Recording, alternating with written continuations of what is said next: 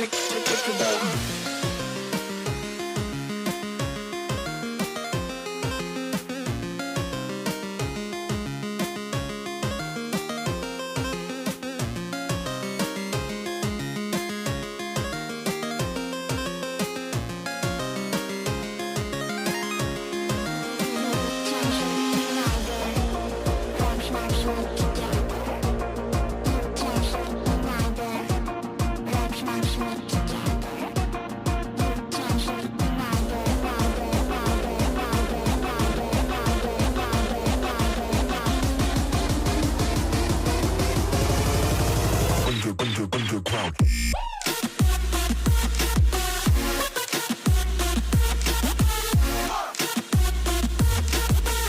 Check your body, check your body.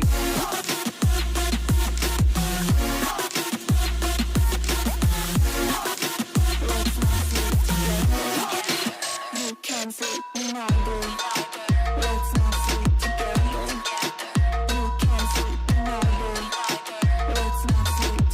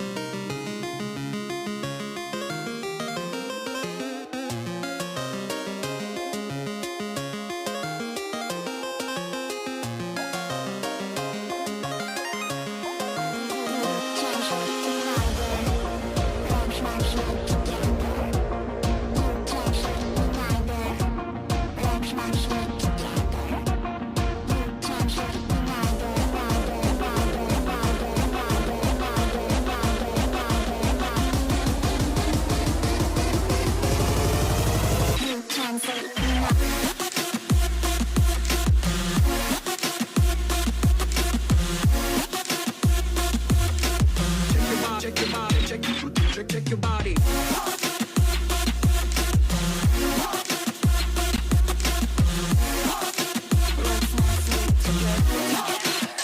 can see my body. Let's not sleep together. You can see my body. Let's not sleep together. Check your body. Check your body.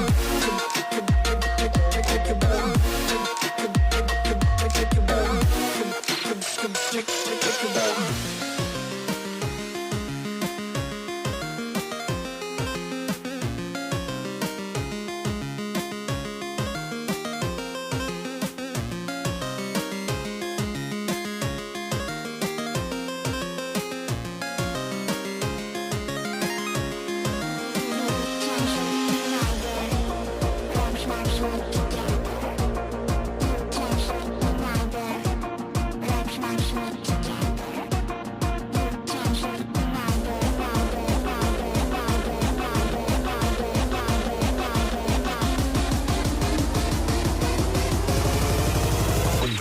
Underground.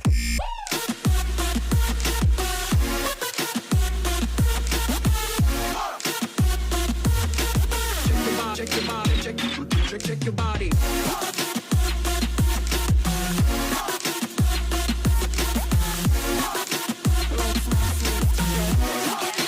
You can see my body. Let's not sleep together. You can see my body. Let's not sleep together. Check your body. Check your body.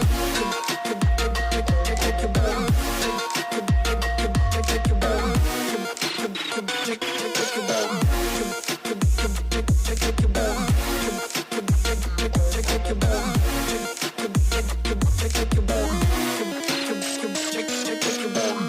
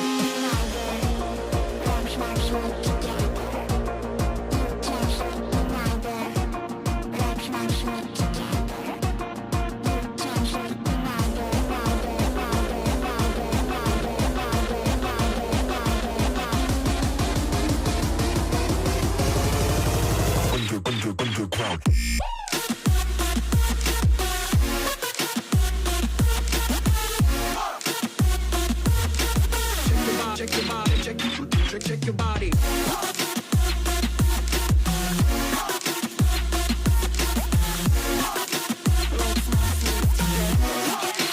You can sleep neither. Let's not sleep together. You can sleep neither. Let's not sleep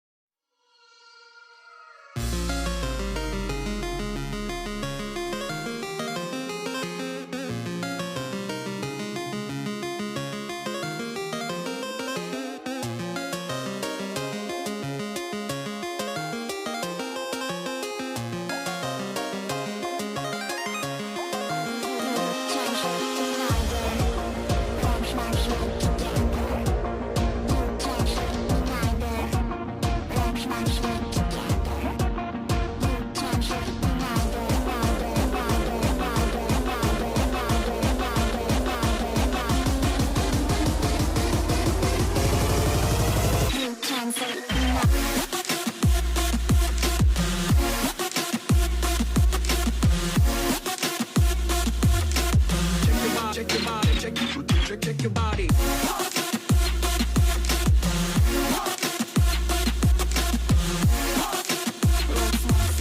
together. You can't sleep neither. Let's not sleep together. You can't sleep neither. Let's not sleep underground.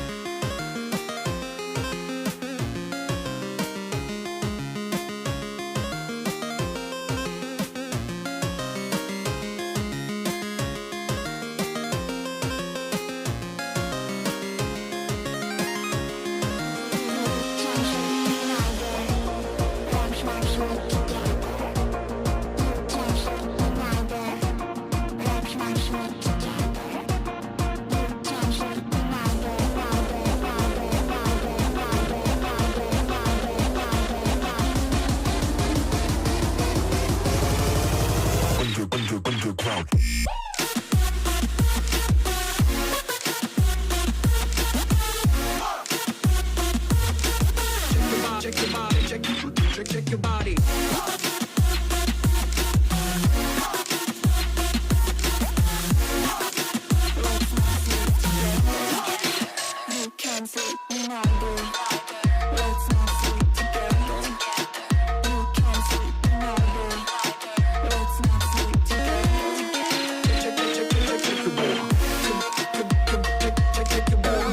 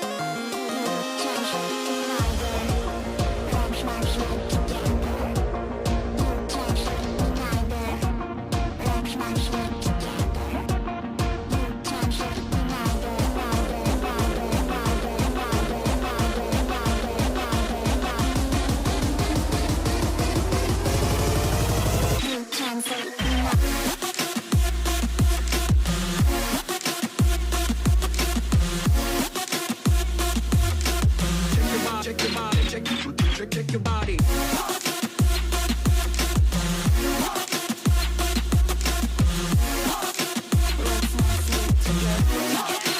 You can't sleep neither. Let's not sleep together. You can't sleep neither. Let's not sleep together. Check your body. Check your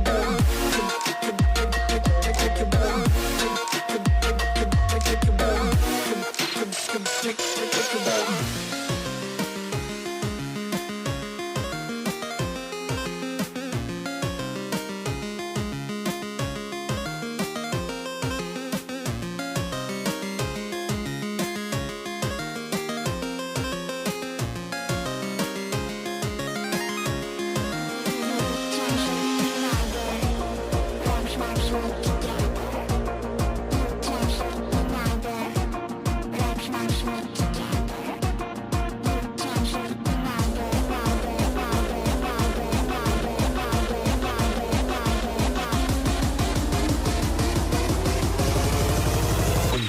Underground.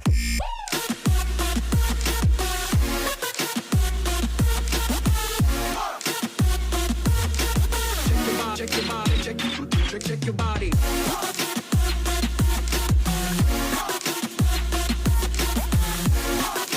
Let's not sleep together. You can't sleep neither. Let's not sleep together.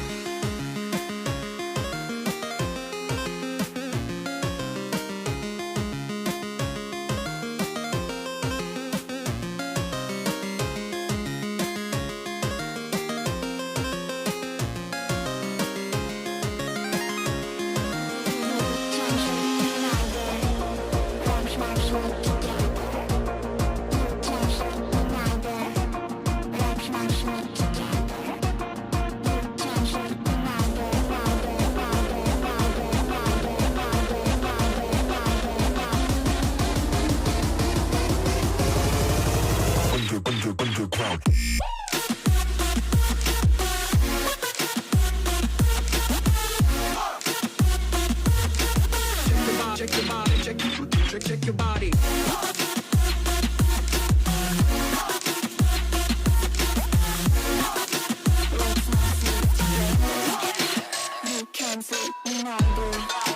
Let's not sleep together. You can't sleep neither. Let's not sleep together. You can't sleep neither. Let's not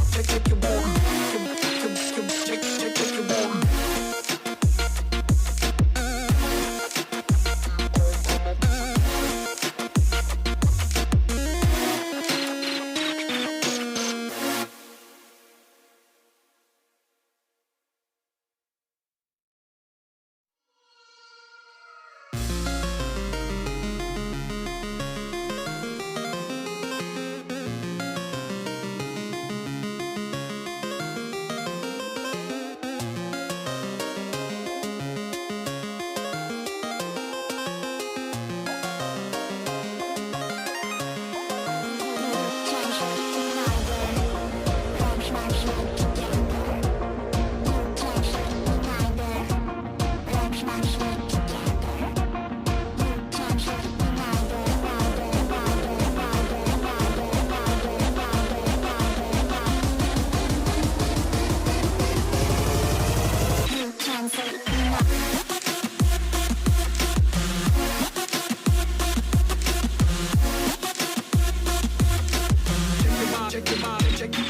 check your body. Let's not sleep together. You can't sleep neither. Let's not sleep together. You can't sleep neither. Let's not sleep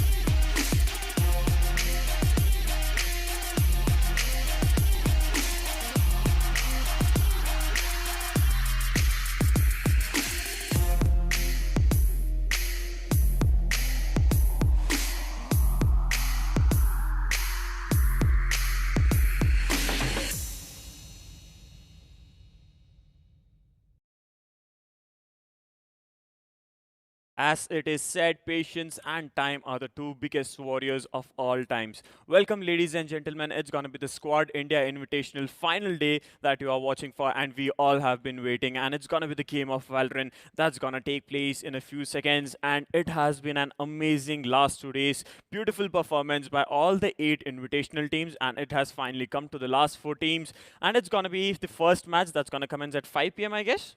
Yes, it is definitely going to start anytime soon right now. And it's going to be the grand finale happening between RAD Syndicate versus Reckoning Esports. And I'm quite excited for this match. Yesterday, Reckoning Esports and RAD Syndicate, both of them gave a very tough fight in the semi finale. So I'm hoping that grand finale will be a fun match to watch. Well, before we move into the matches, let me tell you what SKWAD is all about. SKWAD is a platform. SKWAD is an esports platform where you have all the games, mobiles, PCs, and consoles. And we are gonna make sure that we are gonna bring you each and every PvP game where you can perform. We are gonna create a lot of opportunities for you guys, and with a massive prize pool. And as we talk about the prize pool, there's gonna be immense prize pool for each of the games, and it's gonna be the third place that's gonna be contested right now at the fifth time. And right now we're gonna look at the prize pool for the Valorant tournament. It's of rupees 10,000. 10,000. And it's going to be first place carrying away with 5,000, second place with 3,000, and third place getting away with 2,000 rupees.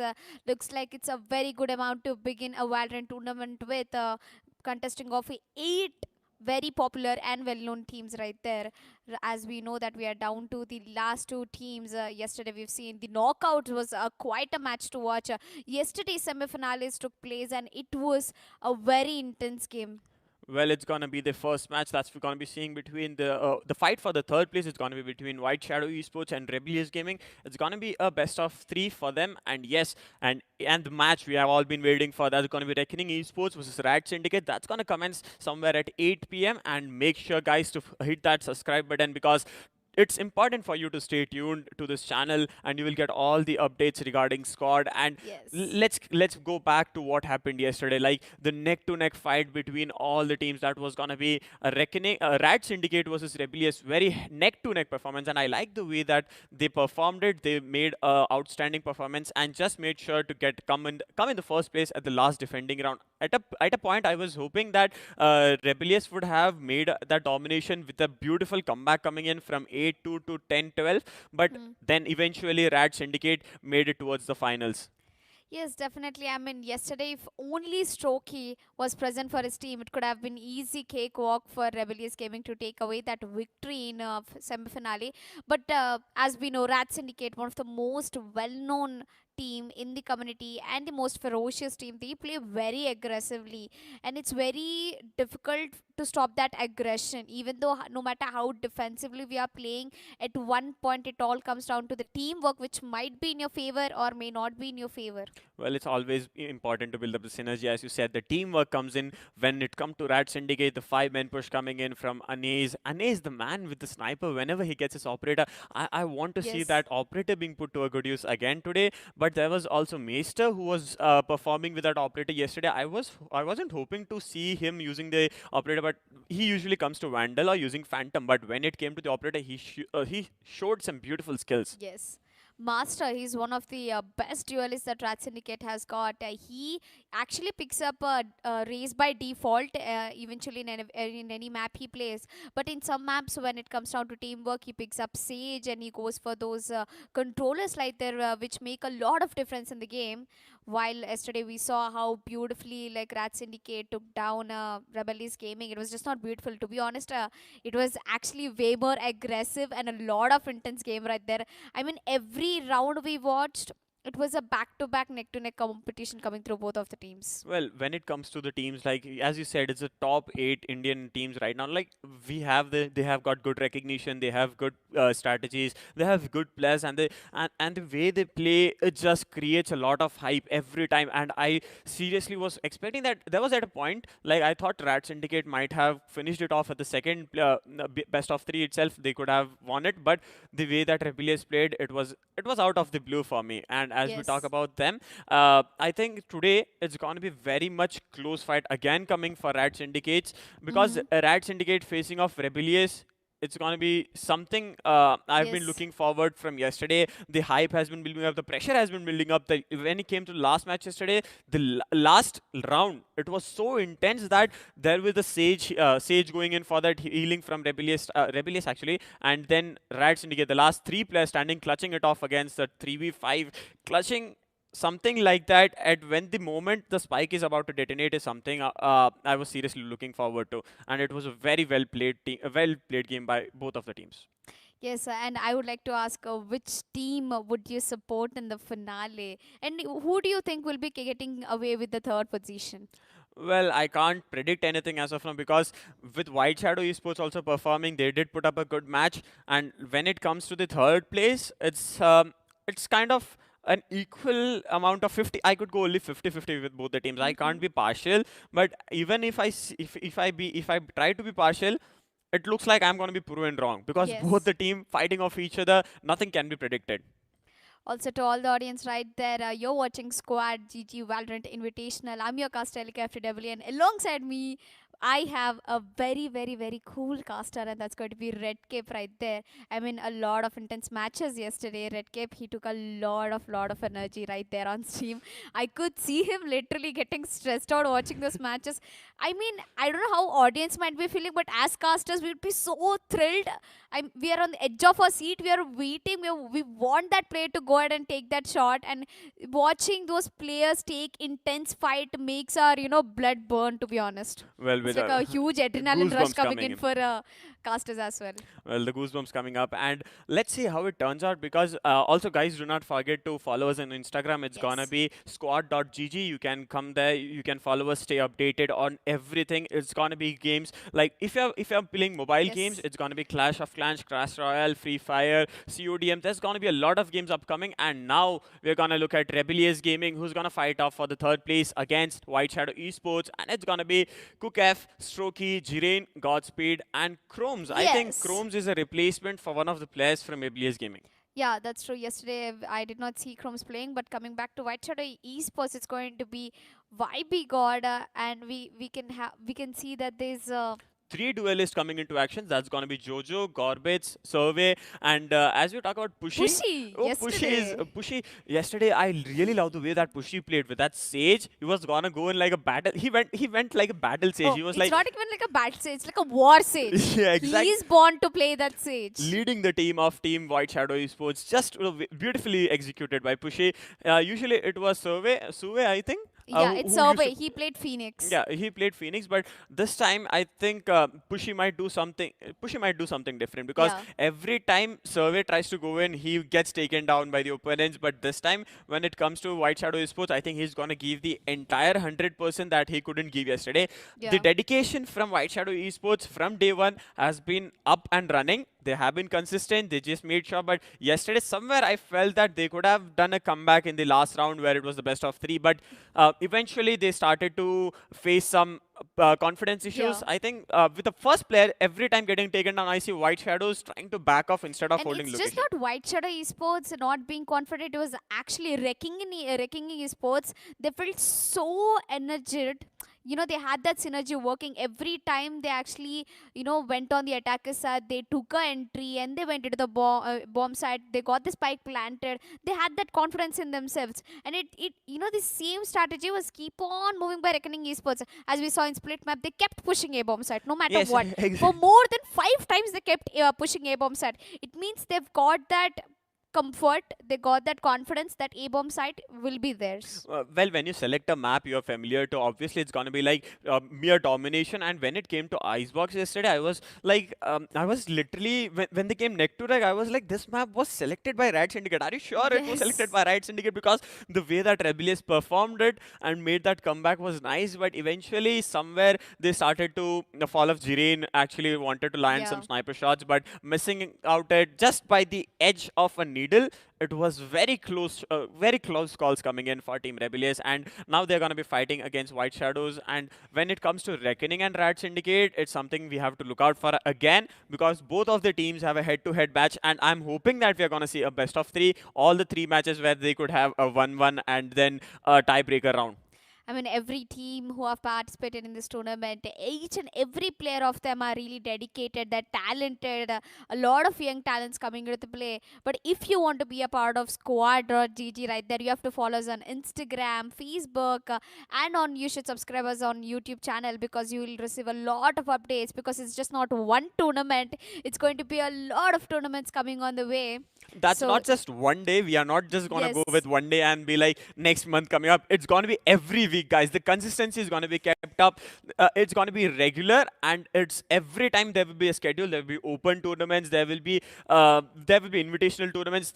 Make yourself grind yourself so hard that you get invited and make a name for yourself and a career Yes. for yourself in I mean, esports.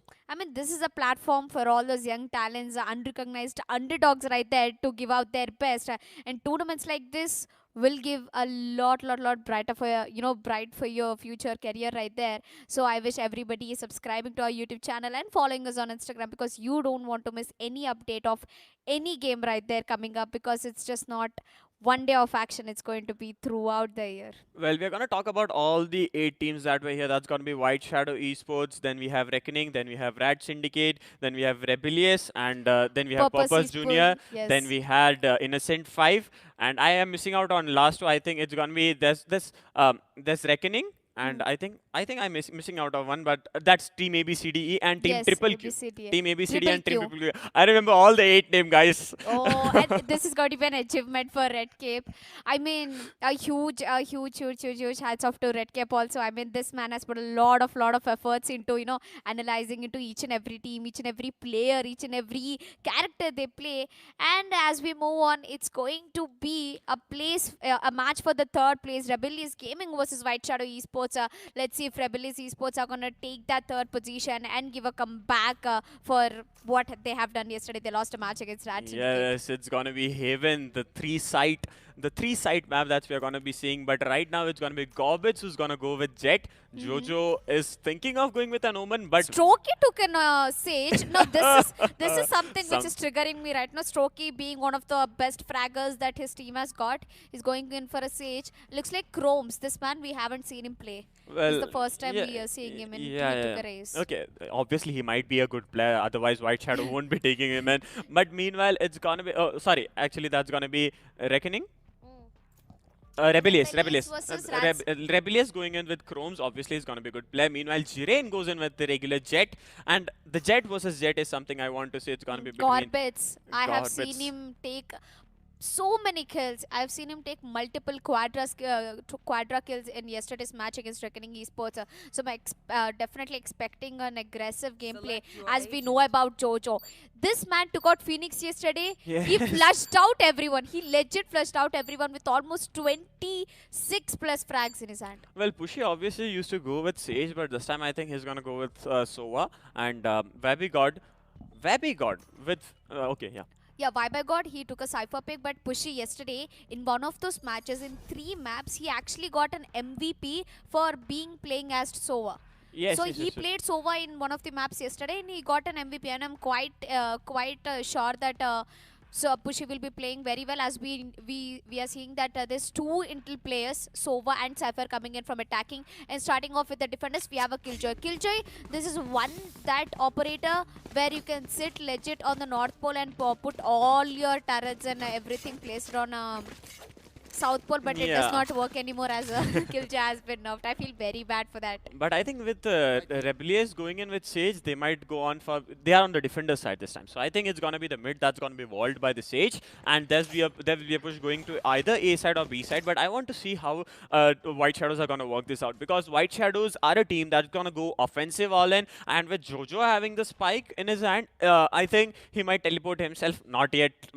Not Yeah. so fast, but it's going to be a little bit slow games coming in. Meanwhile, Godspeed on the opponent side of Rebellious, he's also going to go with Omen this time. So right now, it's going to be Cookf holding B side, and meanwhile, it's going to be Strokey holding mid. Yes, he's going to wall mid, as I said, and just going to stay on top. And it's going to be an A push coming in from White Shadow Esports. It's going to be Jiren trying to hold on right now. And let's see how it's gone, because it's going to be Survey. He's going to go in from the ace viewers. He's going to find himself just at the face of Survey. And Gorbage still holding his location. Gorbage makes sure he spots the Phoenix on his left. Gorbage makes sure to get the kills in his hands. It's going to be White Shadow Esports losing 3 of the players. The last player standing is going to be the Phoenix coming in from the viewers. The last 3 players standing for Rebellious Gaming takes that win in the hand. It's going to be the Defenders winning 1-0 right now. It was a very fast-paced match that happened right now. That is a very quick match, as we can see the first round has already been taken down by Defenders into the hands. Attackers are, they should be a little worried at this moment, but we can see that Defenders are going in for a force buy with 2 Spectres, 1 Bucky, a Ghost, and I think Jet is not going to upgrade. Nope, Jet is definitely going to upgrade to a Spectre.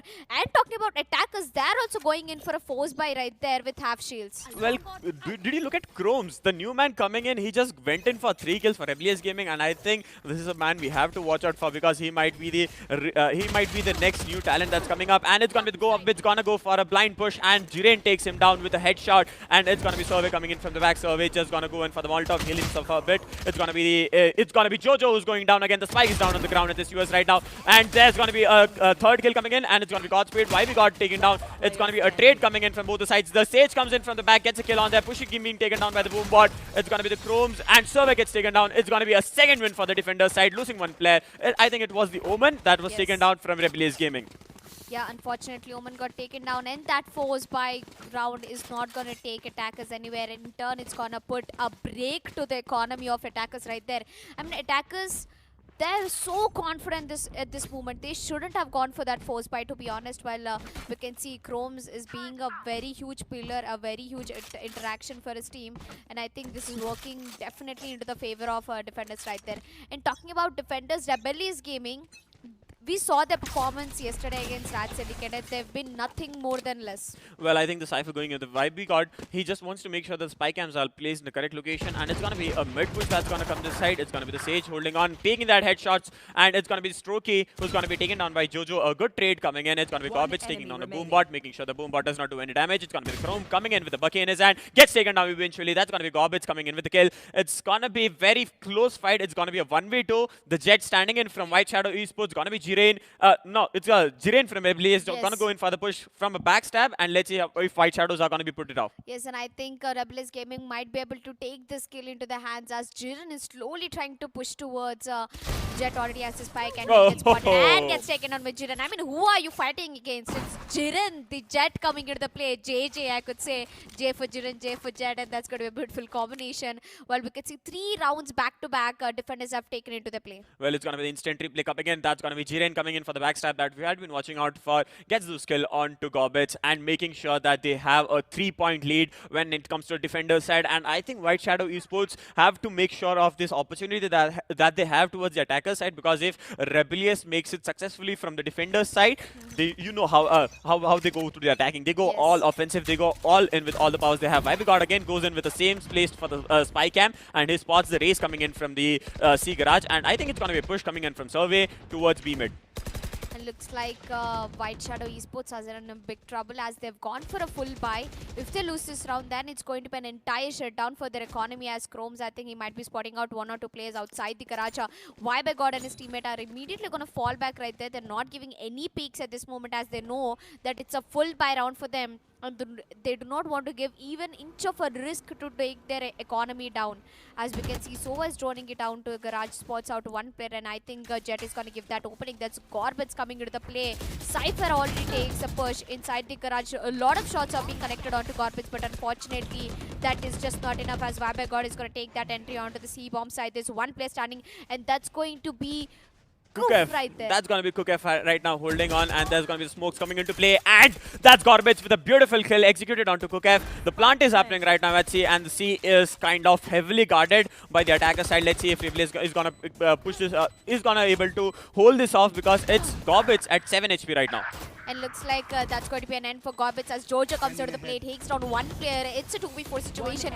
Attackers falling short on players right there. Survey takes down 1 player. That is Jiren out, and followed by Jiren. It's going to be Strokey done and dusted. 3-1. Attackers finally getting the first round into their hands. And looks like it's going to be a very good round coming through Attackers, as it was actually a force buy round.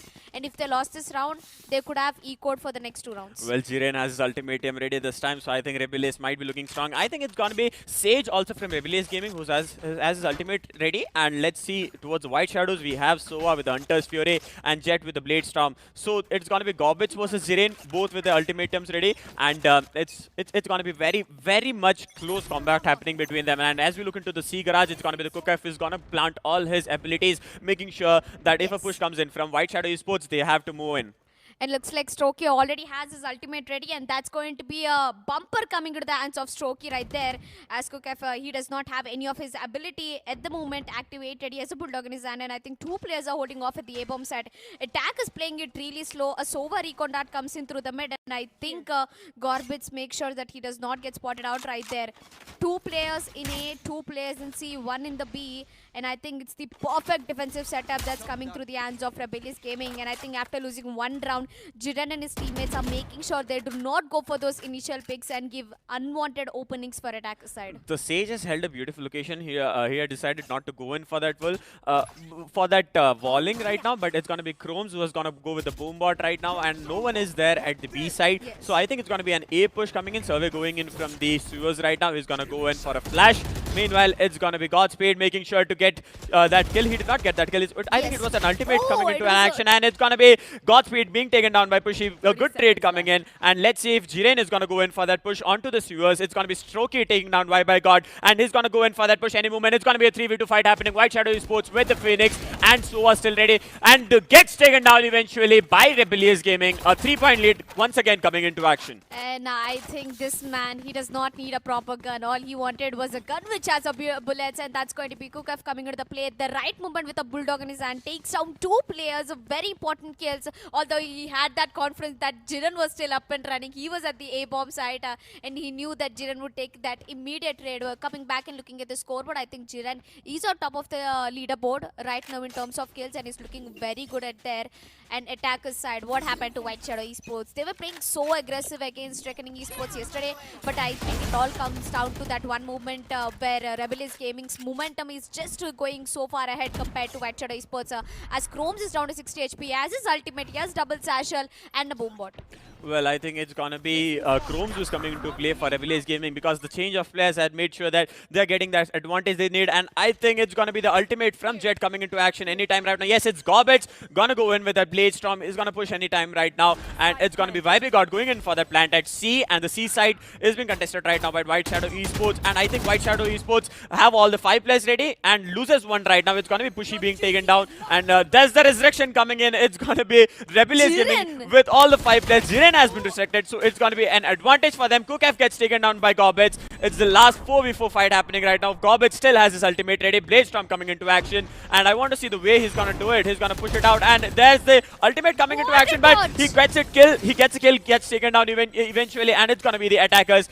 That's going to be White Shadow Esports making a comeback again with closing in that 3-point lead towards a 2-point lead. I mean, after resurrecting Jiren, I don't know how they lost that round. As we move on to the instant replay, Jojo himself has gotten a very good amount of kills, while Gorbits did an entire advantage. He dodged his ultimate and gets a beautiful Blade Storm headshot onto the Sage while coming back 4-2. I think White Shadow Esports, they heard me in the last round. I asked them what happened, and they definitely told me what is happening right now. White Shadow Esports looking very good in terms of economy. They might be actually going in for an operator, but I'm quite not sure, as they're on the attacking side right now. And there comes a one-side jet smoke right there. Jiren is very angry right now. I can legit see it is in momentum right there. He has taken up his ultimate, and I think he's making his way towards the A-long right now. Last time it was Gorbits who was going to go with the ultimatum of Jet, but this time it's going to be Jiren, the man who has been putting it to a good use, and it's going to be Chromes coming out in the open. 2 smokes coming back to back, and gets taken down eventually by Gorbits. A beautiful kill coming with the Phantom in his hand.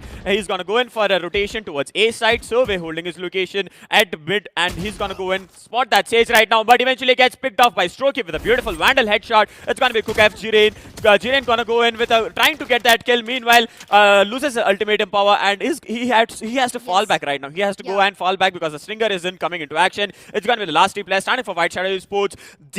Decipher with the plant has to go in for the C plant right now. Meanwhile, it's going to be Jojo getting spotted off by Kukaf. Make sure to get that kill at C side. I mean, look at the play Jojo has made. He actually smoked off turret so that his position wouldn't be getting given away. But it's actually the master who put the turret, and that's going to be Kukef taking down Jojo immediately. Right now, Godspeed, he has a Spectre in his hand. He has his ultimate, a Paranoia, and 2 shouted steps left to himself. 4v1 situation, all down to that one-man Cypher with the spike in his hand. Can he do much is the question. He gets spotted out in the B-bomb site. He takes down 1 kill onto Jiren. Unfortunately, gets traded by Godspeed, and that's going to be 5 rounds for defenders on a man advantage. Godspeed was down to 70 HP, but they made it. I mean, as long as you have agent like Sage, I think it's going to be very easy. I mean, you can go in for those initial peaks. Even if you get down to a low HP, you can come back and get healed yourself. And starting off at defender side, Sage wall is going to help you a lot. Well, as we speak about YB, he tried to get the skill, and he could have gone in for that plan, but it was the Omen coming in from the back for the push, so he couldn't have done it. Meanwhile, Push is with 6 kills, leading White Shadow Esports, and I like the way the defenders are playing this round. They just wants to make sure that none of those kills, not to spare any of the skills actually, and it's going to be a push coming in from A Long and A Sewers. It's going to be the old round being put to use right now. It's going to be Survey who's going to go in and be the opening fragger for his team. As we talk about Gorbets, he wants to go in with the Judge, meanwhile gets tagged, and Gorbets has been taken down. Jiren gets taken down. It's going to be a beautiful trade coming in. It's going to be Chrome's also going down. The Spike is on the ground, and the Spike has to be picked up by one of the players from White Shadow Esports. It's a 2v3 fight, and Rebellious Gaming with the Sage and Killjoy ready right now. The Killjoy gets the Sage gets a kill onto onto that's Sova. a beautiful headshot. Yeah, meanwhile getting traded off by Jojo with a beautiful phantom headshot.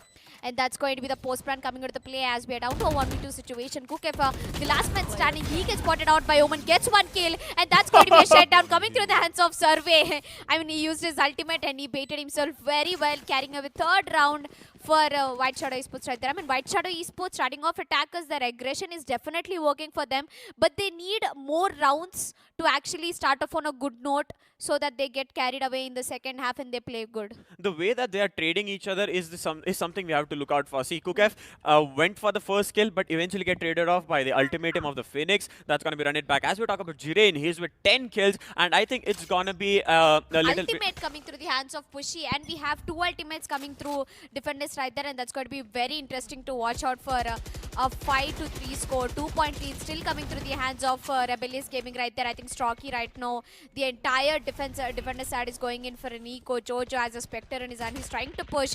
He did not want Sage going like that. What happened? Jojo will get taken down with Strocky with a ghost in his hand. Well, it was a backstab coming in, and he could have spotted him just if he was a second late into entering there, but it's going to be YB God who's going to go into Seaside right now. He's going to go in for the plant, but before that, he wants to make sure he gets a kill. Meanwhile, it's going to be Kukef being taken down by Survey. It's a Vandal shots coming in to action. It's a 3v3 fight that's going to happen between Rebellious Gaming and White Shadow Esports with the Cypher. Sova has the ability ready, so I think he might put it to a good use, and it's going to be the Hunter's Fury coming into action anytime. It's the Phoenix still standing, and there comes Pushy with the Owl Drone trying to spot the persons inside Seaside. Yes, it's the Hunter Fury coming into action. He will be able to execute some skills. It's going to be Strokey to kill onto Survey. Godspeed gets taken down. It's going to be YB God who's also going to be taken down. Meanwhile, the Spike is going to detonate, and it's going to be the win for attacker's side.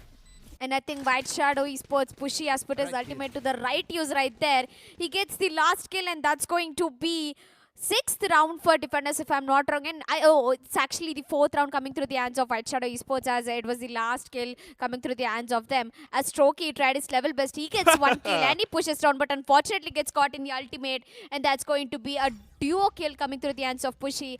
And looking back, I think White Shadow Esports is making that comeback every single round right there. While talking about their economy, looks like 2 of them went for a force buy, and they have half shields at the moment. Jiren is trying to push up towards the A shot, and he gets spotted immediately by the drone, and he's down to 31 HP right there.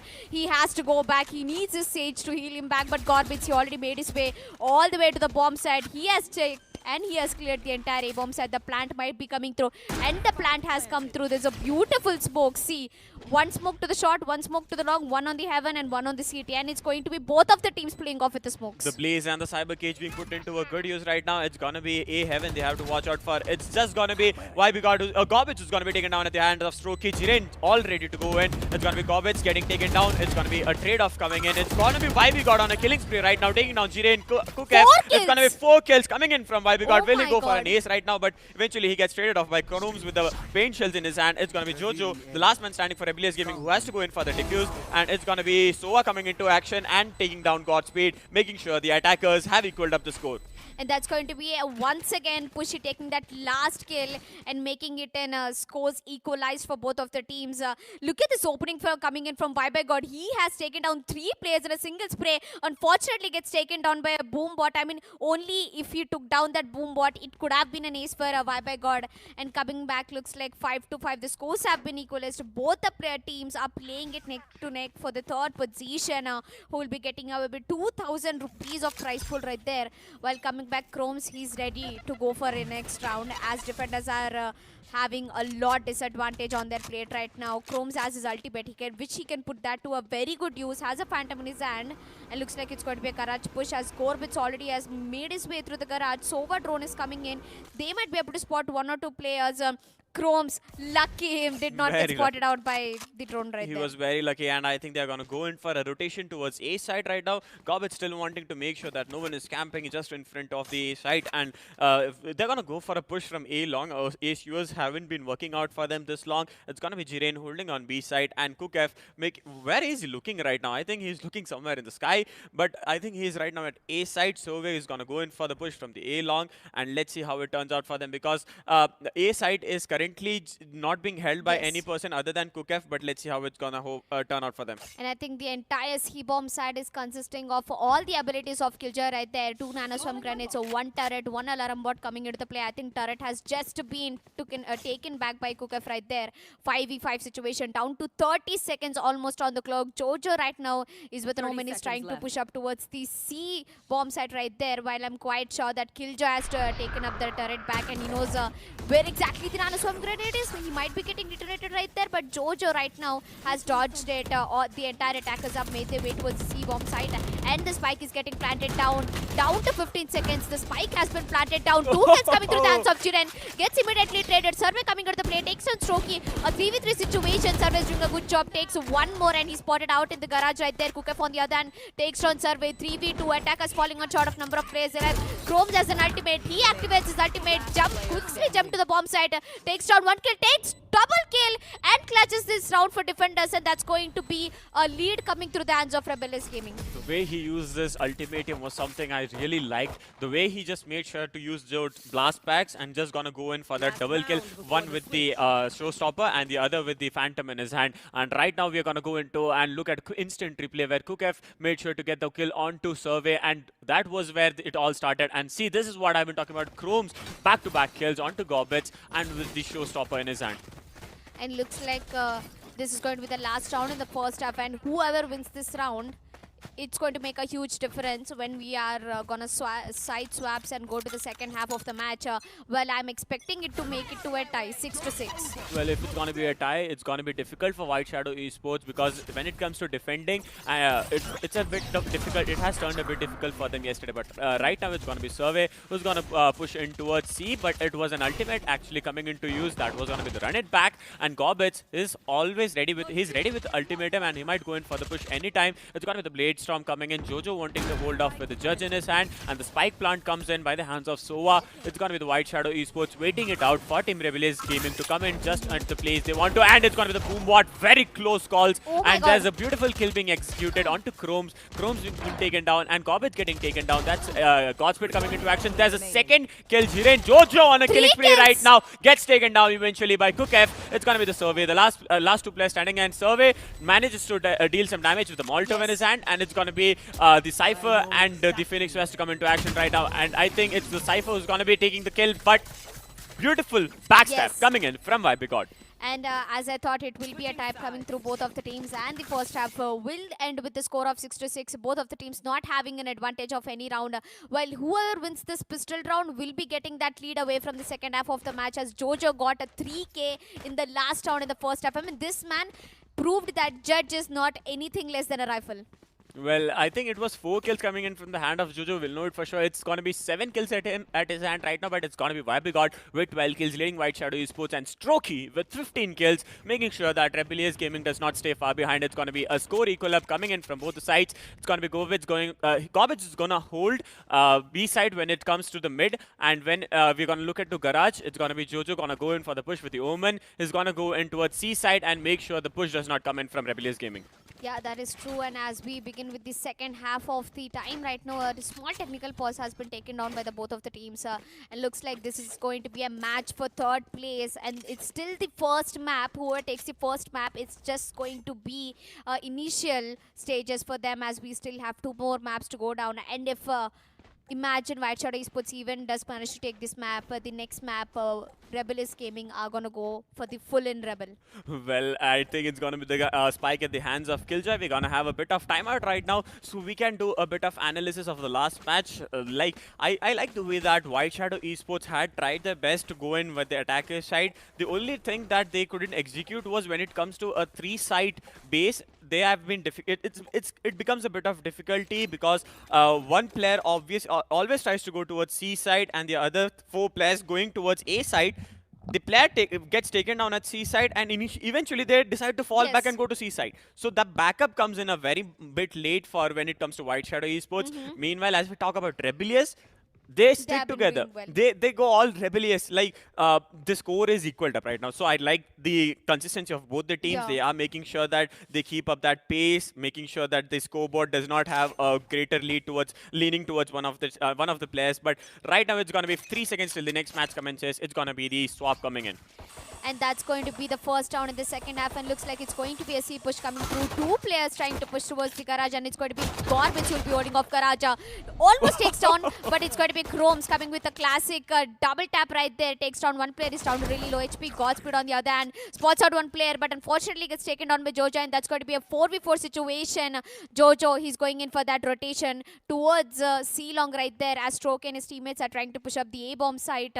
What a bait has come through. I mean, Chromes and Godspeed, both of them have been baited, and now it's going to be a quick rotation coming through the A-bomb side. I think it's going to be a Cypher just waiting it out, using his spy cam to make sure the locations of the team players from White Shadow Esports, just making sure that they fall into the trap that he has already set there. But eventually it's going to be Jojo coming in for a backstab, taking down Chromes. He's at 20 HP right now. He's going to go in from the backside. He's going to go from A windows. Yes. I think he's going to go in from A windows. A heavens. Yep. And I think 1 player is already waiting at the A windows, and that's going to be Cypher coming into the place. Strokey made is all the way towards the A-bomb side, and he's going to get that bomb planted down. Survey on the other hand takes down Jiren, and that's going to be an end for Rebellious Gaming. 1 man standing, that's going to be Cookf, takes down 1, but unfortunately gets traded by Vibegod, putting the right foot at the right time. White Shadow Esports has been able to take down that pistol round in the defense side in the second half, and I think that's a great beginning for them to take. Well, we're going to go on to this quick replay where Godspeed taking down,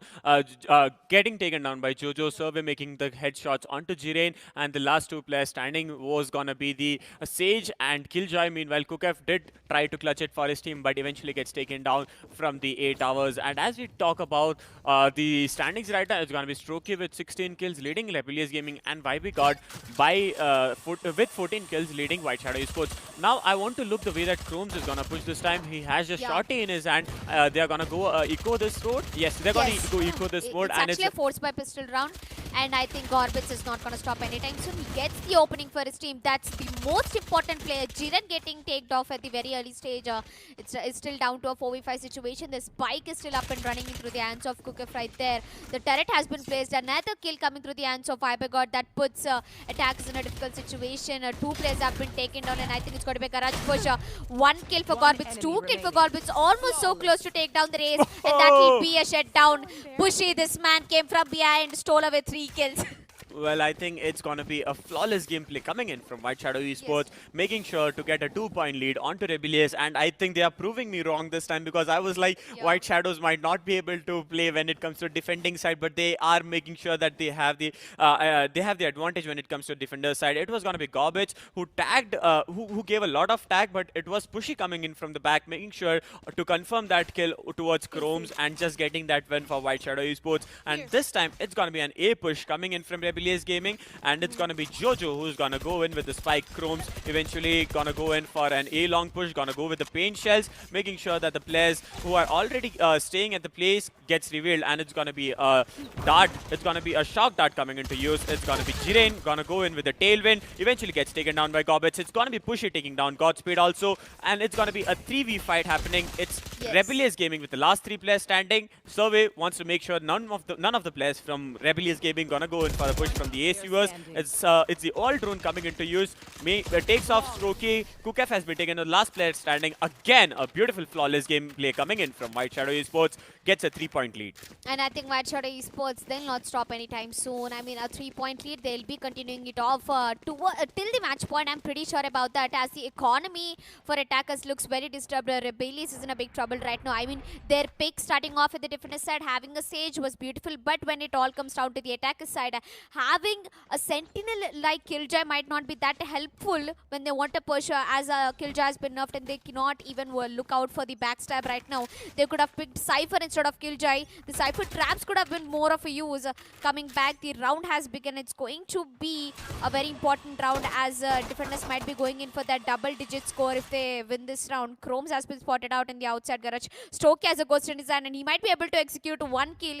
He knows where exactly one player is, just behind the boxes right there at the C-bomb side. There's a turret placement up above. ViberGod is going to take one. Jojo is going to take another one. That means Jojo is going to take a dual kill, and Pushy is going to immediately take the third one, and that's going to be a flawless round once again coming through the hands of White Shadow Esports right there. I mean, White Shadow Esports, there's nothing stopping them right now. Yeah, the way they have executed this, the way they are sticking together, I seriously like this. They could have done this yesterday and made it towards the finals, but I think it was the team coordination that was lacking yesterday. But today, the way they are performing shows that they have made a beautiful comeback, and they are gonna make a strong contenders when it comes to the placement of the third, when it comes to fighting for the third place. And right now, it's gonna be the Strokey with 16 kills and ViberGod with 17 kills. Also, as we talk about the assist given by the remaining players, making sure that the wins coming in for White Shadows, their contribution is exactly equal as the top fraggers. I mean, I think at this point, Rebellious Gaming, they have to go all in. Strokey is being an entry fragger at this moment. He's looking out for any frag into the B-bomb side. I think he spotted out one player that's going to be Killjoy. Not a Killjoy, it's actually Jet right there. If he gets spotted, if they get that kill onto Godwins, and that's going to be end. Unfortunately, Server gets 1-2 and he gets immediately traded by Godspot. At this point, attackers are in a big trouble as Strokey gets spotted out. He might be getting taken down, but Nope is going to take down the most important kill. Gorbits has been taken down. Godspot is down to 72 HP. He finds one player outside garage, takes him down with a beautiful spray right there. 37 HP, a 3v1 situation. Last man standing is going to be Jojo coming into the play, and I'm definitely sure Jojo is that one person who has that individual set of talent to take down a clutch. Well, it's going to be the B Rafters he has to watch out for, because Stroking holding like location, he might run away. Godspeed has very low HP, 2 HP remaining. It's going to be the Jojo taken down by Kukef. It's going to be a beautiful headshot coming in with the hands of Kukef. And we have seen Kukef, the man, able to execute beautiful kills. Even when it comes to a Sheriff, he's using Sheriff like an operator when it came to the last days. Today, he's making sure that the Vandal is his operator. And I think Strokey, as a Sage, he's doing more than enough a good job for his team. I mean, having Sage, it's like having a woman behind you. You know, they say that, you know, behind every successful man there is a woman, and we have Sage behind every successful man. And right now, I think Pushy has his ultimate activated, and if he gets that recon dot on the right position at the right time, he can have plenty of kills coming to his hands. He uses that recon dot, but unfortunately, it's not a C-push. Strokey, on the other hand, I told you, this man Strokey, he's being an entry fragger, and he has not even a single characteristic what a Sage has. Well, I think it's going to be Jiren who's going to go in for a push from B. I think, yes, he's going to go in for a push from B. And right now, he's going to use the up-dart and the tailwind. Meanwhile, it's going to be paint shells coming into action, but no kills right now. It's going to be the cloudburst being put to a good use, and the push coming in from Chromes gets taken down eventually by Survey. And there's a wall coming up. Exactly. And that placement of the wall is something I want to look out for, because Survey is going to make sure to execute those skills. Jiren gets taken down with the beautiful headshots. It's going to be Kukef who's going to place his alarm bot, and right now it's going to be the lockdown actually being put into action. Godspeed getting taken down. It's going to be up to Kukef and the Sage. That's going to be Strokey eventually getting taken down.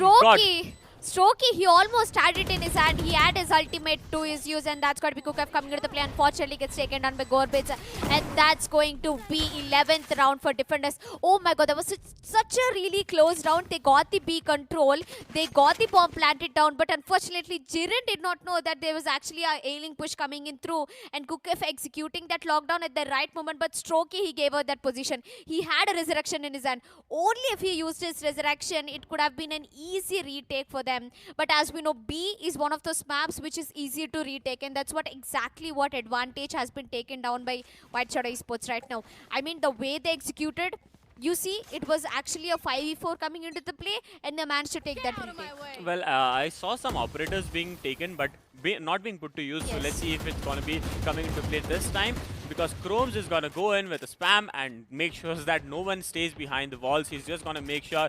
Right now, as we look onto Survey is going to go in from C, and it's going to be Strokey Yeah. who's going to be pushing in from C garage. He has his ultimate. He cannot go for that entry frag, as we know how risky it is for a Sage to go for in that entry picks.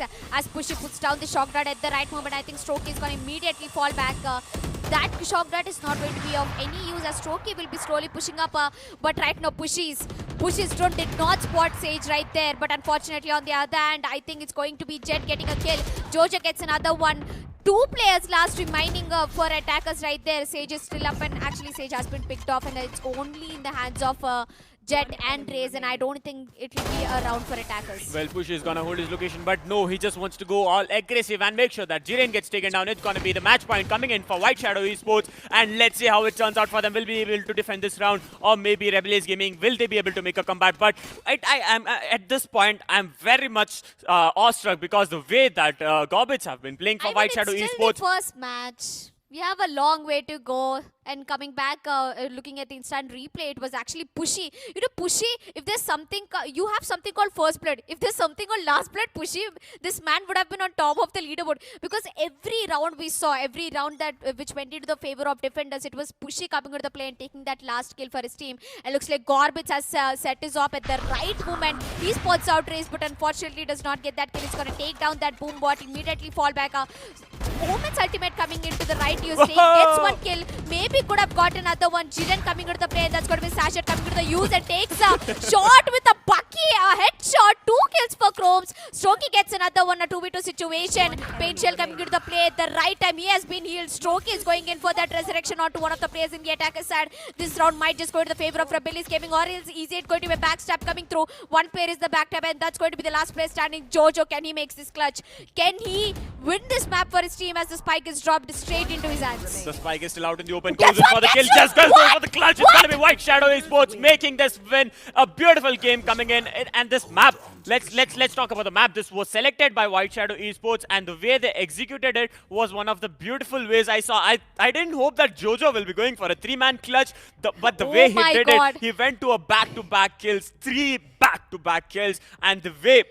Like seriously, This man- with the clouds coming in, dark clouds coming into action, dark shadows actually coming into action. But whoa, that was something I didn't expect Yes. him. I mean, this man, look at the power, look at the guts he got into his hands. I mean, he knew that it was a 1v2 situation. He knew that his position has been rebuilt, and he knew he had that spike, and he knew that the attackers will come into his causes to get that spike, but he did not wait. He puts down a cloud, he puts down that flash, pushes, gets 2 kills for himself. That was just an epic one. I mean, my mind over here just blew away like this when I saw him taking that 2k. Well, as we talk about the Sage, he went in for that river. That's going to be Pushy, I guess. The way he resurrected it, and just Jojo making sure that the resurrection just didn't happen, so that in the favor of the team, and he just made sure to execute it. He just went in like, no, it won't happen, because Yes. if all the 3 men are standing, it might be difficult for him. So he just made sure to get those 1 kill, and later going for that 1v2 clutch. And somewhere I thought that White Shadows might be losing that round. No. But also White Shadows making that greater lead. They had Yeah. total over domination when it came the lead of 7-12. God, Yeah. that was a great gap they had to close in, but it's going to be a difficult gameplay when it came to the closing in of the gap. I mean, in the first half, it ended in 6-6. Getting 6 down in the attacker side, that's actually a great job for White Shadow Esports to do. And when when they switched the sides to the defender side, they did a great job. And especially Gorbits coming out of the play with that op, he gets 2 kills. But Chromes, he got a bucky in his hand. He sashes it out and gets yeets into the side. Legit, he hit it into C side, gets a 2K, and I thought that's going to be an end for White Shadow Esports, but nope. Jojo, this man came for the res, and it's going to be first map going into the hands of White Shadow Strokey. Esports. And it's going to be Strokey, the MVP from Rebellious Gaming with 20 kills, 16 assists, 16 deaths and 3 assists right now, and an average comeback score of 288. And I think Strokey, this man, he definitely deserves the MVP. I mean, the agent he's playing and the kind of gameplay he's showing, the kind of support he's giving for his team, it's just way too good for his team. But unfortunately, Rebellious Gaming couldn't pick off the first map. But I'm sure it's a BO3. It's still the first map which went into the White Shadow Esports' favor. We'll still have 2 maps to go. Let's see if second map will go into the favor of Rebellious, or is it going to be White Shadow Esports taking that third position in their hands? Well, this map was selected by White Shadow, so obviously when it comes to Rebellious, I'm thinking they might go in for bind or split. I'm sure Maybe. they'll go for maybe split as maybe it can be split, as you know, the agent composition coming through the hands. They have a killjoy in the hand, and killjoy is can be put to a great use in a map like split, and it can be banned, as we know. Bind is a map full of flashes happening everywhere. Well, I think they can go in for bind also, because the way they executed those kills in the yesterday, I think they could have put up a good game. Like they did put up a gameplay. Which map did Rebellious win in yesterday's second match? I think it was split. I'm not yet sure, but I think it was split. And the way they performed at Icebox, I think there was a moment, there were like insane moments when me and Arka thought that it was gonna be a I comeback. missed it. It was just gonna be a comeback by Rebellious. And I'm definitely sure this map pick will definitely go into the favor of Rebellious right there. And I'm pretty sure Rebellious will be able to, get that comeback into their hands, because it's the fight for third position right there who will get away with 2,000 rupees. I mean, there should be a lot of intense fight, as we saw in the first map. It was so close for Rebellious Gaming, but unfortunately, White Shadow Esports, they had that momentum. Everything was working in their favor, and they had their defender side advantage. And of course, they've got 6 rounds in the first half. In the attacker side, I think that's going to be a huge leap for them. And moving to the second map, I'm definitely sure Rebellious will make a comeback. I mean, they have to. There's no other option. We are going for the third map. We are going in for the decider map. Well, I think when it comes to the attacker side, it's the advantage that you have. Like you can go in for the 5-man push if you get the attacker side first time, and if you get a 12-point lead like we saw in the first day, that was between Team Rebellious. I think there was Purpose Junior Esports versus, I think it was Rebellious, yes. Yes, so the way they did it, 12-point lead, and just they had to defend a single match. A single match defense and winning it all, taking it away with the 13-0 was something we had to look out for. But yeah. And I mean, it all comes down to this one moment. You have an advantage as an attacker. You can go in for a 5-man push. But the advantage coming into the defenders is that they know where exactly the attackers will come from. Attackers might not have that idea. Defenders, or the players might be taking these particular positions. But defenders know there are only 2 entries into the bomb sites, and they can clearly be looking out for that. You can put up a cipher cage, a trap. Nanoswarm grenades will be coming into a huge play at that point. But if attackers are way intelligent and way more ahead, they will break those abilities right there. Yes, and when you use a sentinel like Sage, it's always for your advantage. You get that healing. It's almost like having an extra and player. Blocking a push with the wall. Exactly. And blocking a push. As you said, putting a wall up when it comes to Haven. You have to obviously wall mid, or because it's going to be difficult to defend 3 sides. Exactly. So as we talk about Sage, so if your healing is up to like 1 or 2 HP, you get a revive, and that's like getting an extra player for your team, because you just get a second chance, and that's when this when agents like Sage come to action. And when you speak about player like Gorbets, he's just gonna go in with the he always goes in with Jet and making sure that when he gets the ultimatum ready, he's just gonna put it to a good use. He's just gonna execute 4 back-to-back kills, and the way Jojo performed, my God, the way he put those headshots with the judge. 4 back-to-back kills, and eventually it could have been an ace, but he gets taken down by the KJ. And I think at a moment, if he had held back after the 3rd shot, he could have gone in for that ace. And also, Vibe God also was very close to ace, but that boombot came straight into his face that he could not get that ace. But the execution showed by Vibe God, I think the most number of first plates will definitely come to the hands of Viper God, because he is playing a very important role as a Cypher. He has that quick reactions of putting that cameras, putting the traps. Is getting the bomb planted down. He puts up the traps, and he also defends the bomb site. I think that's a huge part to play. Well, you remember a map where Kukaf was looking up to the sky? He was at site A, and I was like, why is he looking up to the sky? And I think he was waiting for the SWORD art to come in and just make sure to take it down the exact moment so that his position is not given away. And obviously, taking down the SWORD art will obviously give away your positions. Yes. But that was a good strategy that he had, and I was like, he might have gone He's already AFK. ready, yeah.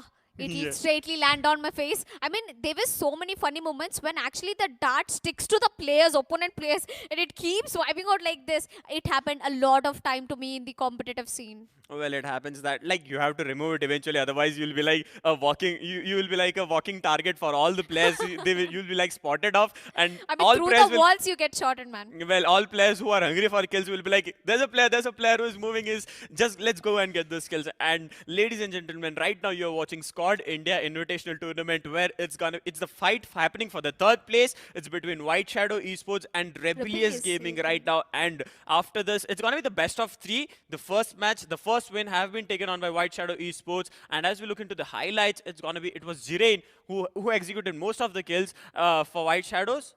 Yes. Actually, Jiren, this man has played out really very well for Rebellious Gaming right there.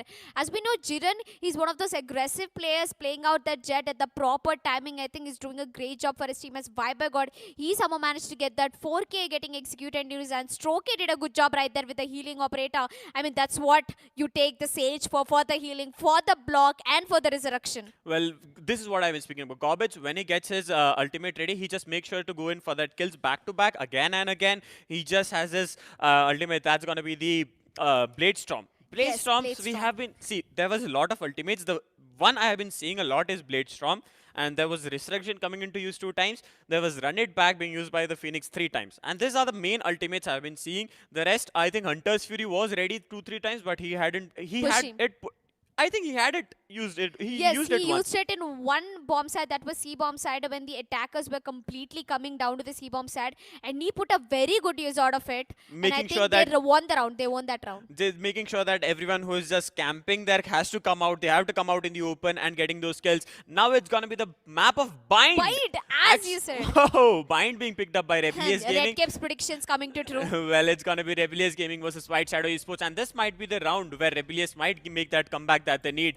And right now, it's the way you can see that Rebellious have picked up the 5 players even before White Shadows are ready with it. Look at the confidence coming through the hands of Rebellious Gaming right now. Chrome's takedown, Chrome's takes raise, and it's got to be Jiren coming into the play with Jet, and Stroke takes down Reyna. A 3 duel is set up with no Sage and 1 Sentinel and a Smoker coming in. I mean, Godspeed, I've seen this man play Brimstone and is very good with it. And Kukef will take down, I think, Killjoy once again. I think they're starting off attackers and they have 3 duelists. This is insane. This is going to be a ridiculous match to watch out. Well, they haven't confirmed the players yet. I think it's going to be a 3 duelist. White Shadows, I think Jojo is going to go with the race. He's sure to go with the race. And the controller coming into action, it's going to be Gobbets. Viper God, always, as usual, is going to go with the Jet. It's going to be Pushy. Going to go with an Initiator once again. It's going to be Sova coming into action, and Survey with the Phoenix in his hand. And it's going to be the map we are waiting for. Bind.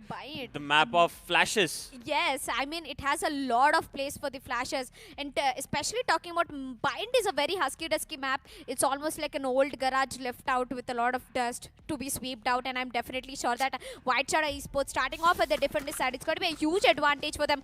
Jojo picked up race.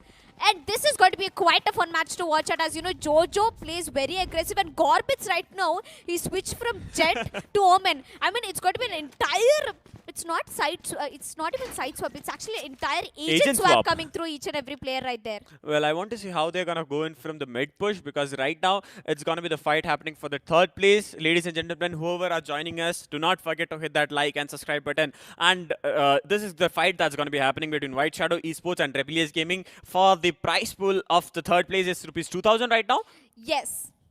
third place for 2000 rupees as we are off to the very beautiful map and a husky dusky map, and the match has begun and looks like attackers are looking very confident as Strokey is with the classic trying to push towards the B long, and it's going to be a B execution coming in, the flash coming at the right moment.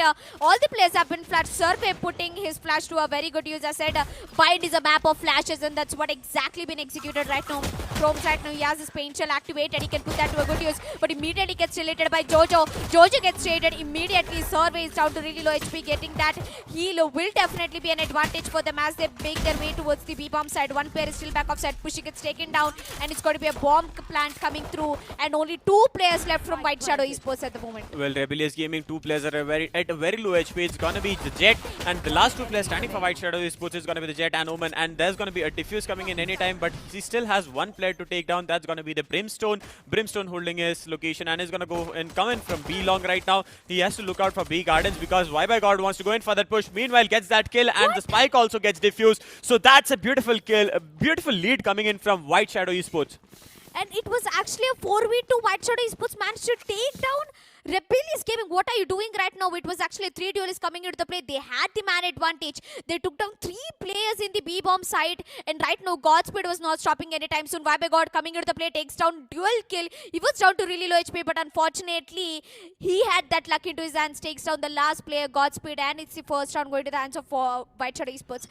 What did they do? 4v2. I think the health HP of 2 players from Rebellious was very low, and I think God made an advantage of that, took the full advantage of that, and made sure. And it's gonna be the Jojo executing the first kill onto Chrome. Jojo goes in for a second kill. He's gonna go in with the Vayne shells, and I think that's gonna be another kill coming in, but no, eventually gets traded off by Jiren. It's gonna be Survey coming in for the dual kill again, and it's gonna be Jiren this time being traded off. Survey wants to go in for another kill. It's gonna be the defenders going in all in right now, losing one of the players. I think the defenders, even though the map has been selected by Rebellious Gaming, they're gonna go all in. I mean, as we know, Bind is, to be honest, a defensive sided map as we can speak about, because you know where the players are coming from. It's easy to flash and peek out, as we said in the first round, the way how Survey flashed out at the B long and got those kills. And I think at this moment the scoreboard says that Jiren and Jojo, both of them are fighting for the number of highest frags in the hands, as it's going to be a fullback coming through the hands of attackers. Right now Rebellious Gaming going in for that Vandals and strong rifles. Bush's dart is not gonna reveal most of the players as it gets immediately taken down, and I think it's going to be an A push as Chromes has already given away his position with a Spectre in his hand. Chrome going with a push, a short push. I think Chrome is a man who came in this match and just making the difference, all the difference for Rebellious Gaming. But I think, no. He's playing for Rebellious Gaming, right? Yes. And as we talk about Pushy, the man is gonna go in with the Owl Drone right now, trying to scout A side. Meanwhile, Jojo gets picked off by White Shadow Esports. This is looking a bit strong for Rebellious as they get the first kill in the round number 3. And I think Jiren wants to hold it a bit safe. He wants to go in for that push, but he's still waiting for his team to come back. It's gonna be the Dark Clouds coming into action. Godspeed wants to hold his location. It's gonna be the Phoenix. Phoenix is just holding his location. It's gonna be Survey getting out of taking the kill onto Godspeed. Makes a second kill, get a dual kill with the Spectre onto Godspeed. Chromes, Strokey, the last player standing for Rebellious Gaming. I think White Shadow Esports, even if they lose the player, the confidence level does not drop. And looks like Survey can actually go in for that upgrade, and it's going to be Cook, the last man standing in for the attack is Rebellious Gaming. 92 HP, the flash is coming through, and that's going to be a shed down. Garbage is going to take down the last man standing, and they're going to quickly upgrade their guns to Vandals and Phantoms.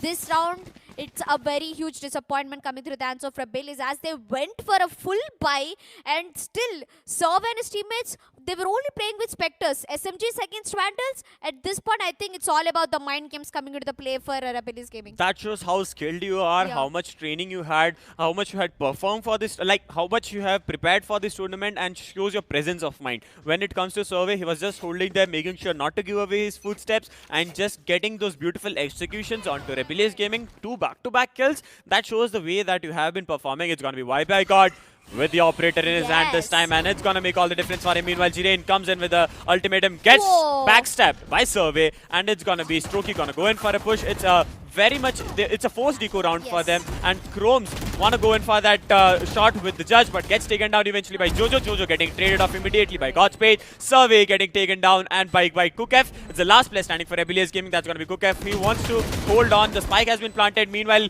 takes down takes down Y by God, and meanwhile it's gonna be Gorbets coming in from the backstab, and the defuse is gonna happen anytime, and it's gonna be a win, a 4-point lead for White Shadow Esports.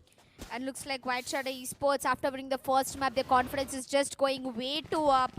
And I think they are not going to stop anytime soon, as 4 rounds flawlessly, 4-0. Rebellious Gaming, they have to look after what they're doing. 3 duelists, and they're still not able to perform in the attacker side. This is something insane to watch out. Well, Gorbets is still ready, almost ready with the ultimatum, but right now, as we look up to the standings, it's going to be Survey with 7 kills, just making that lead for White Shadow Esports, and Jiren with 3 kills. I think they have to make a comeback because Strokey still hasn't been able to perform in this match. It's gonna be Gorbets going for the dark cover, Jojo coming in, and the boom bot being put to use, but gets tagged off. Eventually, it's gonna be Survey. He's gonna go in for the curve wall.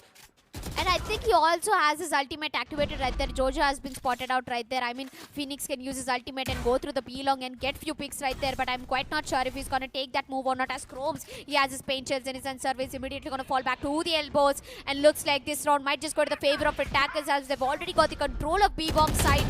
Chromes has pushed up way too ahead. Survey using that ultimate at the right time, gets 1 kill, gets flashed off, gets another one. And that's going to be a 2K. But it's still not over, as Survey might be able to get a third one as well. Nobody has given away this position, and that's going to be 5th round, shutting down attackers. Rebellious Gaming is way too ahead at the moment.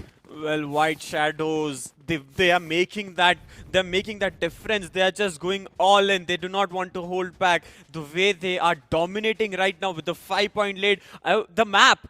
It was picked off by Rebellious Gaming, but White Shadow Esports is actually, they are like... The confidence they got from the first map. Yeah, they are like, thank you for picking this map. It's already our forte and we are going to perform here. And see, Survey is a man who's making an entire difference, and it's going to be 9 kill lead. And as we talk about the operator, it's going to be put to good use, but let's say Survey going again with the curveball. It's going to be Y by God and Gorbets. Both of them has been taken down, so this might be the opening Rebellious Gaming has been waiting for. And looks like Strokey, gets instantly headshot at Jiren, immediately takes it off for Strokey. A 2v4 situation. We saw defenders take a 2v1 situation. Once again, we can see them taking a 2v1. As Survey will take down Jiren, gets immediately hit. Chromes ending it up for once again against White Shadow Esports. And I think this is a good start for Rebellious Gaming. This is the most important opening they were looking for. I think at this point, they know where everything is going wrong and they want to put it to a good use. See, Rebellious have been able to make a comeback when it comes to White Shadow Esports. They just are able to close the gap, but not close enough to make sure that they get some overtime or some match point when it comes to it. And right now, as we talk about White Shadow Esports, the way they execute, they tried to go in for the push. They were divided this time. They were very separate from each other. So that's where the difficulty comes in. When we talk about these teams, the way whenever they stick together, they are able to execute the skills. But when it comes to White Shadow Esports, this time they were separated. Yeah, I mean, this time the only thing they had to look out for was the exact timing of Rebellious Gaming coming into the play. Strokey gets one, Jiren gets one, and that was a shutdown in the A-bomb side. And looks like Gorbets is going to take that revenge quick back away, as first round has been given away. But Survey, this man has got no chill. He's going to push towards Chromes, takes one, and I think he's slowly going to rotate back from A showers to the A-bomb side. I think Jiren is just going to hold his location, and it's going to be Survey going to go in from A side, and the A path is right now being... I think Rebellious wants to push onto A side. They're going to look onto A short, but the A long is right now held by Y by God, I guess. No, it's going to be Strokey. But as we look at Strokey right now, Strokey gets taken down by Y by God, and it's going to be Strokey getting, like, the way they are executing it, Y by God gets taken down, and Y by God does not get taken down. It's Cookf who's gonna go in with the Killjoy right now, and he has his ultimate ready, so it's the lockdown might be executed any second. Yes, and looks like coming back Survey right now. He's at the A heavens and he thinks CTA might have been pushed out. He just need 2 ops to get that ultimate activated. As Godspeed will get the spike planted down. A 3v3 situation coming into the play. Attackers 3-man up and running in. There comes the attackers Killjoy putting up that lockdown coming into the good use. Survey and his teammate. That's going to be Jet coming with an operator. They're patiently waiting. The grenade is going to be an epic fail as Survey and his teammates are going to fall back. The Killjoy's ultimate has been done and dusted. Survey has a curveball in his hand.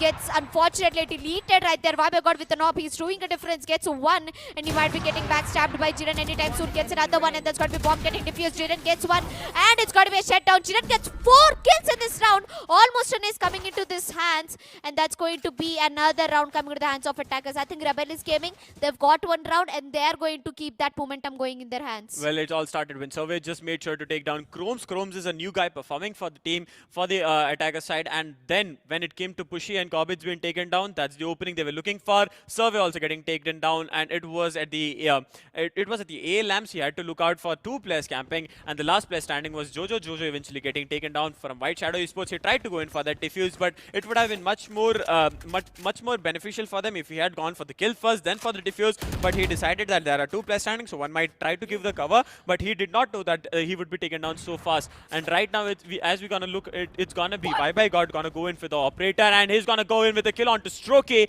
It's gonna be a beautiful opening for White Shadow Esports. Rebellious Gaming still holding the location. Jojo wants to go in for that boom bot. Yes, he's gonna send that boom bot into the teleporter, and he's just waiting for the paint shells also. Yes, he's gonna put the paint shells also good to use. A beautiful 100 IQ, 200 IQ gameplay by Jojo, making sure to get those kills.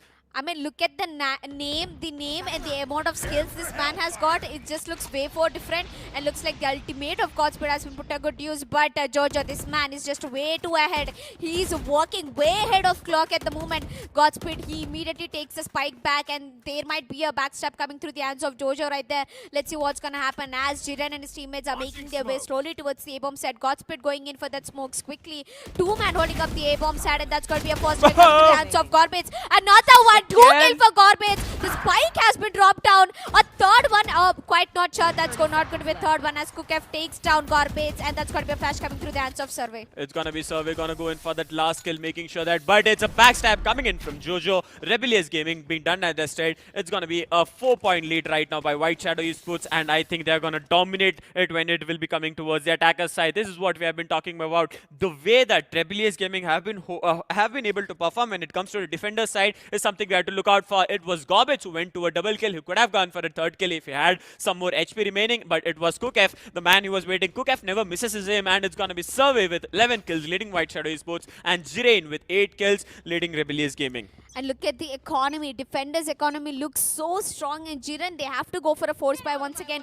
Bye got picking that operator, and right now he has his ultimate ready as well. One shot is going to dash himself and get that blade storm out of his hands, and that's going to be Raze getting spotted out. Reyna's flash coming into the game at the right moment. God is immediately going to poke B long, and he's going to fall back towards the elbow. Strokey, if he gets spotted out, that's going to be end for him.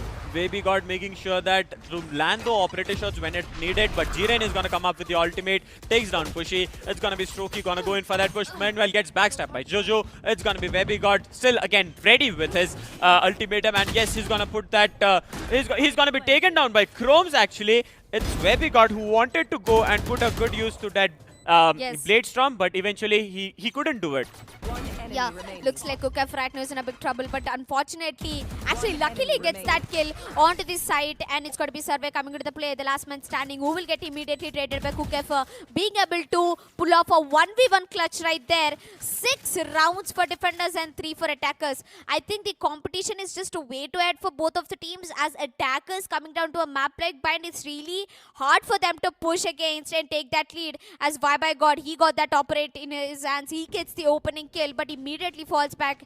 And right now, looking at the number of kills, I think God has also made his way towards the double digit of score. Well, I think this is going to be a very much domination that we will be seeing from White Shadow Esports, because the way they have been playing, the way they have kept up the consistency, even when it comes to the defender's side, is something I really like about them. And it's going to be a 5-man push coming towards the B side this time, and it's going to be a single player, and he's going to use the Molotov right now. It's going to be Survey with the Molotov coming in, and it's going to be the hot hands being put to a good use. He's going to go try to execute some kills, but there comes the cloud burst in front of him. He does not have a vision right now. Strokey going to go in for that push, and meanwhile it's going to be Kukev being taken down by Pushy, and Strokey does not know that. Strokey knows that there's a guy coming in front of him, but that's just the ultimate coming into use, and Survey makes sure to take down Strokey. This man is just going way too ahead as Godspeed would immediately trade off Phoenix right there. A 1v3 situation. The spike is in the hands of Godspeed. He can get that bomb planted down, gets one beautiful headshot. He's looking out for someone at the CT. But right now, little does Gorbits know that Godspeed is already inside and is looking out for the rotations coming through there, and he's down to 76 HP. He's going to immediately smoke off CT and get that bomb planted down anytime soon. He's going to peek out for a hookah. Does not find anyone. Goes for long. Does not find anyone. Time is kicking down. It's down to last 30 seconds coming to the play. Godspeed finally going in for that spike. Actually, it's a bait coming through. Gorbits is waiting for Godspeed to show into his courses, but unfortunately, he's not gonna come up at the right time as Godspeed once again baits the players down to 15 seconds. The time is clicking down super fast as Gorbits is gonna push from Hookah. Godspeed, this man is just taking my nerves out at this moment. He has baited 3 times and once more. He deserved this, to be honest, and getting taken down by Gorbits. He baited the casters, audience and the players, getting a fake plant for 4 times. You're teasing me, and Gorbits was like, this is too much. I'm gonna go in right now. I am done and dusted, making sure Pushy getting no skill. And the opening that they were waiting for was Survey getting taken down, and Godspeed, he just went 4 times. He waited for 4 times, and I wasn't expecting him to do that. Meanwhile, there was Gorbits. As we talk about the defenders, they are just putting up a good fight. It's gonna be the last 2 rounds before the switch, and the defenders, if they make it again, like if they get a domination for the next 2 rounds also, it's gonna be a beautiful domination coming in at the hands of White Shadow Esports. And looks like, by God, he was almost so close to get that kill, but Strokey is gonna run and gun at the same time. Joja gets another one. Godspeed immediately trading it off for Joja. It's gonna be Gorbits coming to the play, takes down Godspeed immediately gets traded. Chromes, he's legit in the verge of dying with 20 HP only available. Strokey, he has his Empress ability. Will he activate his ultimate? Chromes also has his ultimate. Killjoy putting that ultimate to a good use. The spike has been planted down. Survey gets a kill onto Strokey. That means it's down to a 2v2 situation with Chrome's 20 HP left. Survey, this man has got a curveball. 1 flash, 1 molly and 1 curveball. WS Pushy, he has got that recon dart and he might be giving away the positions of the attackers. I think the shock dart also with him can do a lot of damage, but I think will he be able to put that shock dart to a good use? It's gonna be a Blaze coming up. Pushy trying to go in for the defense. Pushy is actually wanting to hold it off a bit, and Survey wants to go in for the defense. There's a curveball coming into play. It's going to be the Raze that's holding on his location. The diffusing coming in. It's a half diffuse for 75%, and it's going to be 100% coming in. Yes, the diffuse has happened, and it's going to be White Shadow Esports. That was a beautiful use of the showstopper, but eventually it was Pushy who made sure that the diffuse does not stop. And I think that's the discipline, that's the trigger discipline that you have to learn, as Pushy will take down that diffuse and make it a clutch happening. Even the last player was standing. Chromes, he put his ultimate to a very good use, takes down one player, unfortunately gets immediately traded by 1 shot of Survey. Coming back at the leaderboard, we can see Survey is with 16 kills on top of the leaderboard. Jiran with 10 kills, 10 deaths. Looks like it's going to be a positive KD, as Survey will be going in for that B-long push. Only one op can make him get that ultimate to his good use, and that's going to be a B-long push coming through the hands of defenders. And little do the attackers know that's a push coming through. Georgia gets one, immediately gets traded. Survey gets one, and that's going to be 2 players down from each team. Well, it's going to be the last 2 players standing for Rebellious Gaming. That's going to be the Brimstone coming into action, and let's see if the Killjoy is able to execute something else. And Pushy gonna go in with that owl drone right now. It was the it was a beautiful gameplay that was put up by Rebellious Gaming, but losing 3 of the players when it came to the initial opening, it's gonna make it difficult for it's gonna be a lot of difficulty coming up for them. And I think it's all down to the one man. It's the last round in the first half. Godspeed. It's a do-or-die situation in the attackers. You need a minimal amount of 4 rounds to make a comeback in the defender side. Godspeed, the last man standing right now, is in a big trouble. He gets 1 kill. That's Gorbits getting taken down. He has a molly, he has 3 smokes, 2 stim beacons, and a 70 HP along with the spike in his hands. This man, he has that potential to make that clutch happen. Let's see what's going to happen as we're down to 40 seconds on the clock. Godspeed taking a rotation on towards A-bomb set. Look, nobody's standing at the A-bomb set. He can get that plant down very easily, and that's going to be a rotation coming through Survey right there. Well, Godspeed is going to go for the plant right now, but he's just making sure that the site is empty, but he's not waiting for it. Just do the spike plant, man. Just go for it. Godspeed, he triggered me last time with 3 fake bomb plants, and right Oh now my I God. am going to be very triggered if Godspeed does not clutch this. And look at the XT behind his name, Godspeed XT. Oh my God, yes, he's finally going for the plant, and it's going to be the backstab coming in from the Phoenix. Let's see if Survey is going to be able to clutch it off. It's going to be the Survey and the Sova. That's going to be Pushy, I guess. Yes, Pushy and Survey, the last 2 players standing for Team White Shadow Esports. Oh, beautiful Pushy gets headshot. spotted. Godspeed XD. It's a 1v1 fight that's gonna happen. Survey at 100 HP right now. He just doesn't. Yeah, he No, knows no, where no, it's no, gonna, no, gonna no, come no, from, no. and it's gonna be Ah! Godspeed getting taken down. Survey making sure with a beautiful Vandal headshot, just making sure that White Shadow Esports gonna go in for that defuse and getting a 6-point lead onto White Shadow Esports. And looks like a survey. This man has outplayed Godspeed. He was so tense. I could legit feel the panic coming in between from both of the players. Godspeed, he took a CT plant, but I had no clue what he was doing in the shot, as he knew he could have used that smokes, he could have used that Molotov onto the spike, he could have used those stim beacons to good use, but he managed to pull. I mean, he was so close to getting that, clutch done, but unfortunately his team support was just not enough, as the first half goes into the favor entirely one-sided for White Shadow Esports, with 9 points in the first half and 3 points for Rebellious Gaming. Well, it's gonna be only 3 points remaining for White Shadow Esports, and as we talk about Rebellious Gaming, they have like 3 points, so they have to close the 6-point. They have to close the 6-point lead. But right now, Why by God is gonna go in. I think he's gonna go in. He's gonna go all in right now when it comes to the attacker side, and it's gonna be Jojo gonna go in for a boom bot right now, and Rebellious Gaming, all the 4 players. Actually, it's going to be 3 players holding off B side, and they are falling towards A side. They are unaware that the push is going to come towards B side. And I think Strokey is on a killing spree right now, gets 1 kill, but unfortunately, oh my god, did he get the second kill? What an insane shot coming through the hands of Strokey. This man is very lucky right there, gets 2 kills. Chromes is down to 65 HP, but nobody has any idea that he's actually holding off at the horns right there. Godbits gets 1. Jiren immediately trades off for Godbits. It's all down to that one man standing, who will eventually get taken down by Godspeed, and that's going to be a 4th round coming through the hands of Rebellious Gaming. I mean, they needed this. After switching down to defender side, they had to put that aggression against White Shadow Esports, as they have to make a comeback, because this map, if this map goes into the hands of White Shadow Esports, it's going to be a 3rd position for them. Yeah, winning 3rd position. They have to put up a fight, but I think with the lead, the White Shadow Esports have created the domination that they have shown. I think Strokey was gonna make sure that Strokey could have gone in for a clutch. He could have gone in for an ace, but it was it was just the headshots coming in just onto his face, and he couldn't pull it off. And right now, we're gonna look at Cookf is gonna plant all his abilities, the Killjoy's abilities. It's gonna be the turret coming into action. It's gonna be the Nano Swarm. Everything we put out at B side. And looks like it's going to be a B push coming through the hands of attackers right there. Chromes gets 1 already against Vibe God right there. And another one. Jiren on the other hand takes down 2 players. That's going to be Jojo and Gorbits out of the map. The last 2 players standing. Survey and Pushy. Can they do something? No pass. Chromes will get another one onto Survey. Jiren closing it off for Pushy, and that's going to be 5th round.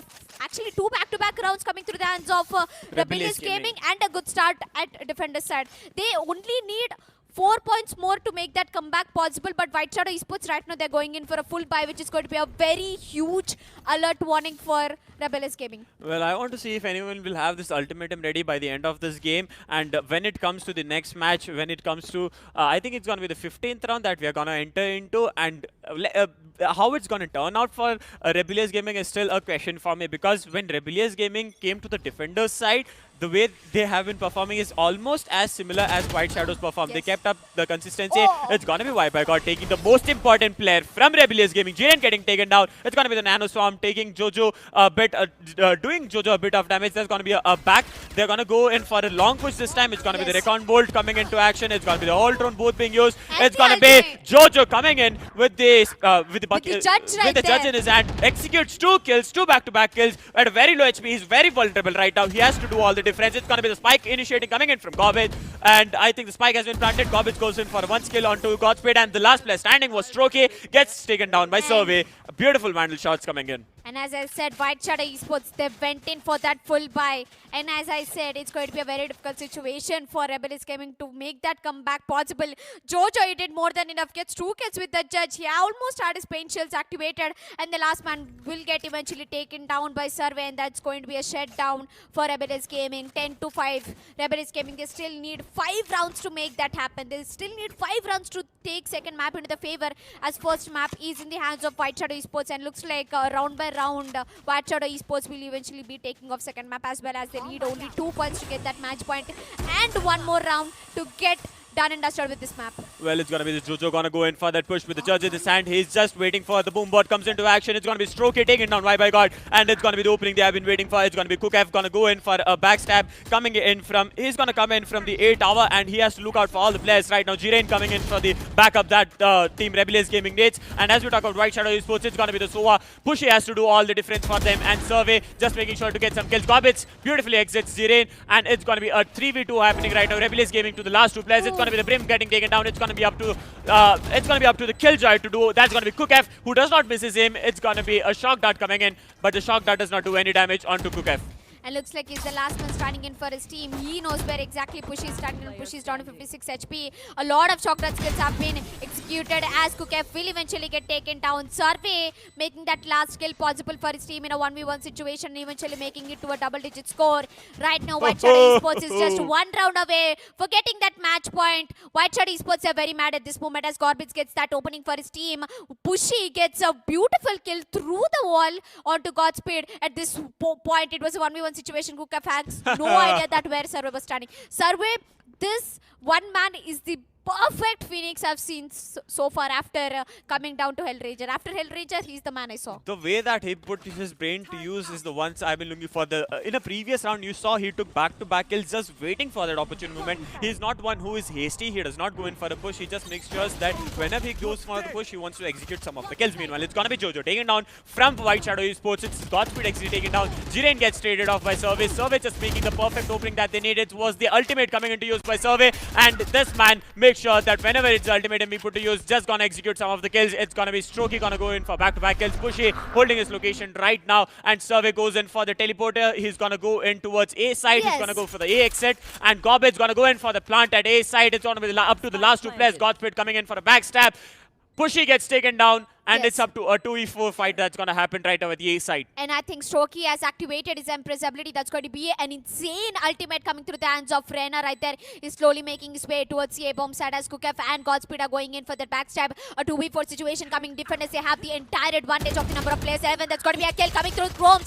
Server taking down Strokey, and that's going to be a 2v2 situation. Cookf and Godspeed, both of them are left for themselves in the A-bomb side. Can they do this is the question. Cookf gets immediately eliminated. Eventually, Godspeed will also get taken down, and that's going to be a match point coming through the hands of White Shadow Esports. Ladies and gentlemen, attacker side is completely going into the favor of White Shadow Esports as Gorbits. This man is not going to stop anytime soon. Survey is going to be that one best asset for his team. Well, I think Cookf was trying to hold in, and then Survey getting back-to-back kills was something we're looking for. Gobbits making that opening that they needed. Survey, the man who did all the difference, making sure that Cookf was taken down, like the way he did it, man, the way he did it. I'm pretty sure this man will be getting away with that MVP because every time Survey picks up that Phoenix or the duelist, he makes sure that he's giving away the entire complete justice, and it's going to be a match. But as I take the name, Survey once again get that opening. Jojo taking another one, and that's going to be an ultimate coming through the hands of Vibe. God immediately going in for that rotation.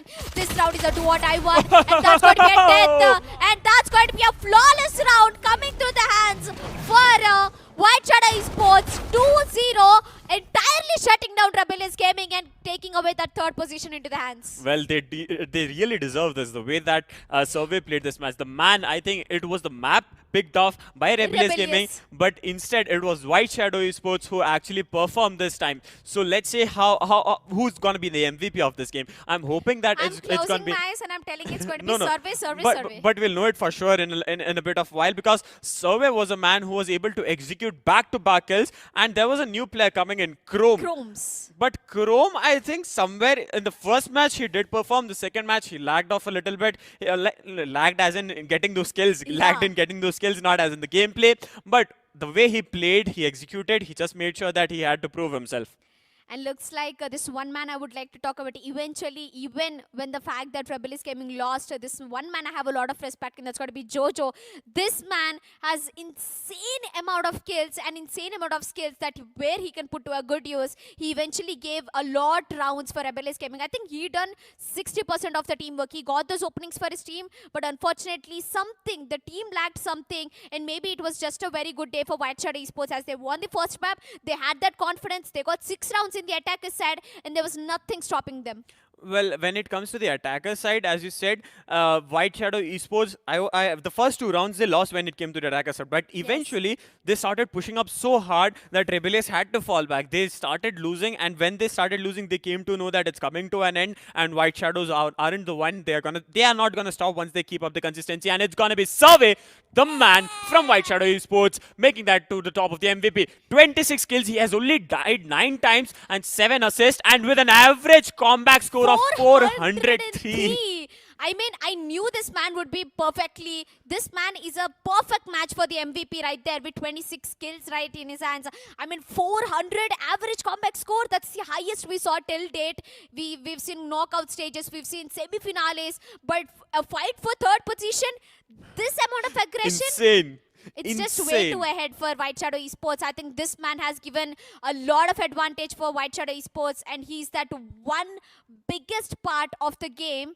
That's the reason I think White Shadow Esports were able to pull off the third position. Well, they really deserve that third place, and it's going to be a 2,000 rupees win for them. So they will be happy with the performance they did. And I think in the event in the consecutive days, in the following days, they will be able to perform in the finals also. I'm seriously hoping that White Shadows do something out of the box. They did today.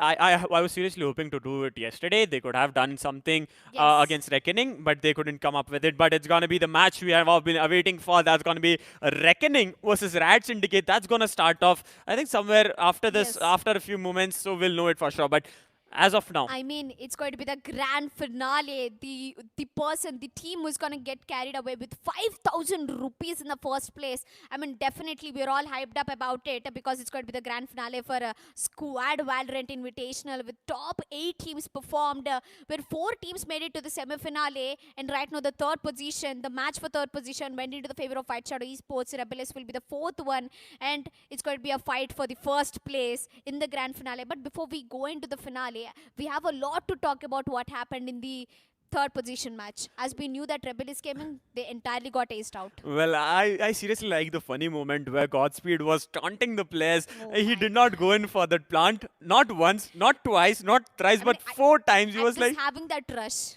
yeah, he was like literally waiting for the bait. And right now, ladies and gentlemen, we'll take a short break and we'll be back and starting the finals in a few moments. So don't go anywhere. Stay tuned, get your snacks, and we'll be right back.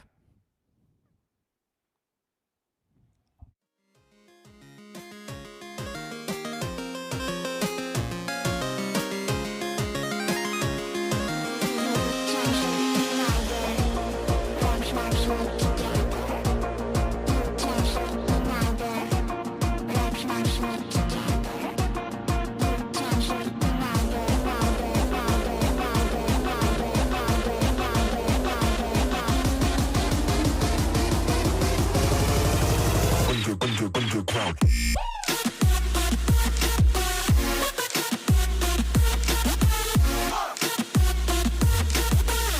Check your body, check your body.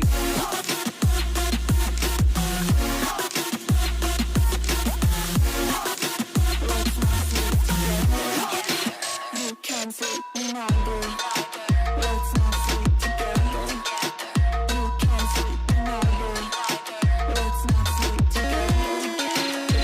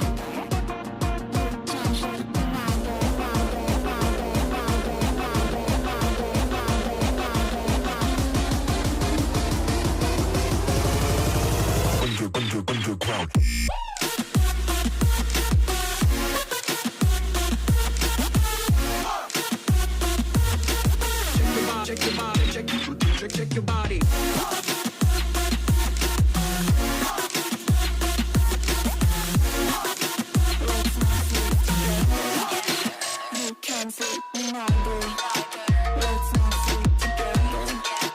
You can sleep all day. Let's not sleep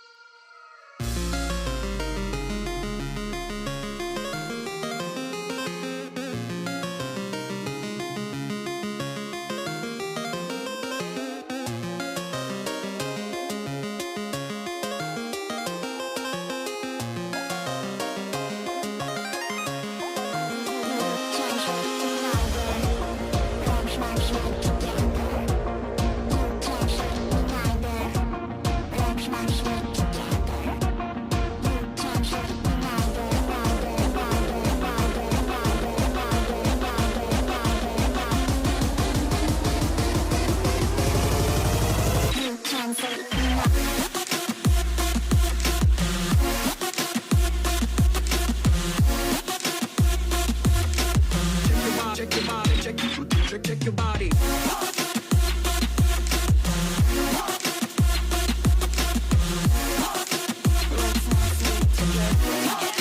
You can sleep all day. Let's not sleep together. You can sleep all day. Let's not sleep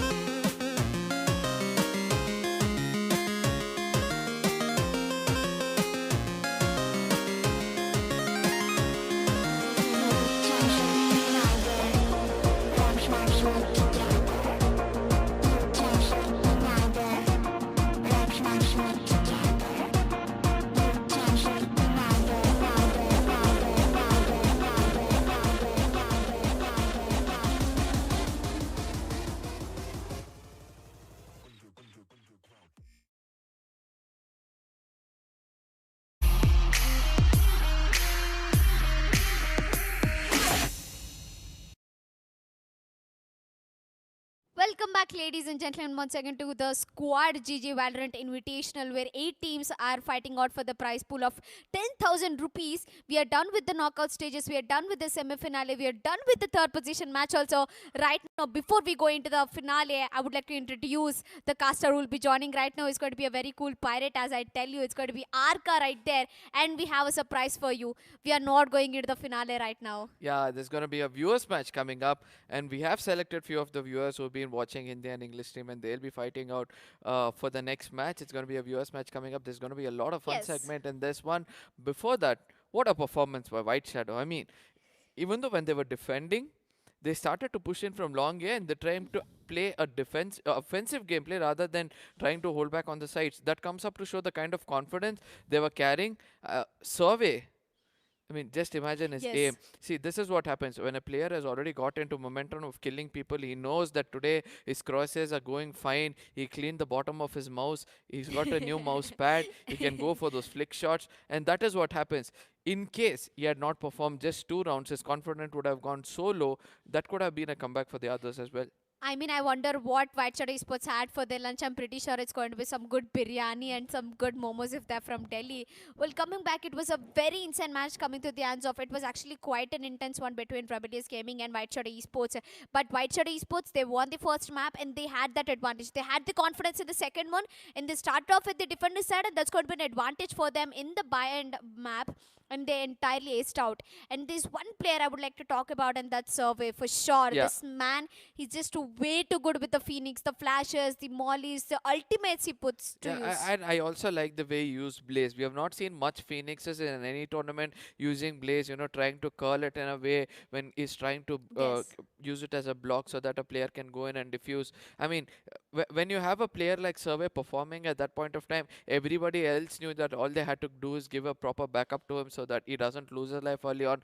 And whenever you used his ult, he used it so well that he had at least 2 kills in his pocket before he Yeah, came back. that's true. The run it back was very well played over there as well. And somewhere after choosing a map, Rebellious chose a map, and eventually it was We'll White go with Shadows the- who outperformed them. Let's look at the match which is going to come up between defenders and attackers, and I can see some classy names coming up. It's going to be Urta Punjab coming in as defenders. There's going to be Saqib, there's Crazy Raiden, KP. there is Observer, The and I've dodge got for the- Gopi Chetty, and Oh my- you will be taking us through the attackers. And there's Chota, Pudge, Isra, Naruto coming into the play. I mean, it's going to be a fun game. As Squad, we believe in the interaction with the audience. We believe in building up the synergy between the players, the viewers, and everyone who is supporting Squad GG right there. And if you want to be a part of it, go follow Squad on the Instagram, and don't forget to subscribe to the YouTube channel, because it's just not the Valorant game we are looking at the tournaments for. There are going to be a lot of mobile games, lot of PC games coming to the play eventually. But right now we're going in for a fun scream with all the viewers right there, and I'm pretty much expecting it's going to be a fun match to be cast. Yeah, and eventually look at what Team A is having right now. Okay, Team A is got Raze, it's got Reyna. So there are 2 duelists coming up, and we can also see that they have a Breach as an initiator. They have an Omen as coming in, and then we have Sova also coming in as an initiator. So Yes. no, Sova is going to come in as an initiator. Oh, let's see, as the match has Yeah. already I started. mean, we have Yoru. It's quite going to be an interesting match, as Dodge Potter, I think, is trying to make his way towards the tube right there. And Yoru, he's already landed a crazy shot. Unfortunately, flashes himself as well. Coming back, Naruto. Crazy Cape has already got first kill. Oh. Sakib is going to take down a kill onto Naruto. Crazy Cape takes another one. 2 kills for Crazy Cape, playing the Yoru to his best level. Yeah, and right now, let's see. It looks like Raiden is going to bait them out. He's going to stay under that cover. He's going to take one player at a time. What? Urta Punjab was not able to connect the right shots, and due to which it's Pudge who come in and takes him out. The plant is being placed over here. It's going to be a 3v2 situation. We can see the healing has also come through successfully. On the other end, it's going to be Saqib who's going to come in, but will be traded off by Ezra. Ezra looks really strong at this point of time. It's going to be Crazy KP, who's also a good backup coming over there. Pudge is Yeah. putting the wall, trying to block in one direction. There's going to be KP Last looking at player on the other side. standing. Radiant is going to come in. He's going to execute 2 kills. It'll be an easy picking on the other side. There's Jet who's down to half HP. She has to make a long way into A side. By then, the diffuser will be coming through. Radiant showing that he's one of the strongest players over here, as Ezra looking out for that final kill to build up the eco. Eventually, she was all standing there all blank, and that's why it's going to be an easy win for them. And right now, looking at the instant replay, I really love the way how Ezra was able to execute some beautiful kills. Raiden coming in for the backup at the right moment. First round going into the hands of defenders. And looks like, I think, attackers are going in for a force buy at the moment. And especially when you have a player like Crazy KP with the Yoru, and he's been able to execute 3 frags. Yeah. And a very good 3 frags. Even though he couldn't flash anyone in the beginning, he was able to do it. Ezra on the other end is relying on the judge at this point of time. Radiant comes up with the smoke. I don't know what is he trying to do. The dark cover on the other end. Urta Punjab will be taken down. Ezra as well as Gopi taking down Godfather on the other end. KP with the Marshal will be taking down Gopi. All this is already happening at the A side. As we can see, Yoru is still guarding it really well.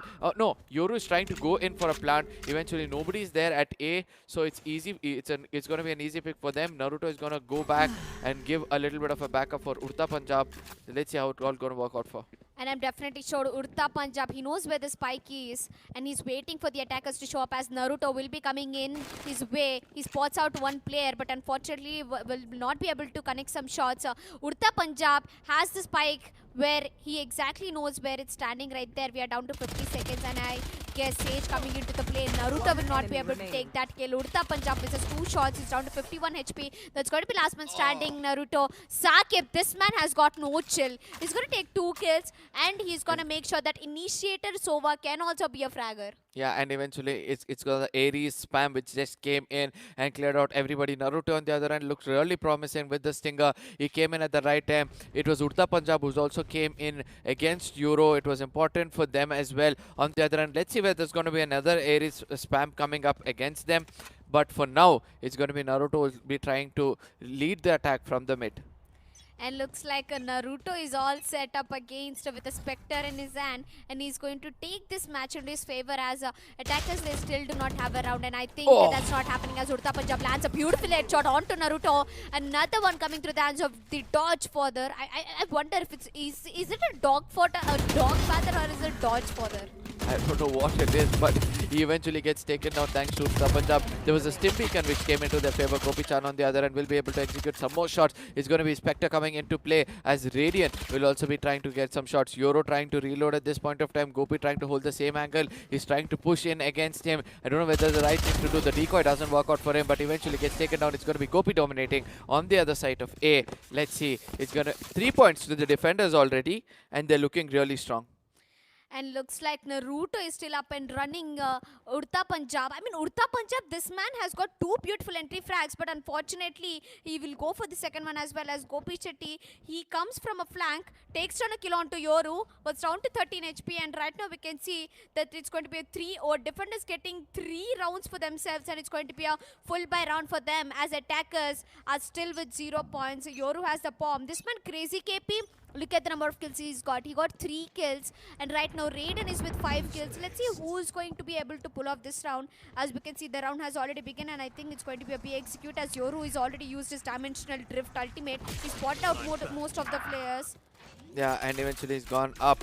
He's going to obviously go for the plant because nobody was expecting that to happen. Eventually the plant has been successful at this point of time. Urta Punjab on the other end is trying to decimate all the attackers, and we can see that Pudge has also revived Father at this point of time. I'm going to call him Dodge for now because it's really tough for us to pronounce his name. The funny name, a good one, looks really massive, but very tough to pronounce at this time. So Chota Pudge on the other end, he'll be trying to come in on the other side. Urta Punjab, she'll have to come up. He or she will have to come up with something huge.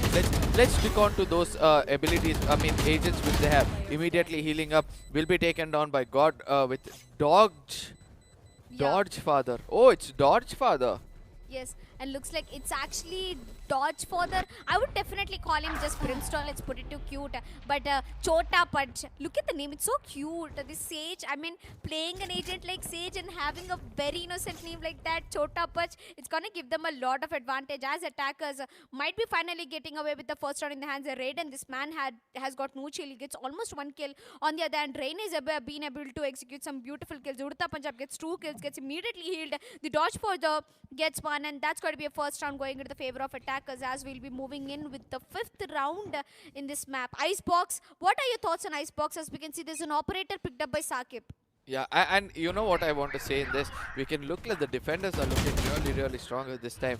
The 2 of the players have played really well. Oh my god, Dodge Father trying to dodge all the enemies' bullets and eventually was able to register 2 kills at this time. Attackers are looking even more stronger than usual. They're going to take up the 3rd kill coming in for Dodge Father against Observe. Let's see, Gopi-chan comes in from behind, takes down Crazy KP. That comes up to there. The spike has landed somewhere at the tubes and next to the tube somewhere above. So Radiant on the other hand, he has to be careful as well. It's a Odin span coming in from Gopi. Eventually he'll be able to register 1 more kill against Dodge Father. He was looking really promising until now. Naruto coming in from behind. He doesn't realize that there is an Odin spam waiting for him on the other side. Eventually the Odin span comes in, will be eliminated as well. Naruto out of the equation. It's a 1v2 situation coming up where the attackers are right now lagging behind. And looks like attackers are down to a 1v2 situation. Ezra is down to really low HP and she got spotted out in the mid. Raiden, he still has his ultimate. Ezra is immediately gonna put that smoke and get away to the B-bomb site, and looks like the spike has been already dropped. Ezra gets spotted out and Ezra gets finished by Raiden, and that's going to be a 4th round coming into the favor of defenders. Yeah, and in defenders, the A team looks really strong and promising. Right now, they're attacking and they're making sure that every bullet counts. They're not leaving any stone unturned because this is one match. This is a viewers' match at squad, so most of them will be really happy to come and perform over here. It was a quick pickup from the production. They knew that they had to pick up 5 people.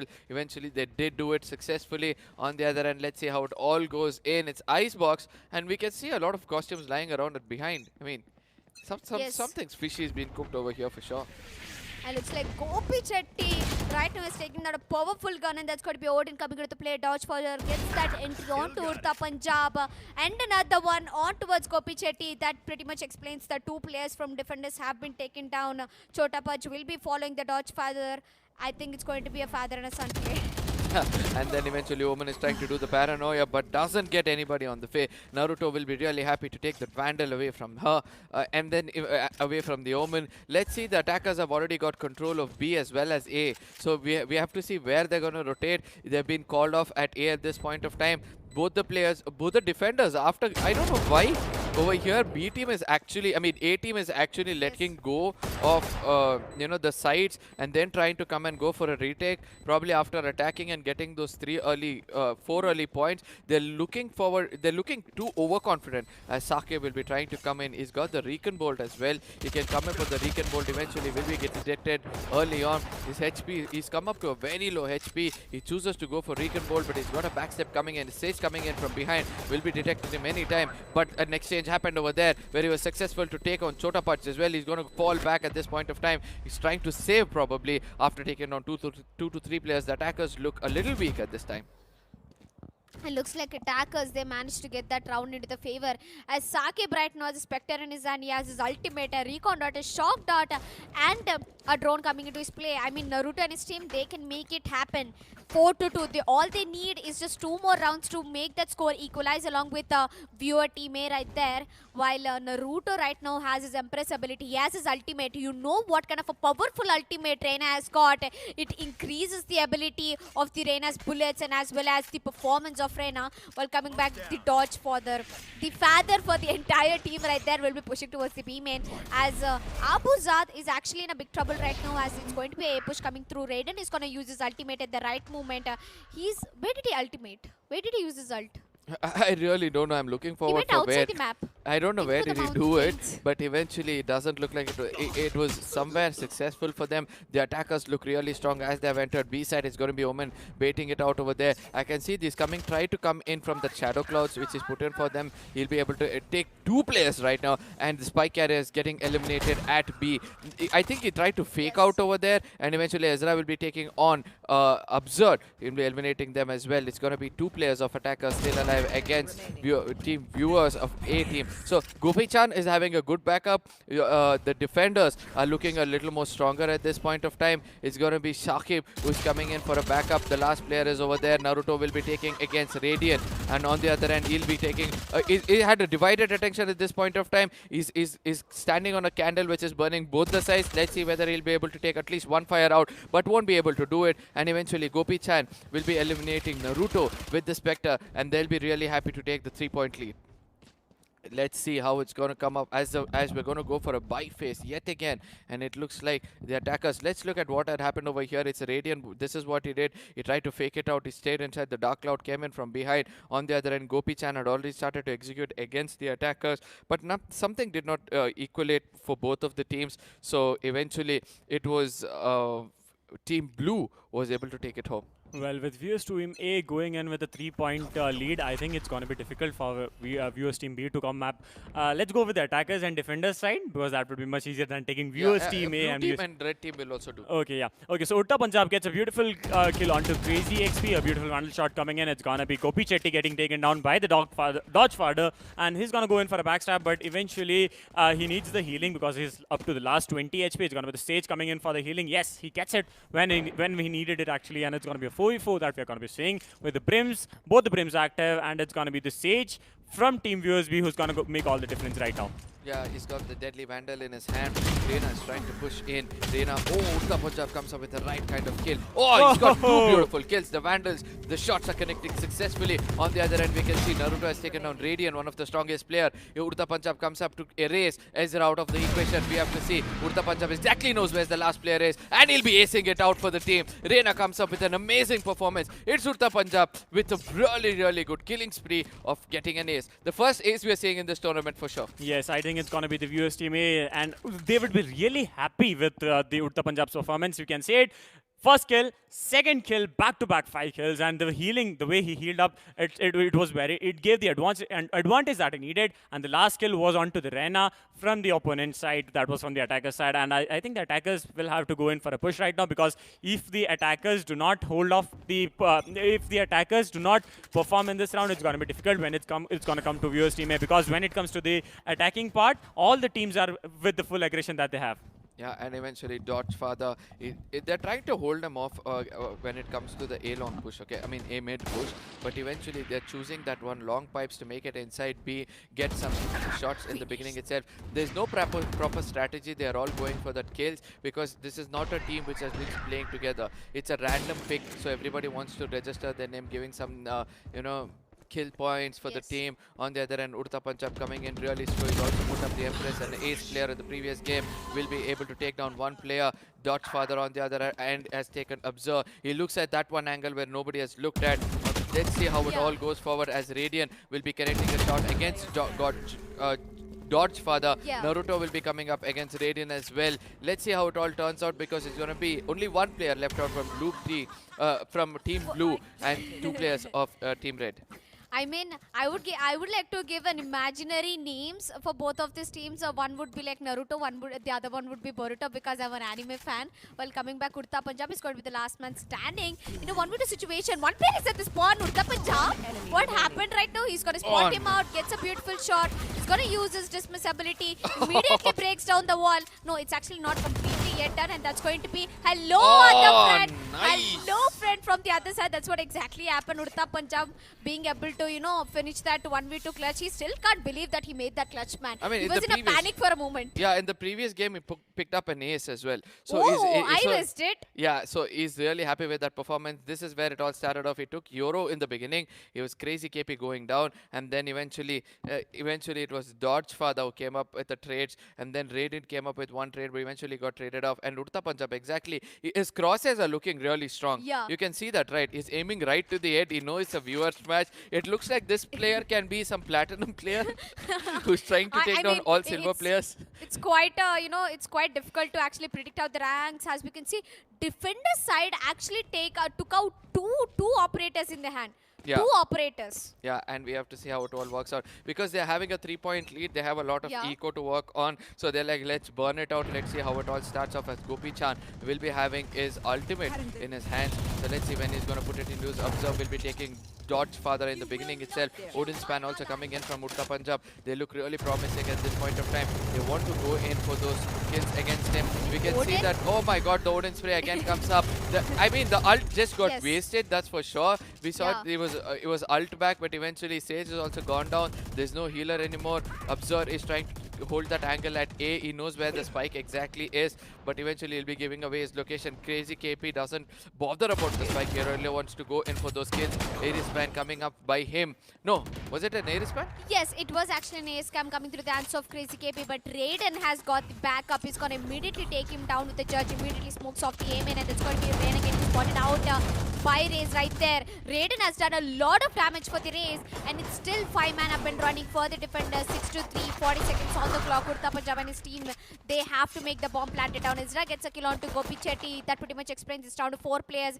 Isra might be able to pull off another one, as she has 76 HP still left. But Sake, what a shot, what a quick scope shot coming through his hands. Naruto, oh my god, can he get multiple kills? Gets one, maybe another one, but gets traded off by Urta Punjab. I mean, as long as this man is standing, Urta Punjab, I think entire team, he has that confidence. Yeah, I just want to see how many kills each of the players have as we'll be going on to the scoreboard anytime soon. Observe has really got that ultimate ready as well. So look at the previous game, how it went off. This was the one where Raiden came in with the judge, was able to execute against the hair spray. I mean, at one point of time, that span could have helped them out. Ezra came up with the right kind of kill. Eventually, it was Naruto who couldn't connect the proper shots. The head was not connecting properly because he was a little agitated at the point of time. Let's see, Urta Punjab has got 18 kills, as you said, and Oh he's my got 2 God. assists as well. But Dodge Father, look at where he's put his ult, and he's going to scatter everybody out of that equation. He'll be able to take down one at least, and eventually Reina comes in to blind him. It's going to be an Odin spam coming up. That'll be advantages for Urta Punjab as one more knock, Yeah. one more kill comes up to him. Saqib has also got that Odin spam. Eventually he'll be coming up with the second kill for him, for his name. It's going to be Crazy KP who was trying to go in for that plant. It was that Yoro who was coming into play. Looks like blue team is looking really strong at this point of time, Yes. because they're making the best use of their eco. They're going on all for the big guns. They eventually know it's important for them to take those kills. Naruto coming in from behind. If Naruto will be able to execute this one and get a point for the team, that could build their eco to an extent. I don't know. Wait, Why Raze? did he see Raze- that? No! It The was Spectre if Naruto taking didn't down. connect those shots, I would have been so mad right now. Yeah. That he had that Odin, he could see the barrel. standing. Naruto has his ultimate activated, but Raiden, it's a game full of Odins right there. Yeah. And Ezra, she saw the Ares. She might want to pick it up. She came back. Will she pick it up is the question. Nope, she's good with Spectre. I guess Raiden has an Odin. If he spots out Ezra, that's going to be a lot of bullets shooting through. But Ezra, yeah, she gets spotted out. I And mean, she gets I killed. really like what Raiden did over there, right? Yeah. He used, it's very tough to Last control round Odin before spray in the a long switch. range, but he was successfully able to do it because he started to fire from the leg and eventually take down Ezra. If Ezra has got the Ares, it would have been easier for her because I she mean, could have looked rated. at it, she looked at it. She really wanted to take it, but then it's like I don't know if I'm supposed to say this, but bulati hai magar jaane ka nahi hai. That's what exactly she was looking at the ace, but she did not pick it up. Sake was able to execute good kills. Naruto came up. Naruto is the only player who looks like he's going to perform from Team Red, and it looks a little promising as well. There's Odin coming up. Judge Father was also one other player who was playing really well. Judge Father is trying to go in. It's the operator. He exactly knows that an operator peak might come up again. Raiden on the other end will be taking down Ezra. Naruto will be taking down Shakib. That comes up to say one Odin is out of the equation. Dodge Father, sorry. Dodge Father is trying to come in from another angle towards B at this point of time. And if we can see that Crazy KP has already gone into A, is gone for the plant. So eventually they'll be happy. Naruto is trying to connect some shots, won't be able to, as observe. Will be Yes. taking him out with that operator. Crazy KP has also traded off with another player. Dodge Father will be traded off. One more player is going to be Yoro, who is trying to guard the bomb at this time. I don't know when his backup is going to come in. He flashes another player. Dodge Father is having another gameplay altogether. Nobody realizes Oh that the my plant has God. already opened here. And Yoro. look at the time where he's using his dimensional drift. Not No, no, required no, at no, all. no, no. The ult was just, oh my God, it was the last round. That's why he went for that ult. And he knows that nobody's going to come in and defuse. So eventually he's going to hold it right there as Dodge Father, Dodge Father is Yeah. trying to still come in. I would call him the Brimstone Papa right there. I mean, he has Switching sides. he has the name Father. Dodge. But yeah, it's the Dodge. I pretty much like Dodge. Reddit as the dog father. As you know, sometimes you have pets in your homes and you are like you become that responsible adult all of a sudden when you have a pet in your home. Every time I want to get a pet, my mom says, "You're enough in our home." That's going to be a sad comeback by my mom. But coming back to the game. Savage bomb moments coming up Yes. against Elika at this point of Yeah, time. right now we If have you savage want, players if you want as to well. come up and roast her some more, you can find her on our Instagram at Elika_FTW. You can give me some lines to roast her as well. For that, all you have to do is find me Okay, I at know my where Instagram this at is going. Kasta.arka. Let's see how it's gonna come up. It's gonna be the turning of tables at this point of time as Team I mean, Red look at will the try to Molotov. hold back Team Blue at this point of time. Reina is trying to come in confidently. Hello. Will be able to execute kills. Urta Punjab looks really promising. I really don't know Dude, what the name Observer was itself doing it is over there. so funny. Urta Punjab, it reminds me of Alia Bhatt and the other guy right there. But Shahid I think he's able to execute a lot of kills, Urta Punjab. Yeah, and eventually Naruto will be connecting 2 shots at the cubes, and he'll be really happy with the performance, but will be traded off with the paint shell, which came in as a backup for the others. Even though the backup was late, now it all turned out to be a 1v1 situation. It's Crazy KP who will be trying to come in and defuse on the other end. We can see the shots are not being connected. It's going to be Sharif who's going to come in for the game. Let's see how it's going to work out for them, as we can already see the rotation has happened, as Crazy KP doesn't realize the spike is being picked up and he's rotating already to A. He doesn't know whether he wants to go to A or B. Crazy KP finally realized it's better to gatekeep A rather than going for B. Eventually Urta Punjab is going for the plant, doesn't realize that KP is also already come up close to him. It's a complete success. Oh, face-to-face fight coming in. Crazy KP was already ready with the gun, and on the other end, Urta Punjab had a knife in her hand. The timing these players have, I mean, every time somebody takes those ropes and goes at, they just look at each other for a second. Yeah. For a second, they look at each other. What are you doing? And look at the happiness of Crazy KP right there. He did that clutch. He goes up, he celebrates it, he comes down, and he defuses the bomb. Again, he goes up. And he's, look, he's having a lot of fun. Not to be called, but that's toxicity. Yeah, eventually he had some kind of a grudge against him, which is really happy to initiate. On the other hand, Crazy KP is still going for the buys. There is no question of eco in this game, right? Yeah, I mean, this every time I mean, it's a viewer match. We do not expect, you know, to try hard come there. It's a fun match for all the viewers who are watching and who are able to play right now. There's nothing called eco. This completely thing like that does not exist right now. They're going in for that force buy. I mean, I wouldn't be even wondering if they go for a only knife round. And let's see how it all goes. It's going to be Radiant taking down Naruto at this point of time. He's going to be an early kickstart, as the attackers have already entered B, and we can see that Ezra is the lone player standing over here with the Vandal. Won't be able to connect any kind of shots. She's trying to put some bullets over there, trying to block that player. By then, the spike has already been planted. On the other end, Dodge Father trying to come in, takes down 2 players. It's going to be a retake which could be successful at this point of time, but the attackers are also looking a little promising, as it's going to be a 3v3 fight, ending up to be a 2v2 at this point of time, as Dutch Father will be taking that trade early on. Let's see how it's going to be, as Ray's going to come in and the headshot will be connected by Dutch Father. The visual has already started. That last player, Sova, is nowhere to be found. He's somewhere at A, taking a time off with the Recon Bolt. He's trying to practice those darts. Yes. And eventually... And I think this is the perfect way to become a professional player. You start playing, you learn the abilities, I mean, every time you lose, you understand why you're losing and you do not make that mistake again, but it's just a fun scrim right there. So I'm expecting a lot of mistakes to be done, because the more funny the game is, the more relaxing it's for the casters and as well as the viewers. And yep, coming back 8-6. I think it's a comeback coming for attackers. I mean, in the last, they ended the first half in 8-4, but right now they're in 8-6, 2 rounds back to back in the attacking side. And the smoke's coming in the right place, but eventually Dot's father will be taking the trade against Gopi-chan. This team also has a Sage, but that is not going to work out for them as of now. Naruto will be taking down Radiant on the other end. Let's see how it's going to be. Ezra is going to fall back, give a backup for Naruto, who's trying to go in for those shots. Let's see how it's going to work out, as a Recon Bolt has not revealed any area. Sakib is trying to go take that, and eventually it will be traded off. Abza will be taken down. Chota Punch will be taken down. Sakib as well. The spike carrier is killed. It's going to be, it's going to be defenders will be really happy, because they're slowly climbing up the ladder, and let's see how it's all going to turn out. And looks like at this moment it's going to be the one man against standing Naruto.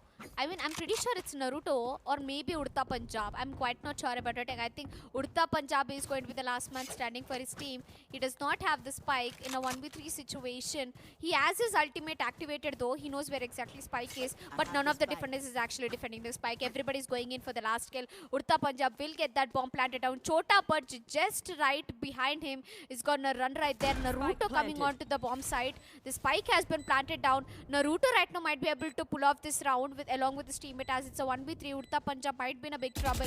He's looking for the backstab. He knows where exactly Chota Punch is standing. Oh my god! Mr. 3 shots. What is happening? Urta Punjab is down to only 10 bullets, and eventually he'll be getting taken down by Ezra with a judge. That's going to be boom boom on the face.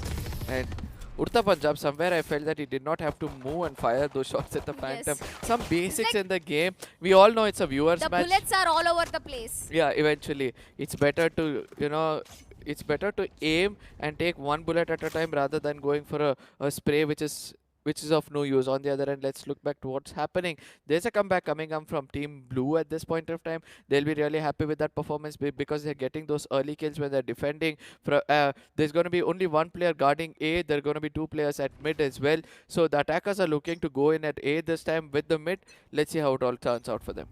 Yes, it looks like Chota Punch is gonna once again wall and get onto that advantaging position. He has an ace in his hands. There's nobody pushing towards B main, and I think Chota Punch is gonna push B main. On the other hand, the dodge fodder already gets a kill, and that's gonna be a dimensional rift coming into the good play. Crazy KP, nowhere in the map. He just opens up the dimensional rift. He's going to make a comeback. He knows where exactly Sova is standing. What's happening left to right, and yes, he will confirm that kill in the last match. Oh. Will be Raiden, who will get instantly headshot, and that's going to be a comeback for them. 8-8 Team Buore, they made it finally. Yeah, I mean, I really like what Team Blue is doing over here. They're using the ults at the right time, but eventually, now both the teams have two agents with ults. So it's important for both of them to go have a fun game for now. Let's see how it's all gonna turn out, as it's gonna be Team Red versus Team Blue, which is going to happen yet again. It looks like the scores are 0. Let's see, it's going to be a 5-point game from now on, as it's going to be Crazy KP will be trying to flash in the enemies before and give the right kind of opening for the team. And looks like that's going to be a recon dart coming into the U's, where most of the players, actually none of them get spotted actually. Isra might get spotted out, but she'll get that entry frag for her team, and it's going to be an ultimate activated for her. Urta Punjab on the other hand, Crazy KP is giving crazy headshots. Ezra gets a kill with her ultimate, and I think it might be a round going into the hands of attackers right there. It's a 2v3 situation. Defenders, they have a man advantage. Let's see what's going to happen. Ezra right now is trying to push forward. She's trying to get those kills, and I'm pretty sure she will be able to, manage getting 1 or 2 kills. She already came to the back of the side. She spots out an operator, and unfortunately she'll get taken down by Raiden right there. A 2v2 situation right now for defenders. And look at what's happening over here. Okay, Urta Punjab is okay. trying to connect that shot. He's trying to aim for the head at this point of time, not able to connect. Crazy KP will be flashed and will be Raiden. cleared out. It looks like the attackers are trying to do a comeback at this point of time. At one point, defenders had 3 players standing, but still, eventually, the right kind of flashes made them all blind, and the blind eyes cannot see what's happening in front of them. At one point, I was so scared that why was he not able to connect those shots against that player? He scoped in, he takes 3 shots, none of them connects. And Rata, look at the beauty of Icebox. I mean, that's going to be definitely a Titanic, a broken Titanic. I think that in is the boat. Antarctica. Yeah, that is the boat where Yoru came in and crashed in this site. So that is the story of Yoru coming in. He was a samurai before. There's a lot about what's going to happen over there. On the other end, we are able to see that Crazy KP will be taking that orb, will be exchanged for doing that big mistake. On the other end, Abzor is trying to come in. The attackers have a very new face altogether at this point of time. There's some Reina just trying to jet inside to that heaven spot where she can come up with a plan, but eventually Saqib will be able to register 1 kill. It's going to be, oh my god, Saqib comes with a really good spray. It's already 2 kills in his name, and 2 of the major kills coming in. Ezra coming in from behind will be able to connect 1 more shot, and the defenders will be taking this round. I did not expect the defenders to come and take this round. By the way, Saqib was playing. He looked really promising for the team. At the end of the day, it's a 9-9 fight which is happening over here. Equal fight happening. Let's see who will be taking it home. Is it going to be Team Red or Team Blue? I'm pretty much sure. I think it's going to be a tie, 12-12. I mean, if it's going to be a tie 12-12, I'm pretty much very excited. But looking at the instant replay, Ezra gets a kill. Ezra gets 2 kills for herself. Saqib coming into the rescue, takes 1 down. He was down 15 HP. But Ezra closing it up quickly, gets a 3k. Look at Dodge Further. He's already ready with the ultimate. And he's going to put his ultimate to a good use if I'm not wrong. And that's going to be in the mid right there. Oh my god, looks like Dodge Fighter unfortunately has been taken down. Ezra gets a kill on to Gopi Chetty right there. And right now we are witnessing the beautiful thing right now as I think both the teams are battling it out for the neck-to-neck competition, and I pretty much want it to be a tie or maybe to a overtime. Because everybody's waiting to go to the grand finale, which will be starting off at the 8 p.m. It's going to be RAD Syndicate versus Reckoning Esports. And I'm looking forward to see what's going to happen at the finals, because RAD Syndicates look really promising. I mean, the way they've been performing. Look at what happened yesterday. Okay, Rebellious Esports was able to give a good a good fight for RAD Syndicates, but Yes. eventually today, the way they got taken down by White Shadows was really shocking to see. So on the other end, even though the viewers match is going to continue anytime in front of our And screens, yes, oh, it finally is. we are back, and it looks like Team Blue will be able to take the lead. And let's see how it all starts up, as it's going to be the first kill against the attackers. Urta Punjab gets taken down. It's a lot of weight coming into the shoulders of the rest of the teammates as they're trying to push B, and they do not realize there's a jet baiting out for them. It's going to be Ezra who takes on Abza. She's looking out really promising at this point of time. She puts up a cloud burst right in front of her face, where the spike is fallen down, and eventually it gives up a chance for them to take the spike and rotate. Eventually she'll be coming up with the second kill against Sakib. She looks really promising at this point of time. She would have also activated her ult at this point of time. Let's see how it's going to turn out, as Chota 11 Punch rounds. will be coming in and taking the match for Team Blue, who are doing a good comeback, being from 7-3 to 7-9. I mean, that's what this game is about. It's about having fun. It's about wrecking the opponents. It's about feeling good at the end. And I think that's what exactly every player is feeling right now. And looks like Crazy KP has picked up an operator. Let's see if he's been able to connect some insane shots. And look at Naruto, 20 frags. Urta Punjab, 24 frags. And I think in any of the professional matches itself, I did not see these many kills coming out. But in And a it fun was scream. it was not only Urta Panjat, Radiant is also 24 frags, Oh. and that comes up to show that they're really strong. Radiant gets taken down. It's going to be Dodge Father trying to dodge some bullets and get the right kind of kill. It's going to be Sage at Heaven. She's trying to do the right kind of damage. Will be exchanged by Sakib, as well as it's going to be Chota Punch again getting taken down. Yes, Let's see how it's right. all going to turn out. It looks like Team Blue are able to execute some nice kills over here. They'll be taking this home. I mean, for a good. It's almost too close to a match point for defenders right now, all the way from 7-3 to they made a comeback to 11-9. And let's see how it all turns out, because there's one more thing I would like to point out, right? It's viewers match. It's not like everybody are playing together from a really long time. So it's important for everybody to look forward and try to build the synergy rather than going in for kills. That is what is going wrong with the attackers. They're just going in for the kills, not able to execute it. On the other side, we can see Ezra, while defending, she's able to hold on everybody from B side. Nobody's trying to come above the tubes, or there's one more small space to Yes. below the tubes into B And we set, are and back, nobody's and going that's to going come to be in. a match point for the defenders. That means Ezra teams might win, and this is going to be the comeback of the century. Yeah, eventually it looks like that is how it's going to be, as it's going to be Team Red who will be trying to bounce back. Team Red also have a good capability of bouncing back at this point of time. Let's see how much they will be able to do that. On the other end, it's going to be Team Blue trying to dominate. They're going to use their ult. They're going Ultimate at to the use right everything possible at this point of time. Gopi-chan will be able to put a boom bot and take down Dodge Father. Chota Purge will also be taken down at this point of time.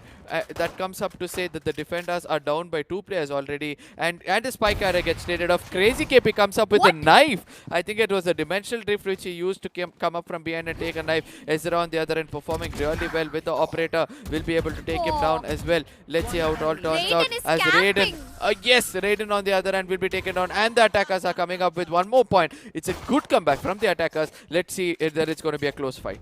I am pretty sure expecting it to go for an overtime, because it's a fun match to watch out. And Ezra, what an insane shot with an operator through a run. But Raiden, this man is so sneaky. He takes that camping position and waits for all the players to walk into his corsair. As Urta Punjab has got a beautiful opening, as I said, Ezra got a beautiful shot. Immediately dashes onto the side.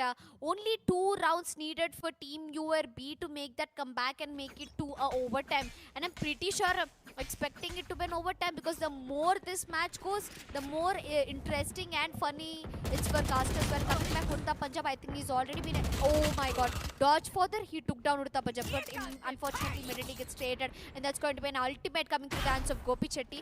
What can he do? He's just going to throw Gopi it goes for a blindly. blind shot, doesn't get connect to anybody. Attackers look really strong at this point of time. They're all pushing with two-man formation at this point of time. We can see that Ezra gets taken down. That comes up to say the defenders look a little weak at this point of time. Only one player at A detected anytime soon. He's going to use the flash against him, against Sova.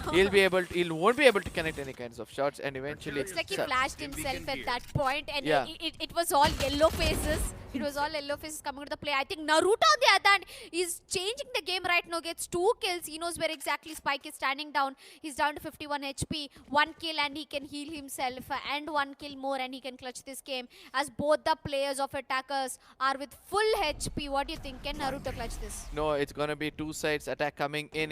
He has a divided attack shot at this point of time. From either side, someone or the other will be taking in dominance. It's going to be Radiant coming in from the side and he'll be clearing him out. So it's important for you to hold that one spot where you have an angle against the spike rather than concentrating on the enemies. Some basics coming in and then eventually that is what happens. That's the ship which is considered that Euro came in from, which digged out, and Euro's body was taken out from the samurai suit. And there's a lot of good history coming up. Every agent has a history when it comes to I wonder how the ship got there. Yeah, see. I mean, hey, I have a joke. The art and the artist is going to be Yoru. The art and the artist. Let's see how it's all going to turn out, as it's going to be a match point still fighting out. It's going to be Team Blue Dodgefather. He's dodging bullets by himself on the other end. For the first time I can see a Guardian coming into play. On the other end, Dodgefather became a little overconfident. Will be traded off by Observe. It looks like it's going to be a 4v4 fight coming in. Look at the defenders. They've already come to the spawn area and eventually they'll be traded off as well. And look at what's happening over there. Gopi-chan coming up with the Odin Spray will be taking down 2 players. Let's see how it's going to turn out. Looks This like is it's the going last for an player. overtime. Yeah, and the last player alive, it's going to be Naruto who's trying to come in. Can he do something special over here? He sees a player, he's able to connect one headshot. The second headshot might be coming in anytime, but the Odin Spray is too much for them. Naruto comes up with the second one. Oh my god, Shakib comes with the right kind of kill. I think he went for a reload at that point of time because he had connected most of the shots on the team. So it's going to be an overtime fight, which is starting out over here. Looks like both the teams, they have to play it out to win. Looks like they are giving equal opportunities and they want to go for an overtime. As we can see, 24 frags coming for Naruto and almost 29 frags coming in for Raiden. Yeah, and it looks like 2 players from each teams are performing really well. Raiden and Urta Punjab 29-24 consecutive. On the other end, it's going to be Ezra picks up Naruto an and operator. Urta Punjab picks up an operator. Let's see. Everybody are burning out their eco. So it's a game where ecos won't matter. On the other end, we'll see Naruto has got 24. Dodgefather has got 24 kills as well. But Dodgefather has the higher advantage of 6 assists. And looks like Urta Punjab is going to put that operator to a good use. Spots one player, but unfortunately it does not get connected. But he gets one, and that's going to be Gopi Chetty coming to play. Another one for Urta Punjab, gets 2 kills in the mid. This man is just doing more than enough for his team, as it's going to be Crazy KP, the last man. What an immediate teleport, and that's going to be a flawless round for defenders. And this round is going to tell us that is it going to be defenders getting carried away with that win, or else is it going to be attackers? Team viewer B versus team viewer A, the red versus blue. Yeah, let's see. Now it's going to be an exchange, right? The other team is going to try to plant. Let's see, the defenders are looking really strong. Anybody who's trying to defend Icebox for the first time is looking really strong. Somewhere we have seen in Icebox, it's the attackers who always try to take those rounds when they push all in at A. Let's see, leading. The leading team is Team A, and right now they're going in for attack. Let's see whether Team Blue will be able to hold them back a little stronger. It looks like Ezra is trying to come in from behind, but the smokes is going to block her from or Hohen smoke as well as Breach's smoke is going to block her. And look at what Yoro is doing. He's trying to come in through that, but eventually will be traded off. Urta Punjab saw that coming, and eventually he's going to take that kill onto him. Attackers are down to 3, and on the other end, it looks like defenders are also down to 3. Defenders are doing a mistake trying to go in. Sakib will be seen over there, but eventually the last man standing is going to be the ult coming into play by Ezra. Another overtime coming in over here. This is the viewers match is looking more promising when it comes to the professionals match, because everybody are trying to fight really hard. It's a 13-13 fight coming up. Let's see how it's going to turn out after this overtime, as each of them will have a chance to go for over attack. I mean, each of them will have to have a chance to do attacking. And looks like it's down to a second overtime coming into the play. Once again, we can see an operator coming through the hands of Urta Punjab. I mean, he executed 2 kills in the last game, and I'm pretty sure he'll be able to do wonders right there, as mid will be unfortunately smoked up, but he's going in for a blind shot. He might be able to spot one, but the reaction time of dodge for that is just too good. That Urta Punjab will be getting taken down. Raiden is going for a quick push towards the B mains. It's down to last 2 defenders. The spike is getting planted down. Naruto gets a kill on to Gopi Chetty, and that's going to be Raid, and the last man standing who's trying to push towards the A-bomb side. Gets spotted out right there, and Ezra is going to immediately eliminate him, and that's another flawless round coming for attackers. I mean, this is a never-ending game. Let's see how it's gonna be, because it's gonna be Team B who will be defending at this time. They have an advantage because they've gone for an attack. I just hope that they'll be able to connect it. Ezra came up with really good headshots. Can she do it again? She needs at least one. She Yes. needs 1 kill or 2 kills to get those, Blade Storm coming into play. Abza on the other end is also trying to come up with some smokes. Everybody have to come up with 3 kills to bring up their ults. So eventually it's a 5-man game. So let's see who will be getting those ults rather than saying who's I'm gonna pretty win. sure that might be going in for another overtime, as I'm quite sure this might be going in for another overtime, as Ezra is trying to push. Chota Punch gets a kill on to Urta Punjab right there. Oh, look at this man pushing out really bold. Yes, and it looks like you're gonna be correct, as Team Blue is right now trying to be getting eliminated. Defenders take another round, and Defenders are gonna win this round. I never expected that to happen. Somewhere I thought after so many players of Defenders getting taken down, it's gonna be easy for them, but it's gonna be the attackers who will be losing it out. But we have to see who's gonna be the MVP of the game. I mean, MVP, I'm quite interested to watch the one out, because Urta Punjab, this man played it very well. Naruto played it very well. And to be more precise, Ezra as a Jet, she played her role pretty very well. And I think this VR match has been a lot fun. And we can see every player being executed more than 10 kills in the hands. I mean, 24, 30 kills. Yeah, I can see that as well. It's I want Could to say have gone one for more. another overtime. What are you expecting more? It was just a viewers match, and we saw that there were good exchange. That comes up to say even the viewers will be judging the players when they're playing, right? So as casters, we'll be trying to come up with some statistics. We'll be trying to come up with analysis where we'll be telling that, oh, they could have done this, oh, they could have done this. But in the game of when you're actually in the game and the pressure builds on your shoulder, it's going to be tough for you to perform. And we also won't be able to perform like how the professional teams are. But the viewers would have got an experience of the same. Even though it was a fun match. Odin sprays, operator shots, No eco. Vandals, one-shot Vandals coming in play, Phantoms not connecting. I mean, It was flashes everywhere in the map, and Yeah. immediately, I mean, to be honest, it was a run and gun. I saw most of the players getting their shots connected, running and gunning. yeah. Was it It was fun. It was a lot fun. So eventually, let's see what's going to happen next. We are waiting for the finals to start off. We had given us time that it's going to be starting off at 8, as we'll have to wait for RAD syndicates to make it. Patience. A Yeah, lot of yeah. patience is necessary for all the viewers right So there. we just hope that the RAD syndicates also, will be you coming know, in soon This one to play thing this game. I love about Squad, that they are making even the viewers interact a lot, because Squad is just not a family of making tournaments. It's also having fun with your friends. It's also having fun with the audience, interacting with them. We as casters are having a lot of fun casting all these matches, and we are really happy to be a part of Squad. Yeah, and I would want to see the viewers also as well. I mean, in the chat section, there's going to be a lot of exchange of what's going to happen. There's going to be some reviews. There's going to be analysis. I've seen one of the most mature audience coming in from the Valorant side, because they are an evolution. So when you're evolved from a chimpanzee to a human, your brains works better. I'm not telling that they've been evolved in that way, because they've evolved from CSGO to Valorant. And Yes. people who are having that knowledge of CSGO actually know how to judge people of Valorant. So that comes up to say that audience over here are even more mature than any other games, because it's an evolutionary game. Yes, and Valorant is just not a game of aim. It's a game of all the abilities. It's Yeah. a game of a lot of teamwork.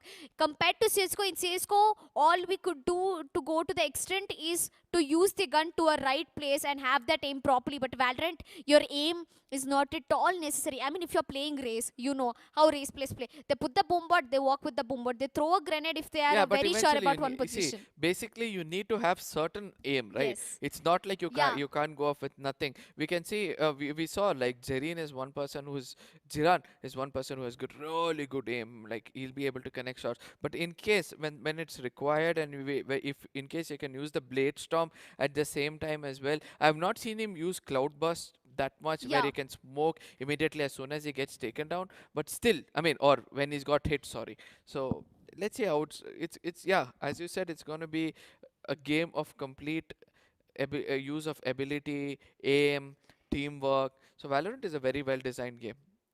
And I think it's going to be the beginning of a new era for all the young, talented people and for a new generation as well. I think it's going places. Valorant will go places. And to be honest, it has brought a lot of attention for the esports industry. It's making a lot of opportunities with endless possibilities in their hands. And I think this is going to be the beginning for the growth of Indian esports. Yeah, And we squad are trying our level best to make it happen. exactly. So one other thing which is growing right now in the esports community is going to be squad. I mean, we are coming up with tournaments for all the players who to build up a career at esports. They are trying to do a lot of other things. Like, it's not going to be just PC games, mobile games coming into play. All kinds of PC games will be over here. All kinds of mobile games also will be over here. So it's important for you to subscribe to the channel, follow us on our Instagram, so that you get to know what's happening over here. You get to know, you get updates of what all tournaments are coming up as well. So once you get to know everything, it's going to be easy. On the other end, are we seeing another matchup coming in from the viewers?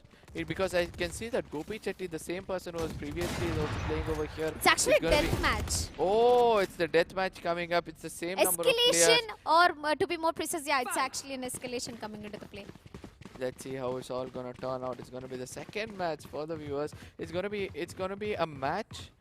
I don't know what is happening. Is it a We death have match? no. I'm pretty much expecting it's an escalation because Oh, I yeah, played yeah, escalation before and it's pretty much like that. And we can see Urtapajab already getting a frag. I mean, look at squad, man. This squad is not only having fun with the professional players, we also have fun with the viewers. We interact with them, and we squad have squadded up together to make all this possible. As right now, we'll be watching a very fun escalation happening right now. And if you want us to give any feedback, if you want us to improve, or if you want us to appreciate, you can find us on our social media. I am Elika FTW, and beside me I have Arka. That's going to be I am Caster.Arka, and we have another celebrity as well, and that's going to be IG Red Game.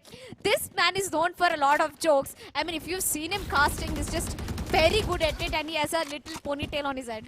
Well, it's IG Cave, not IG Red Cave, but meanwhile, we're going to see Abuzade being taken down, and when it comes to the when it comes to an escalation round, so what we can see is that we can't even predict what's going to happen, and eventually the player who wins it out is going to take it all. And it's not like a single player, it needs the team coordination, because when the team levels up, it's the all players getting the weapons. Like, I want to see how the operator is going to come into action. Will Gopi Chetty be able to land some shots with the... It's kills everywhere, it's bullets everywhere, it's enemies everywhere at the moment. It's quite fun. It's like a quick death match happening right now. Look at the operators being put to good use. I mean, if you're scared of that one gun, and if it comes into your hands, you're in a very panic situation. And I think Gopi Chetty, he's in a very big panic situation right now. Well, this is the new mode that was introduced in the new patch that came recently. But I think this mode just is all based on your skills. Your aim comes into an action, and also, as we talk about the game of Valorant, you know there's a new agent coming in, Astra. And yes, oh my god, she's very beautiful. And the best part about it is few of our community, few of the people from our community have got the chance to try it Astra, and the reviews have been very great. Looks like Astra is going to be that one agent who will be the most played agent, maybe, probably. But as long as I saw Astra, I think she is that one woman who turns the world upside down. Well, yeah, the ultimatum coming in, the beautiful, the way that ultimate comes in, I was awestruck. For a second, I did not understand what she was doing, and then I literally had to watch it out for like 10 times to understand what she was going through. But coming back, I think escalation is going very well, and I have no clue what's happening. It's going to be the Ares coming into action right now from the attacker's side, and I think the opponent is trying to land some shot with the judge. It's going to be Sakib still with the operator getting backstabbed and taking down him with the dodge father. Crazy XP gonna go in again. It's going to be team level up coming in again. It's going to be the judge with Crazy XP right now. Naruto at very low HP, gonna go in for the push, but gets taken down by Raiden. And it's a very close call. The Marshals coming into action. Ezra taking a beautiful headshots.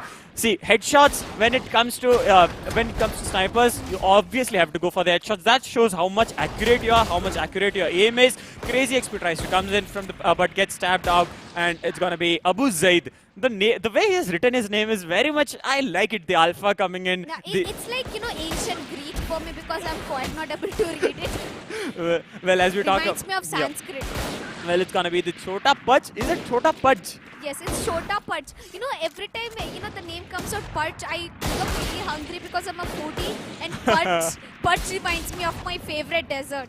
Well, for me it will be like Purge, where you go all in when you hear the sound of the alarm and you have to go go kill right now. When it's gonna be Utta Punjab who's gonna be taken down, and it's Abu Zaid trying to work out the martial shots, and he wants to just make sure that the Cypher goes down. Yes, he gets the Cypher down. It's gonna be the Bucky coming into action right now with his hand, and he has the beautiful backup that he needs. Misses shots, but it's gonna be Gopichetti being taken down by Crazy XP, and the escalation moves on so quick that you can't catch up with the kill feed eventually. 7 minutes 42 seconds to finish the escalation. A long way to go, buddy.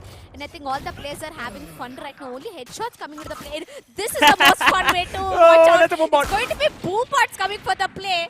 I mean, this I think this is the last Phoenix level with the for boom the player. bot. Phoenix with the boom bot. That comes for something funny to watch out. Well, Chota Pudge actually trying to hide away from the boom bot.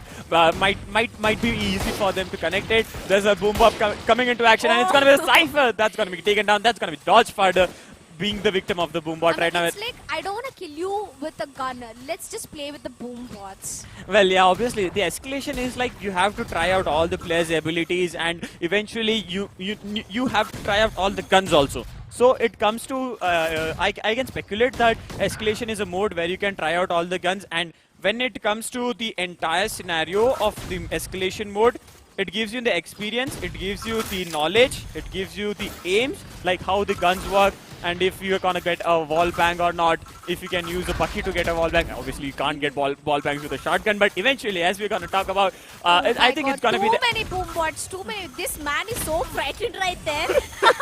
He gets taken out. This man is like a terrific way. So look at so many boom bots popping up at the right time right there. I think every player is so scared to make a move out right there. It looks like a They're lot like of little monsters. It looks Toyaka's going out, and it's gonna be the Jet who's gonna be the next victim by Naruto. Yes, Naruto did get it. No, he did not get it. It's gonna be Ezra right now as we talk about them. As we talk about Sakib, he's still with the Marshal. He did not go for the boom bot.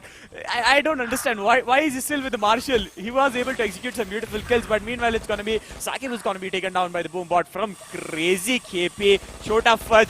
This round has turned intense, and this is when I seriously don't know how viewers are gonna react to this, but it's gonna be a very entertaining match. This is the viewers' match happening right now. Yeah, it looks like all the viewers are having fun, and we still have 5 minutes. Sakib is missing a lot of shots, and another boom bot kill. I mean, if I was in the escalation right now, I would have gone so rage right there, hardcore rage coming into play, because getting taken down a gun is a classic way, but getting taken down by boom bot, a little monster coming to your feet, that's very annoying. Not gonna. Well, I think it's gonna be a team level up coming in, Frenzy being put into action, and it's a boom bot coming in right in the face of Ezra, gets taken down, and it's gonna be Crazy XP trying to clutch against Gopichetti. Very slow HP at both the players. Let's see how it's gonna be. Gopichetti gonna go in for the push, gets taken down. No, he gets that kill onto Naruto and just gets taken down from a backstab. Yes. It's not a fight against enemies, it's the fight against boom bots which is happening, because players are concentrating more on taking down the boom bots rather than killing the enemies. As we can see, it's I think a classic coming into the play, and I think most of the people are able to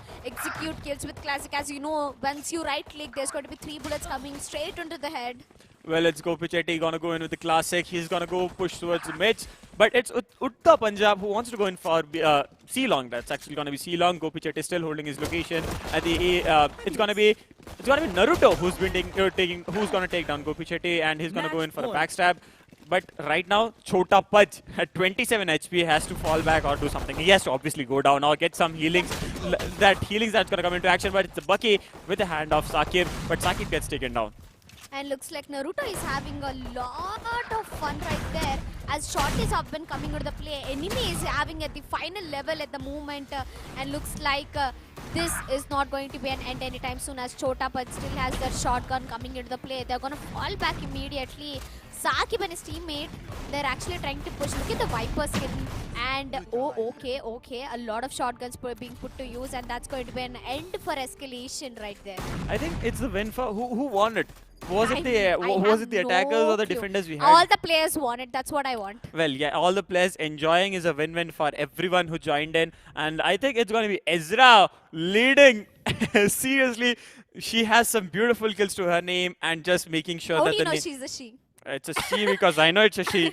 Because you can't ask me if it's a she or she. Clip No, this, no, no. clip this. Well, with the beautiful execution of the girl, she makes it to the top, and I think it's the attackers who won this time. Well, my question is still answered. How do you know she's a she? Well, with the viewers match ending, I think it's gonna be it's the time we all been waiting for. It's gonna be a very quick start. We are gonna have the teams joining us quickly, and with the moment that all the viewers are waiting for is gonna be the finals of the tournament, Squad India Invitational Valorant tournament. We had kickstarted it with the Valorant game, the game of Valorant Yes. with invitational team, but in the eventual in the following days, we are gonna have open tournaments where you could join in with your entire squad. So make sure to hit that like, share, and subscribe, and also to follow us on Instagram. That's gonna be squad.gg. And don't forget to follow the cast is also on Instagram. I am Thanvi Jasmine FTW, and this is the IG Red Cape right there. Just Cape, IG_Cape. Okay, I mean this man's pretty popular, so I just have no words to tell.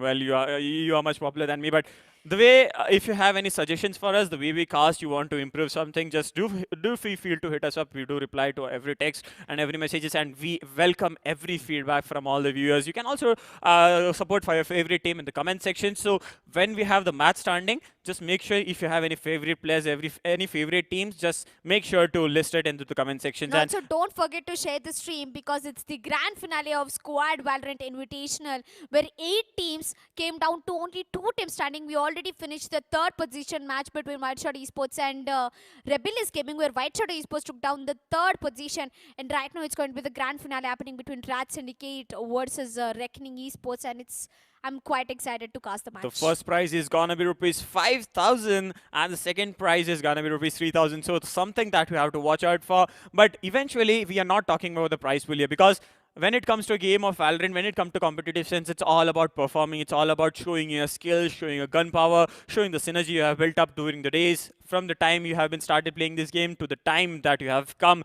making a stance for yourself, making a name for yourself is all that eventually matters when it comes to esports. And looks like esports is growing a lot in India, and we squad have squadded up together to make it more possible. And it's just not Valorant. We are going to expand into a lot of mobile games, a lot of PC games as and console well, games. with a huge prize pool coming up. And if you want to be updated on those, don't forget to follow Squad on Instagram and subscribe to the YouTube channel, because it's just not a one game of action. It's going to be a lot of games coming together. Well, if you're a fan of the mobile games like battle royale games like Free Clash of Fire, Clans. COD, or any of the battle games, so just do not forget that there's a lot of opportunity coming up for you. Also, as we talk about player versus player battles, it's gonna be Clash of Clans, and CR. That's gonna be Clash Royale and Brawl Stars. We're gonna look.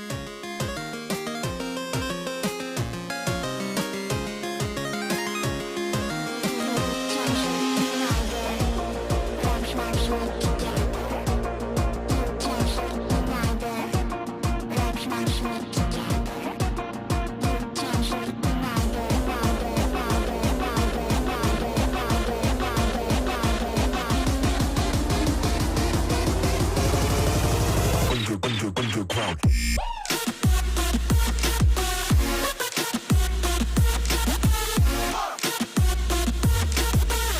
Check your body, check your body.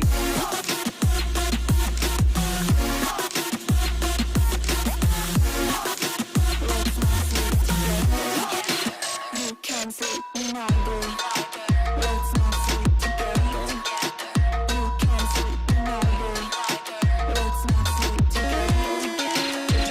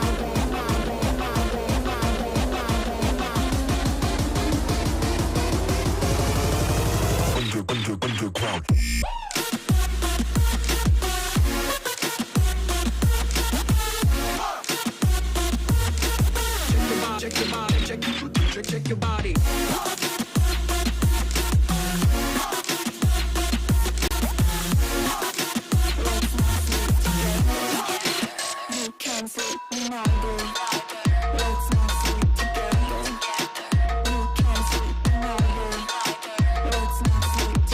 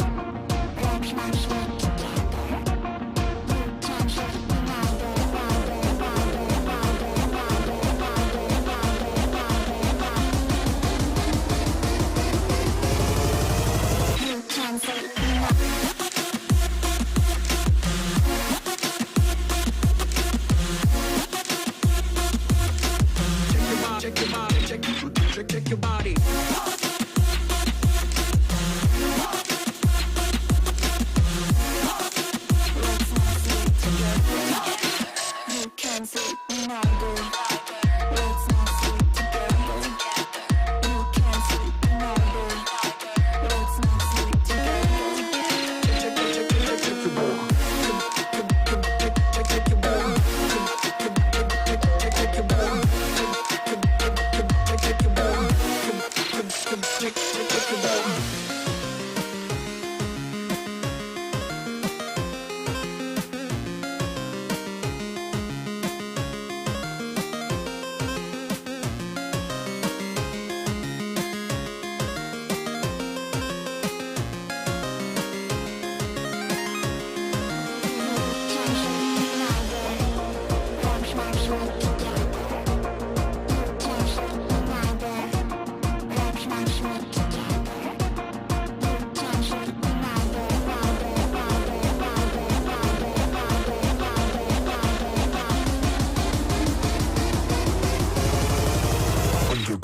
underground.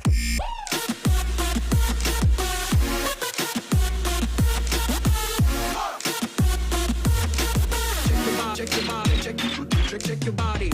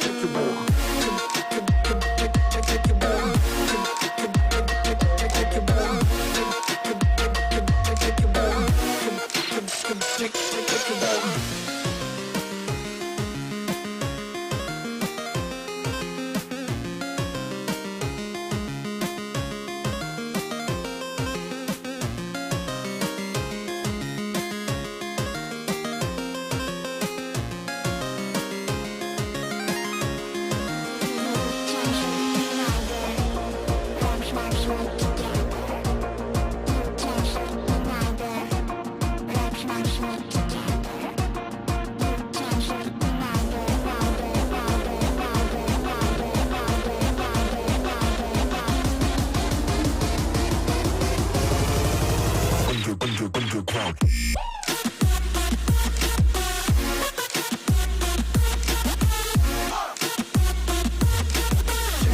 your body, check your body.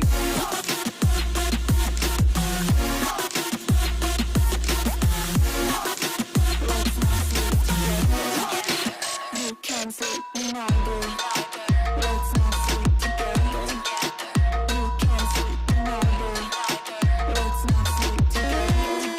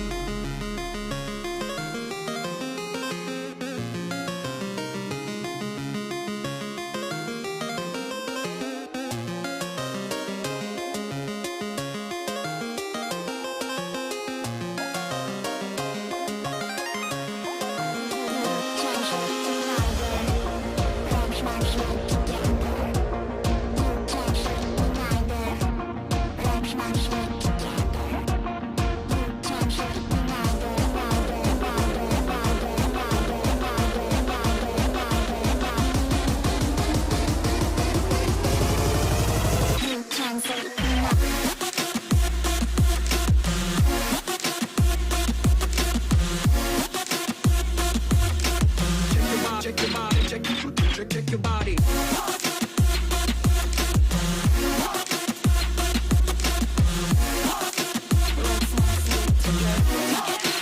You can sleep in all day.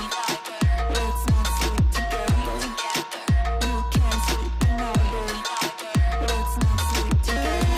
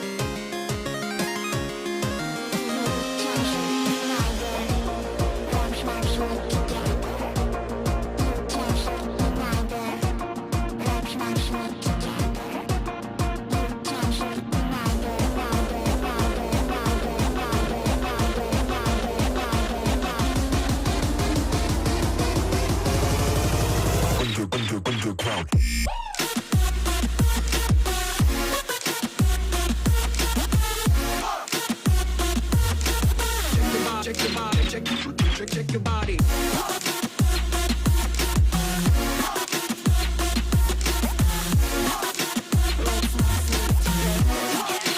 You can sleep in all day.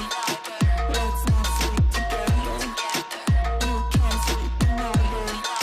Let's not sleep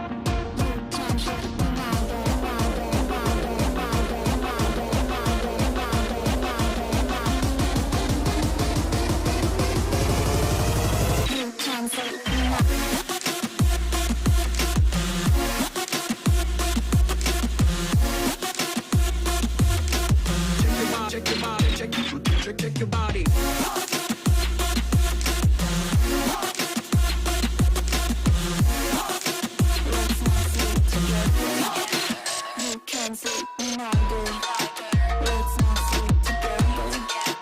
You can sleep in our day. Let's not sleep together. You can sleep in our day. Let's not sleep together.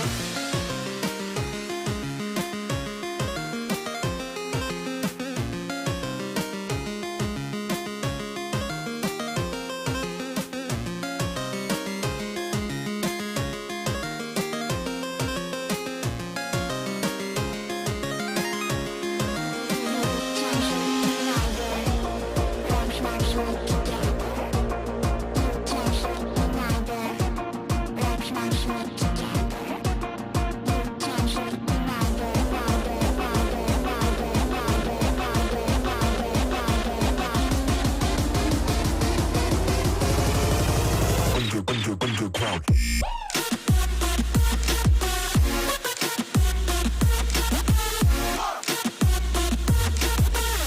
Check your body, check your body.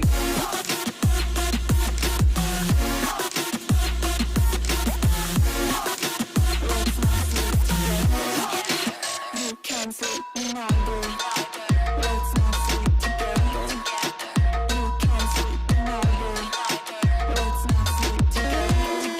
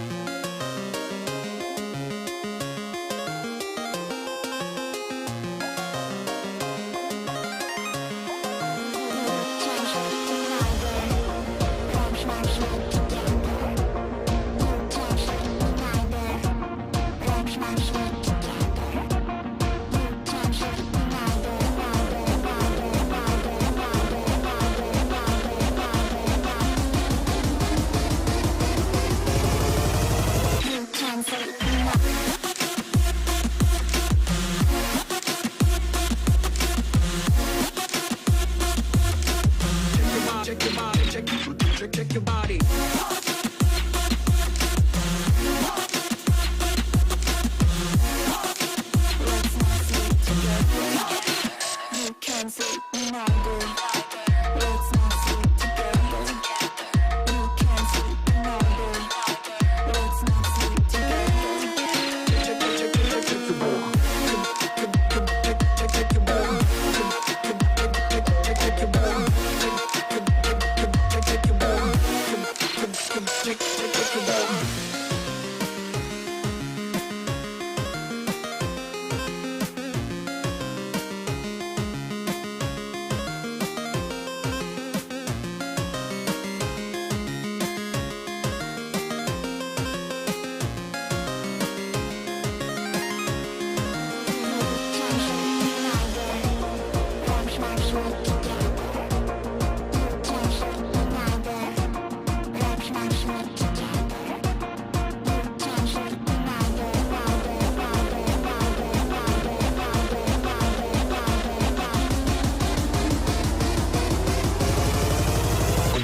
Underground.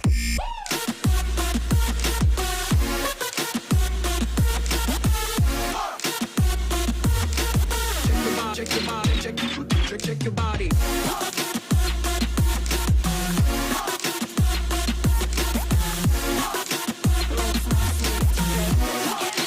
You can sleep in our day. Let's not sleep together.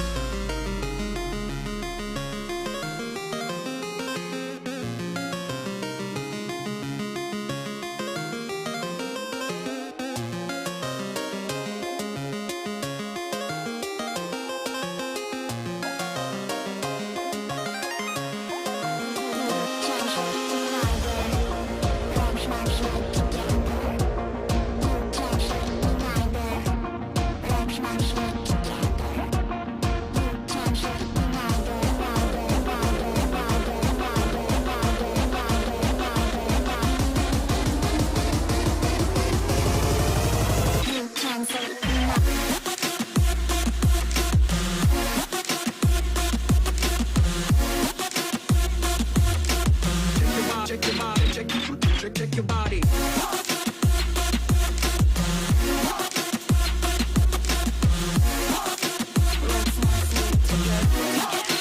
You can sleep neither. Let's not sleep together. You can sleep neither. Let's not sleep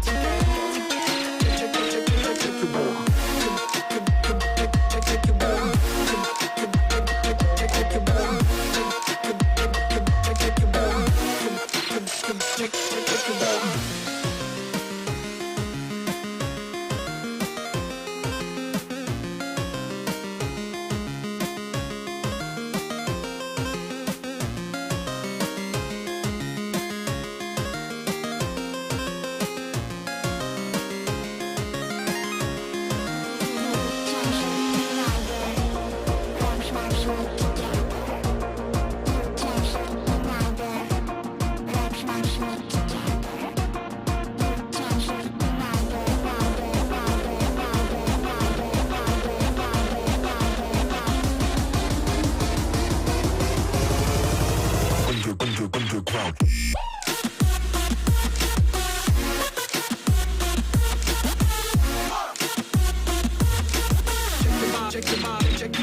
Check your body.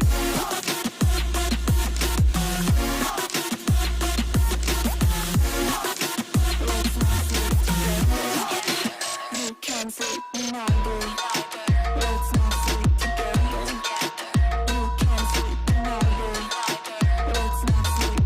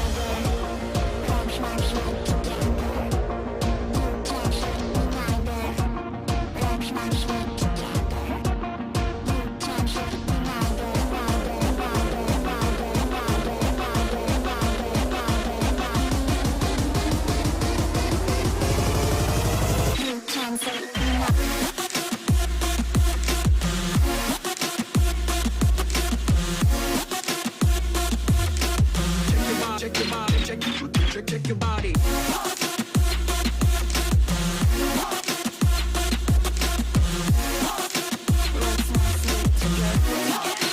You can sleep neither.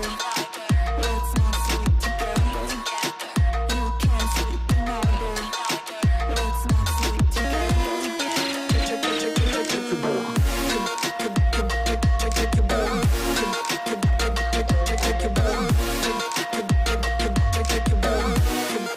Check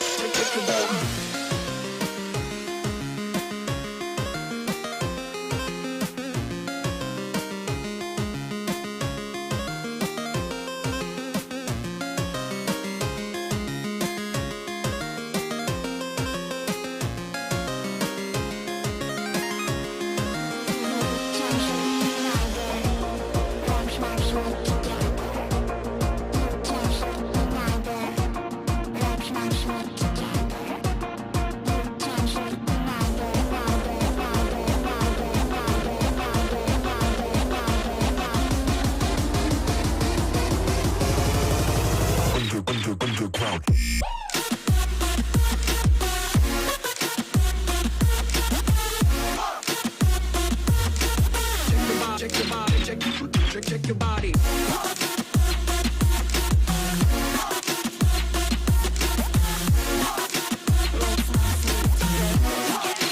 You can't sleep now, boy. Let's not sleep together. You can't sleep now, boy. Let's not sleep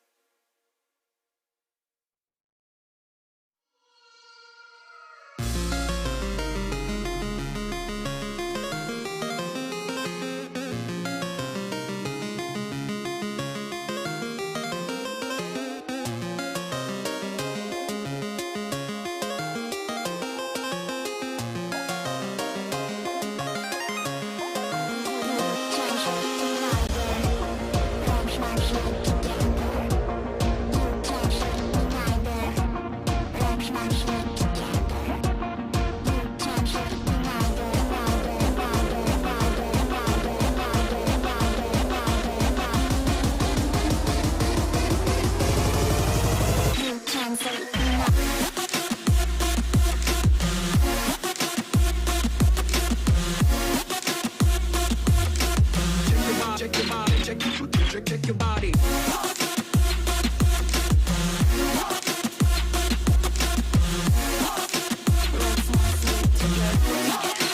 You can't sleep now, boy. Let's not sleep together. You can't sleep now, boy. Let's not sleep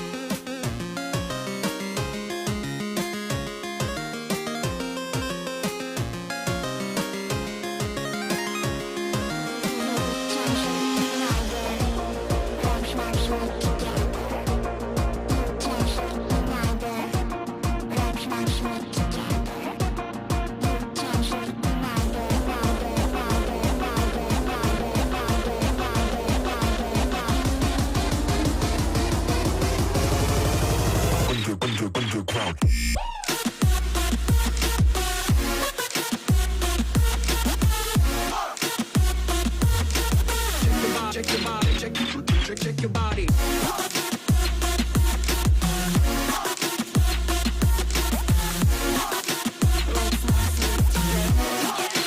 You can't sleep now, boy. Let's not sleep together. You can't sleep now, boy. Let's not sleep together.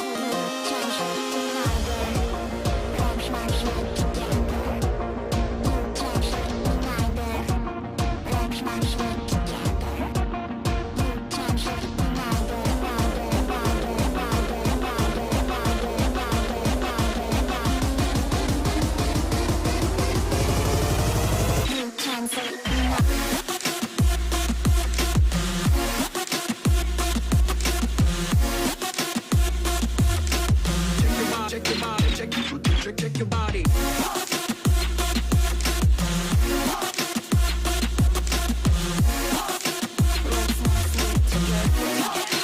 You can sleep when I do.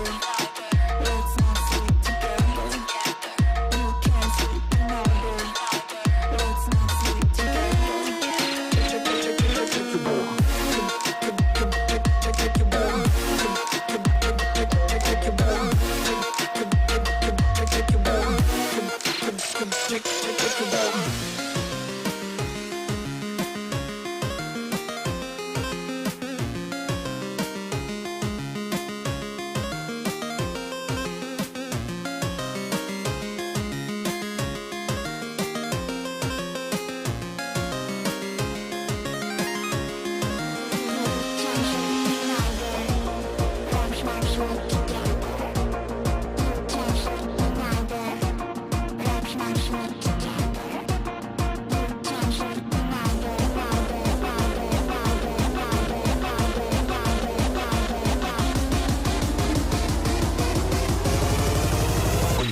Underground.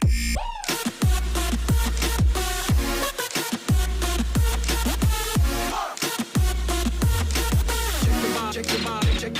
Check your body.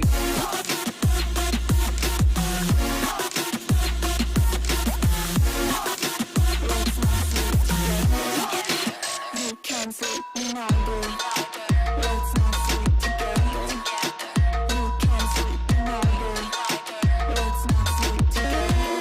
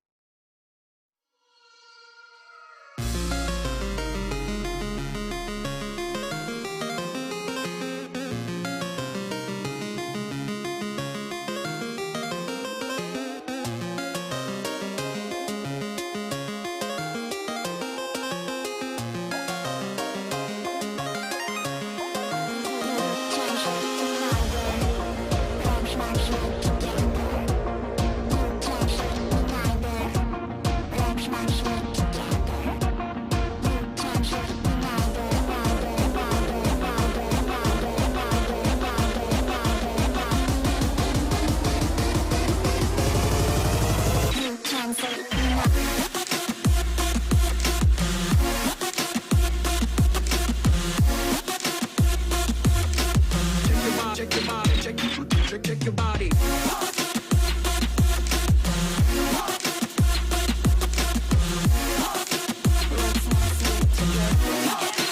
You can sleep when I do.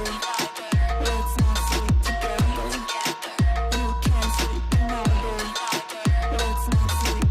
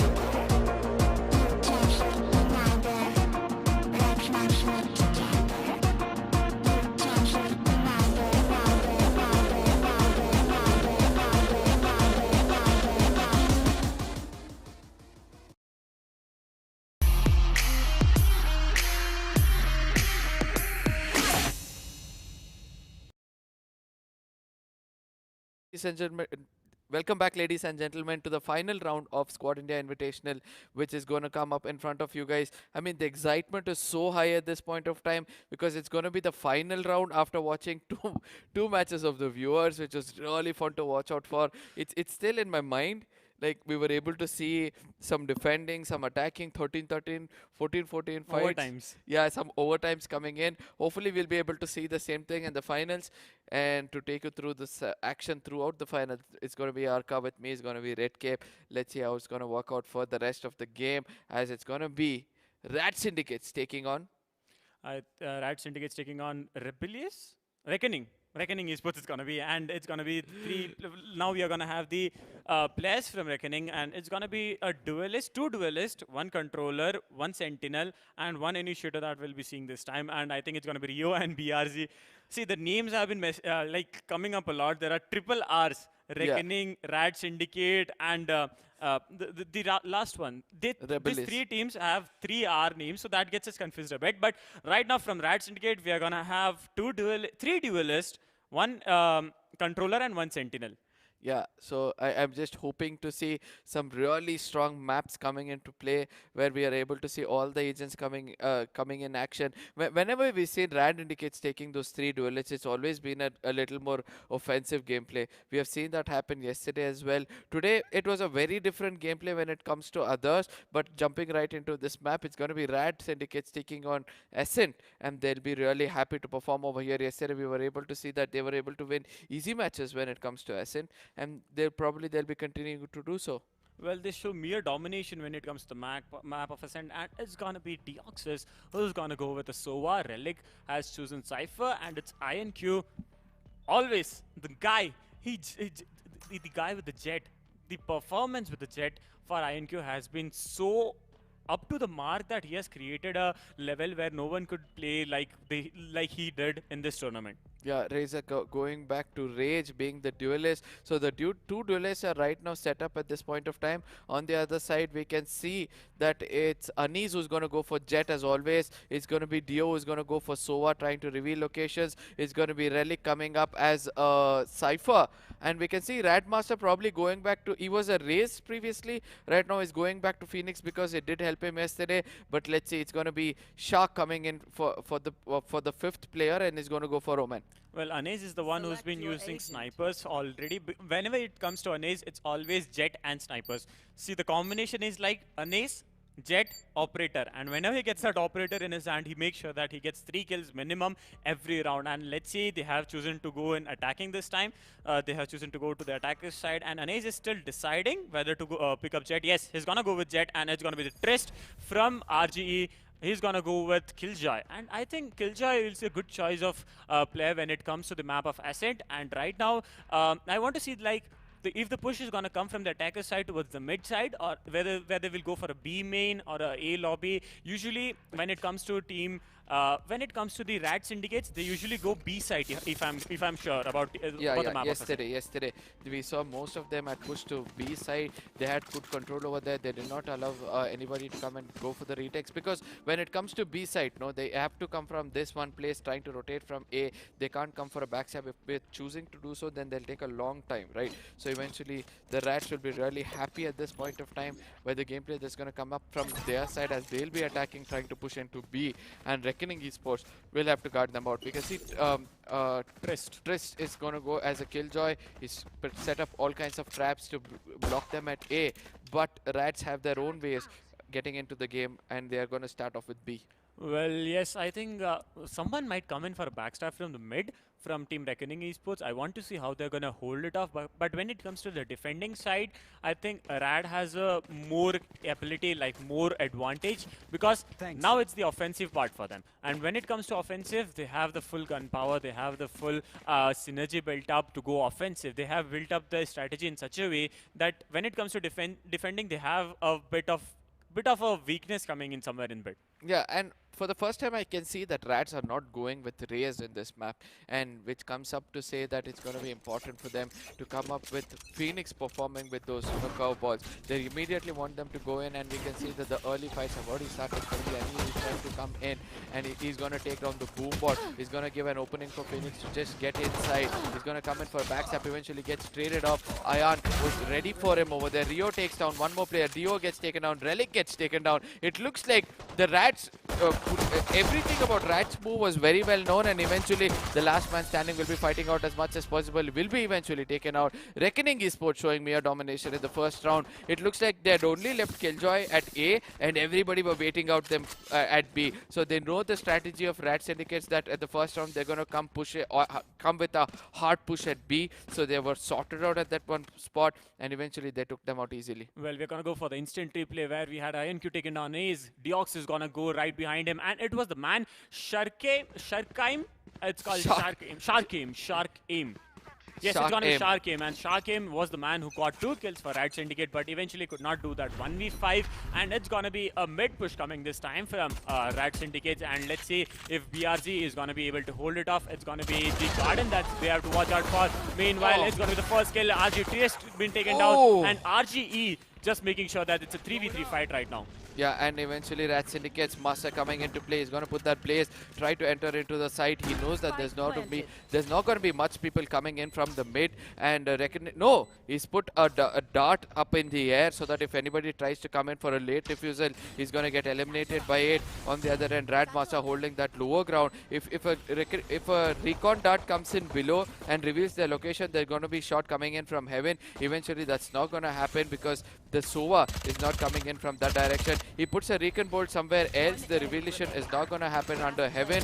Even the shots are being connected right now. It's going to be a diffusal coming in. I'm looking out for the darts to drop in above the head of IonQ. I don't know whether it's going to happen anytime soon, but defenders will be successfully diffusing it. They've come in really late. They've got the 2 early points, and they'll be really happy about it because it was almost like an eco round for them. Yes, obviously, because as we talk about RAD Syndicate, they have to do something special in the next round, because losing that economy is something you can't afford in the finals. And as we talk about INQ, he's the man who executed the last kill, just went for the defuse and made sure that the team got 2-point lead when it came to the second round. As we move into the standings right now, it's going to be Rio from Team Reckoning Esports coming up, and INQ also with 3 kills. And yes, this is what I've been talking about. INQ, when it comes to the operator, Jet, INQ, this is a combo we have to always look out for. It's spy cam that's been coming into the B lobby, and they have to watch out because there's a push coming in from the mid actually, and they are just waiting out for Red Master to go in for that push, and the operator shots will be coming anytime into action right now. Yeah, Master is waiting it out. If Willie going into the aims of the operators, but doesn't do so. He was really clever. His patience paid off at that point of time. And All-Round has also come in to reveal his location. IonQ is going to hold this point. He wants that 1 kill against him. He was flashed at that point of time. It looks like he's going to be, baited every time. It's just going to make him lose all those bullets. It's a 5-man game, right? So those bullets will actually not matter getting burnt off. On the other end, we can see that BRG is doing really good at mid, is going to hold off. There is a person with the spike, will be taken down. It's tried. It's a completely new Reckoning Esports team which we are looking forward for. This is at the defensive. If they're able to go so offensive, I think they can do a better job when it comes to be offensive as well. Well, let's see if the Cypher, Phoenix, and the Dream player standing for Team RAD Syndicate might do anything different, because it's going to be the Raid Master coming in from the back. Maester has been able to perform yesterday with the Phoenix, but today is something different. Relic goes in with the Cyber Cage, gonna put up a spy cam,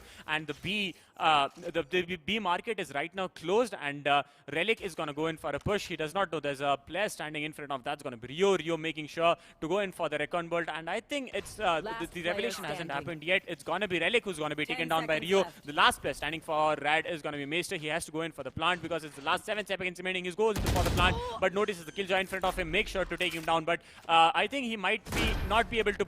Yes, he's not able to plant as the spike Spike wasn't planted at the right time, and meanwhile Master clutches it, but it's going to be a win for Reckoning Esports.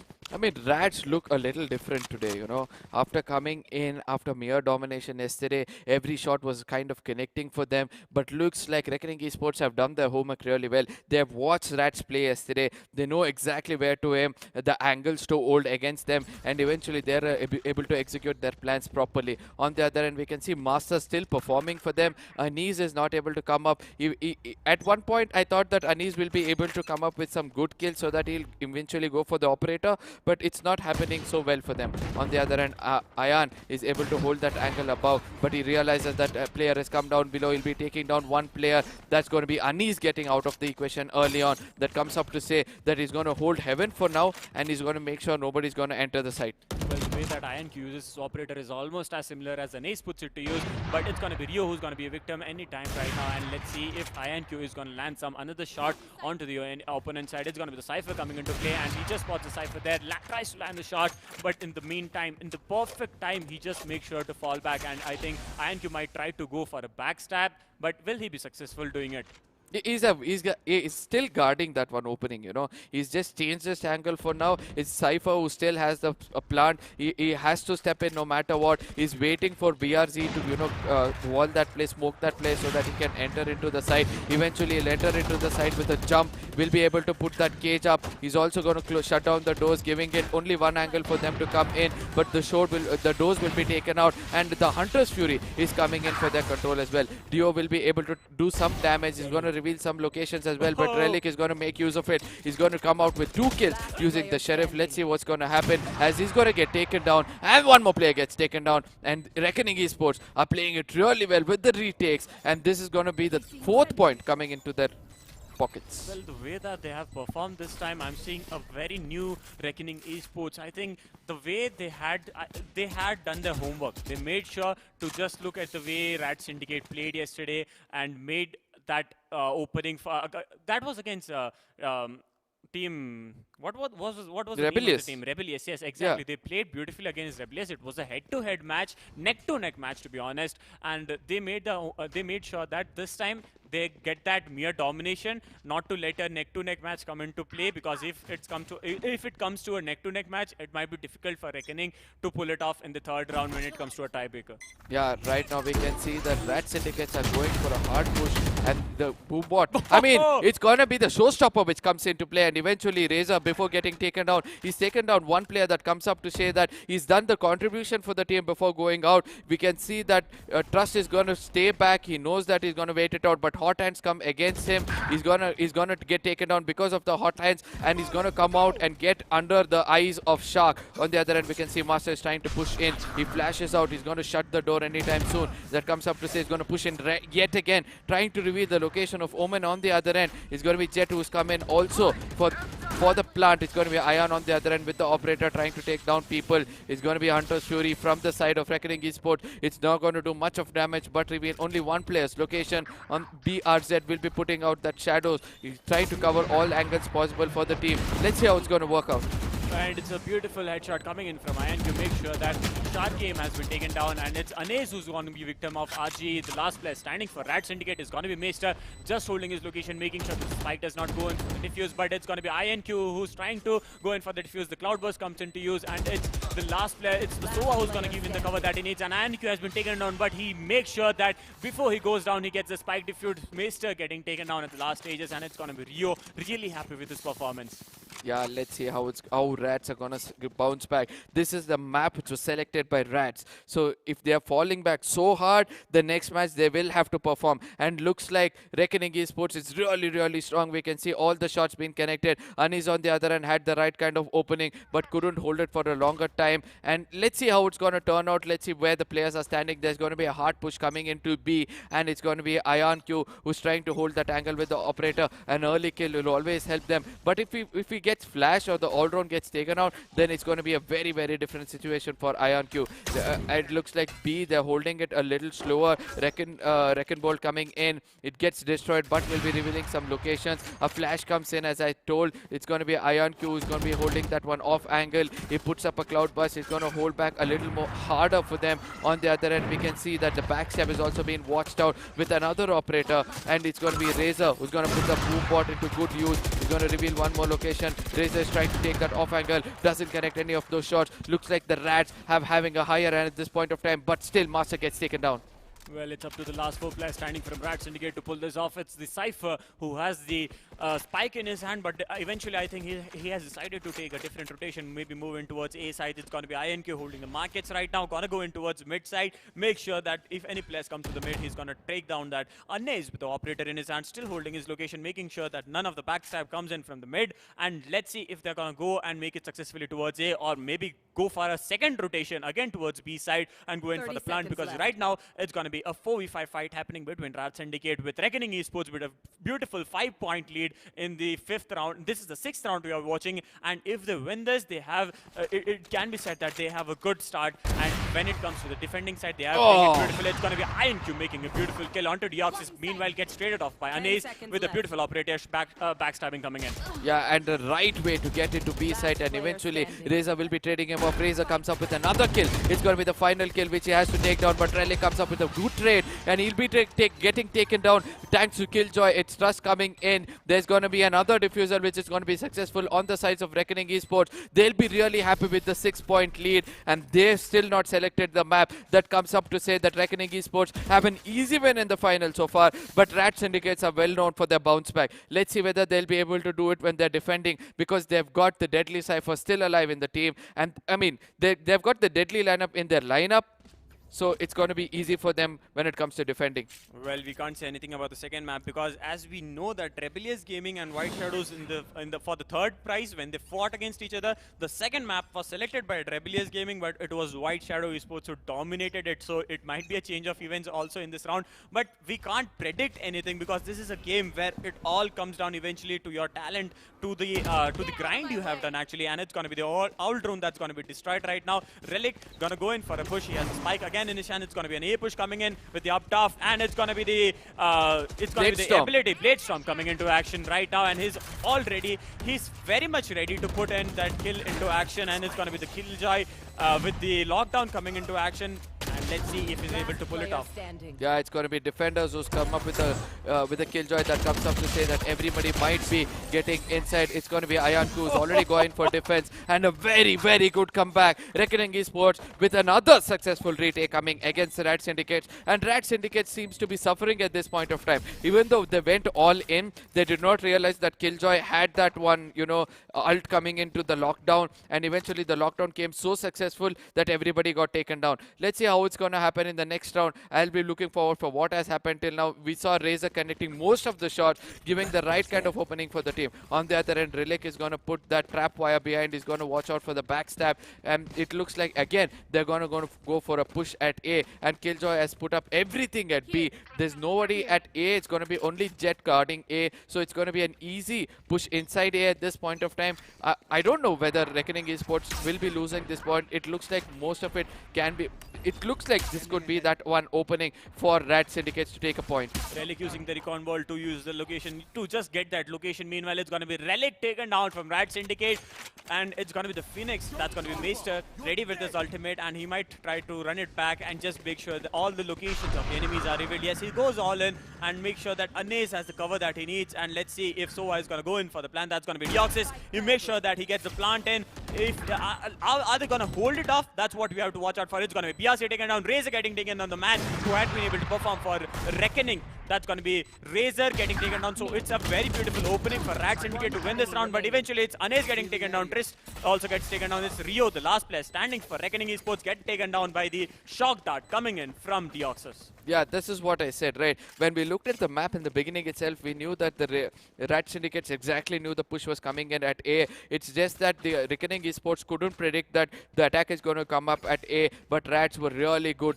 at taking that 1 point. We saw that Relic got taken down early on when at the B side, but that did not affect Rads much. The buys are coming in again. IonQ is going for that operator. He's going to go all in, and looks like the Rats are going to go in for all buy. They've set up really good with the economy. Everybody's got the Vandals in their hand. That comes up to say that one taps can be coming anytime soon. It's going to be Rake and Bolt this time, which is going to be coming up, but he chooses to go for Owl Drone. He reveals the 2 players are coming in at this point of time. So that comes up to say another Owl Drone is coming from the opponents as well. Rat Syndicates are trying to do it. The Owl Drone is coming a little more closer. He doesn't realize that the Owl Drone has come up almost to his feet. Realizing it really late, it was an Odin spam from him trying to hold them out, but backstab is still not coming from A. They're still holding A. They're waiting for them to rotate and come in at B. Let's see whether Relic will be able to give the right kind of opening with the Master, but IonQ with the operator will be guarding at Heaven. Well, Rad had an actual good opportunity to go in for the planted because it was just a single guy. The Su was standing at the B side, but it's gonna be the Cypher Cage coming into action right now, and the Cypher Cage is just giving that opening that RAD Syndicates needs, and they're going to go into B sides. Meanwhile, it's going to be IonQ using the ultimate. It's going to be the Blade Storm coming into action. Will IonQ be able to get it? But it's going to be 2 players down from RAD Syndicate. Third player going down. It's going to be IonQ being traded off, and the last 3v4 fight happening right now. It's Anaze just holding it off. Two players. He couldn't hold it off, and it's going to be BRC getting that kill onto him. That's going to be the Odin coming into action. That's going to be Rio trying to take that kill. Meanwhile, gets it successfully. Gonna go in for that defuse, trying to get another point for Reckoning Esports. Yeah, Reckoning Esports really good at the retake yet again. They know that they have to hold off B, not allowing them to come in, because this is a successful, retake from them when it comes to A. Even though there was only one game where Rats were able to come in, take the plant and destroy the team Reckoning Esports, but Reckoning Esports are showing that retakes is possible back-to-back. Master was doing the right thing, he took down the Blade Storm, the person with the Blade Storm, but Rio on the other end, he was trying to keep a divided attention, and eventually the divided attention went into the favor of Reckoning Esports, where they were able to take down the final player of the Rats, and they were going for defuse. On the other end, we can see there's a hard push again coming up at A, and Relic will be trying to do the same thing which he did the previous time. He's putting up trap wires. Also, on the other end, we can see that the kills from the Rats are going in the favor of Master, who's got 10 frags for the team. He's going to be Shah coming in with the 7 frags. Master has also got 4 assists. That comes up to say he's doing the right job. Well, he's doing the right job, but I think the team, the synergy we saw yesterday, all the 4 players pushing, all the 5 players pushing in actually is something we haven't been able to see. Meanwhile, as we talk about the Reckoning Esports, it's going to be Rio, Razor, and IonQ, all with 11, 10, 10 kills. So that comes to show that the way they have been performing, it's something good. And meanwhile, with 6 kills, IonQ making all the difference for Team Reckoning Esports. Yeah, let's see how it all turns out, because we can see that Rio on the other side is able to come up and reveal at the same time. He's got 6 assists as well. So 11 kills and 6 assists, very well played for the team. On the other end, the Syndicates have to come up really hard. They're not able to connect the shots like how they did yesterday. Yesterday the crosshairs were just connecting to the heads itself, and that is why they were able to dominate. Today it's not being that successful. On the other end, IonQ is standing out to be a heavyweight with that operator. Will he be able to continue to do so, because they've got a 7-point lead, and if they continue to get another 3 more points, it's an easy picking for Reckoning Esports to go for a map where RAD Syndicates have selected it. On the other end, it's going to be 4 more seconds before we jump into the map. What do you have to say about RAD Syndicates not performing in this match? Well, I think it's the attacker side they are lacking this time, but it's going to be 2 more rounds before they switch the sides to the defending. So maybe they might have a beautiful strategy for making a comeback to us when it comes to defending side. But we can't say it for sure right now, because it's going to be Deoxys who's going to go with the All-Drawn. Gonna scout A location for them. He's gonna go in with the Hunter's Fury coming into action right now. And I think there is gonna be 3 ultimates ready from RAD Syndicate. It's gonna be the Hunter's Fury, it's gonna be the Run It Back, and it's gonna be... Whoa, that's a beautiful kill executed by Razor. And it's gonna be Trace gonna be eventually taken down. RG, Rio getting taken down, Biazi taken down. It's the last 2v2 fight that's gonna be happening. IonQ still ready with the operator. Meanwhile, gets blinded. It's with Cloudstorm coming in, but it's IonQ who's going taken down by Raid Master. And the last player standing is gonna be the Raze, who's under Heaven right now, and he's just waiting for to make sure that he has the angle that he needs. On the other end, we can see that Raze has to make it. He's getting flashed continuously. His location has already been revealed. It's Hot Hands who's always coming into play. His health is going down one by one, even though he won't be able to trade off anybody. Shark aim. His aim is precise today, and he'll be able to take the final kill. It looks like the RAD Syndicates are able to bounce back slowly. They're able to get to know the angles of Reckoning Esports, where they're coming from. They're able to execute the right kind of kills. With IonQ losing that operator, let's see whether they'll be able to bounce back. And that was the thing I was talking about. As soon as they knew that he was under that heaven, they eventually put the paranoia. They blinded him. Master came in, took down that execution. We can see that right now. Reckoning Esports are going to go a little eco. They want that operator back into the game. On the other side, we can see that RAD Syndicates are coming up with a complete buy yet again. But the heaven this time, this is one thing which I love what they're doing. They're coming up with the owl drone first, trying to reveal location. But on the other end, we can see that both Jet and Omen are trying to gatekeep it so cleverly that in case they come in, they get taken down. And if BRG will be taken down with the shotgun, Anis's gun will be in the hands of BRG. That is going to make them much more easier. Raken Bolt comes in, immediately gets destroyed, not revealing any of the location. The watch out from them is so clever at this point of time. A backstab coming in with a showstopper, doesn't connect anything. The shells also come out, but Shark is really clever. He's holding the right angle to take him out. On the other end, oh my god, Master comes up with the right kind of kill. They all know that the same spot being held by IonQ. We can see that Killjoy is trying to come in as a support. It's going to be a 2v3 situation. The Rats had a very good opening on the other side. It's going to be Rio trying to do the right kind of damage.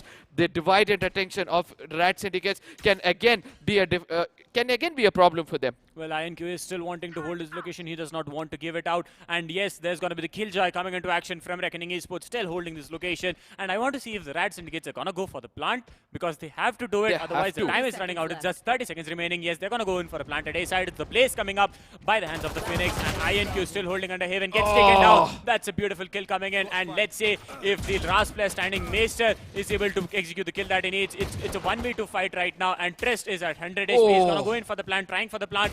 It's going to be the Rekandalt giving away location, and it's going to be Reckoning Esports getting those wins into their hands again. It was the 13th round that we saw right now. Yeah, and eventually Reckoning Esports will be really happy with the performance. They have already got 9 points in their hand. I think this is going to be the last round where they'll be defending yet again. Am I correct? Yes, it's going to be it's going to be the 12th round actually. That's going to start anytime right now, and I think the economy looks a lot weaker to the RAD Syndicate side, and they'll have to go in with the they're going to go in. Yeah, they're going to go with an eco round this time, and Reckoning Esports have the advantage, the way they have been executing those skills, making sure that none of the players have the advantage, and it's a beautiful Reckoning.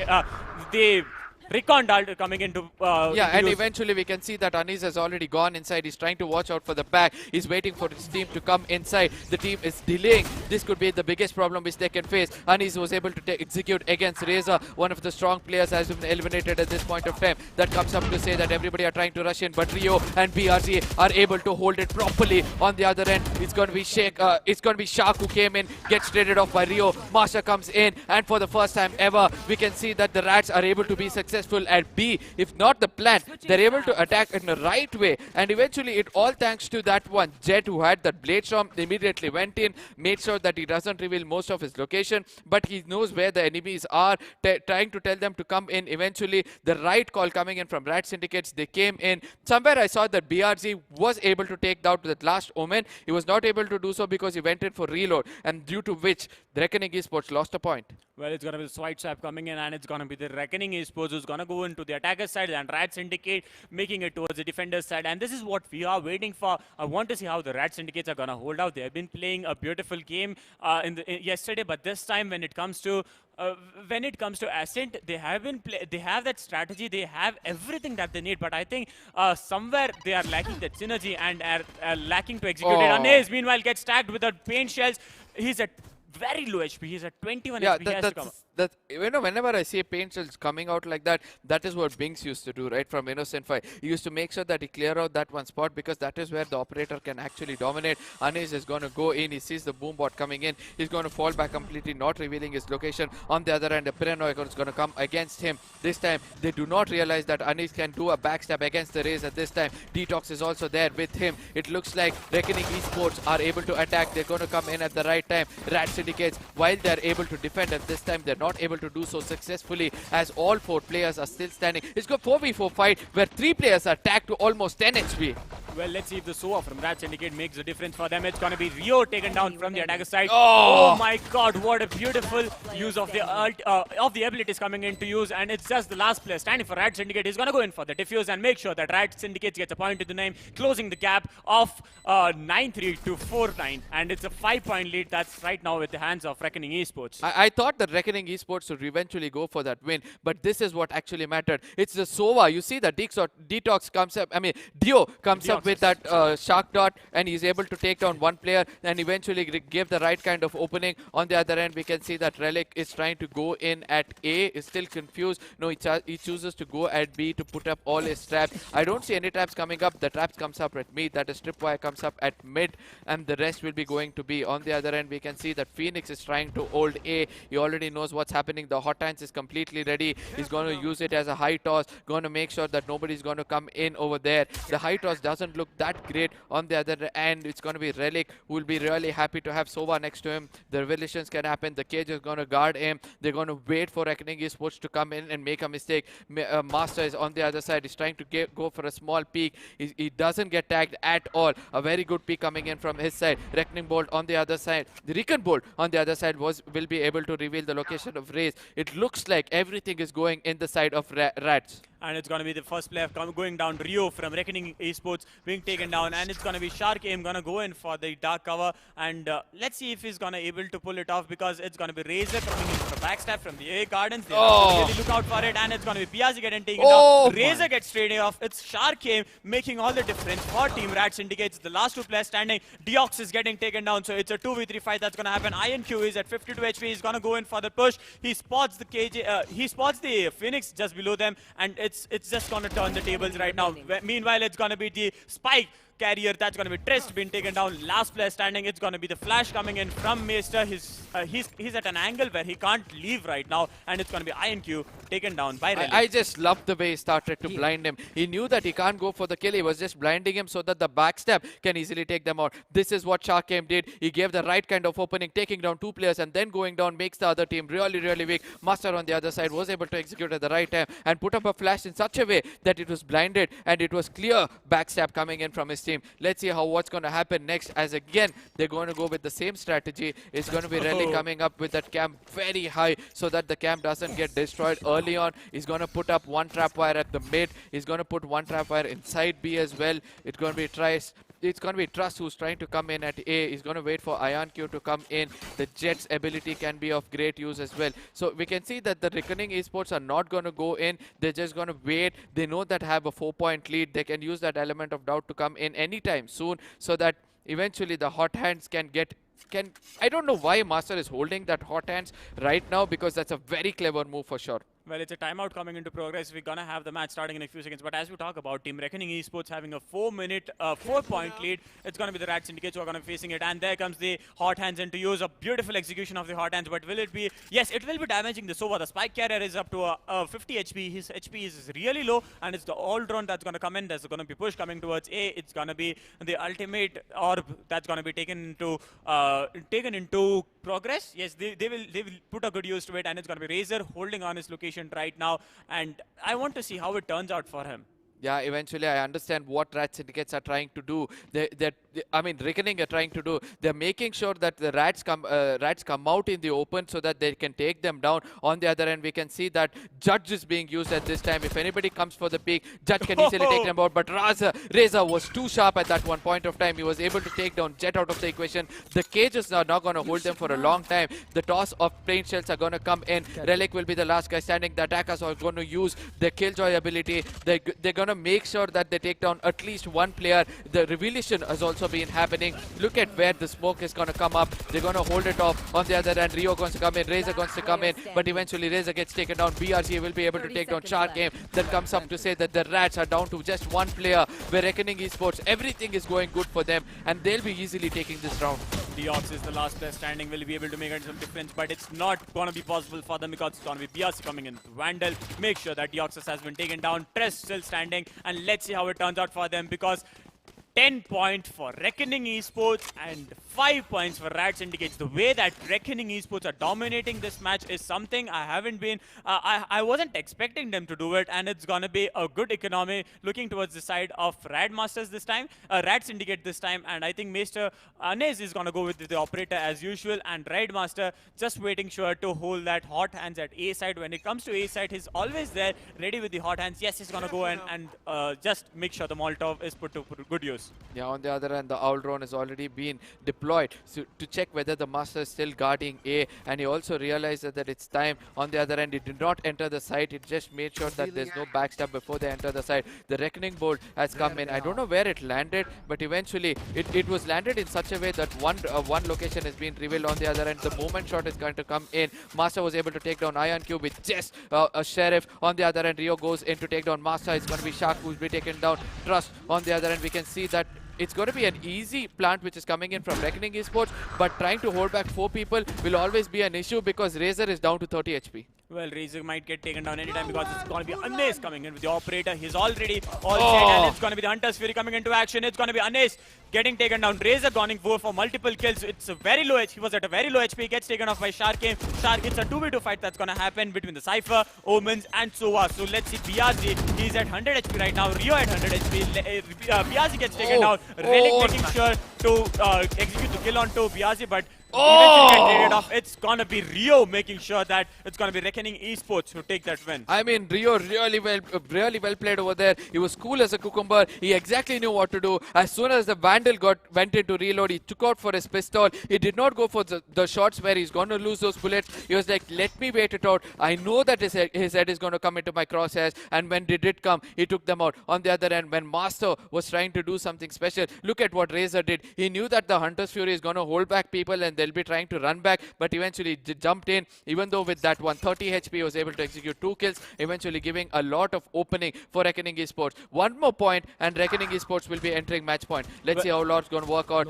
Right now, Razor is able to execute one more kill against Dio. That comes up to say that Reckoning Esports have an higher end when it comes to manpower. There's going to be the second and the third kill coming into the hands of BRZ and Trust. And looks like Rio is going to take that one more kill. It's going to be the last sole survivor. It's going to be Jet coming in from B, but eventually he'll be able to connect some shots against Rio. How long can Anis take him out? He's got the Phantom in his hand, but eventually Trust will be taking him out. Another plant coming in successful for Reckoning Esports. That comes up to a match point where Rats will be really disappointed with the map which they have chosen. Well, it's going to be the highlights that we're going to be looking on, where Razor was taken down, and it's got to be Maester who was eventually taken down. Anes just making sure to get a kill before going down. And let's say if this match is going to be in the hands of Reckoning Esports, the best of 3 happening, and the RAD Syndicate still have 2 matches to perform it. But let's see if Reckoning Esports, if they get the second round, let's see if they are able to perform it or not. Rats right now have to go for a hard buy, right?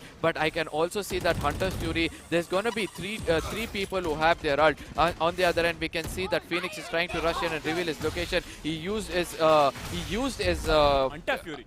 He used his run it back to reveal the location. On the other end, Razor was able to connect some shot against Dio. This comes up to say that Reckoning Esports still have a higher chance. The Revolution came in. They know where Radmaster is. They're eventually going to go against him. Razor is able to do everything right at this point of time. He puts a paint shell as a defensive mode. He's able to connect one more shot. Relic will be able to take on Ion Q. I don't know how well it's going to turn out, as well as Cypher was able to use his neural theft, revealing most of the locations. I don't know how well it's going to be because it's going to be a 2v1 situation, and Reckoning Esports will be able to come in an amazing win against them. I never expected RAD to go down in their own map which they have chosen, but eventually the tables have turned, right? Reckoning Esports will be really happy with this performance. I mean, they'll be looking out for that one match. I mean, look at what Razor has done. 21 kills. Rio right behind him with 20 kills. The maximum what Rats had was Master coming up with 20 kills.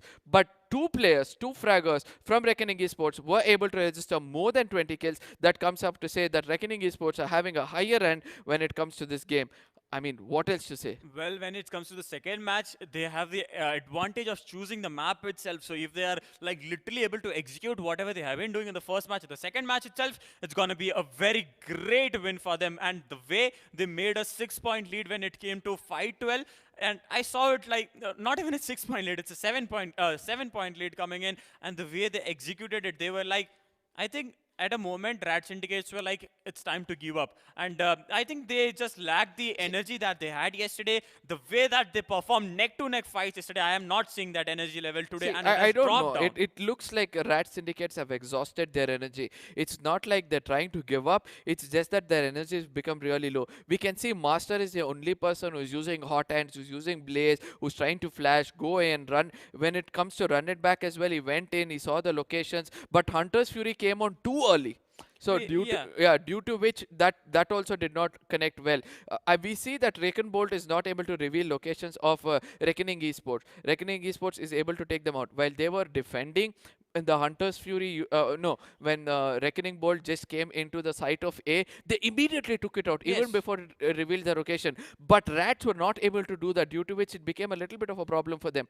Rats also had a cipher with them, right? So where every time the cage came in, it did not matter for them because Reckoning Esports were really, really strong with that. Well, as we talk about RAD Syndicate, they always wanted to go to push towards A. They could have done a different strategy, maybe go on from the mid and to the markets and to a B side. The only time they went for a B plant was just twice, and it's gonna be the man. And the match has finished. The map, as I said, the map, even though it was picked by RAD Syndicate, Reckoning Esports just made the domination, like it was in the last game when it was for the third place fight between. That was the third place fight, and the map was also selected by the opponents. But White Shadows making a beautiful comeback, and it's gonna be Razor from Reckoning Esports with 21 kills, 15 deaths, and 3 assists.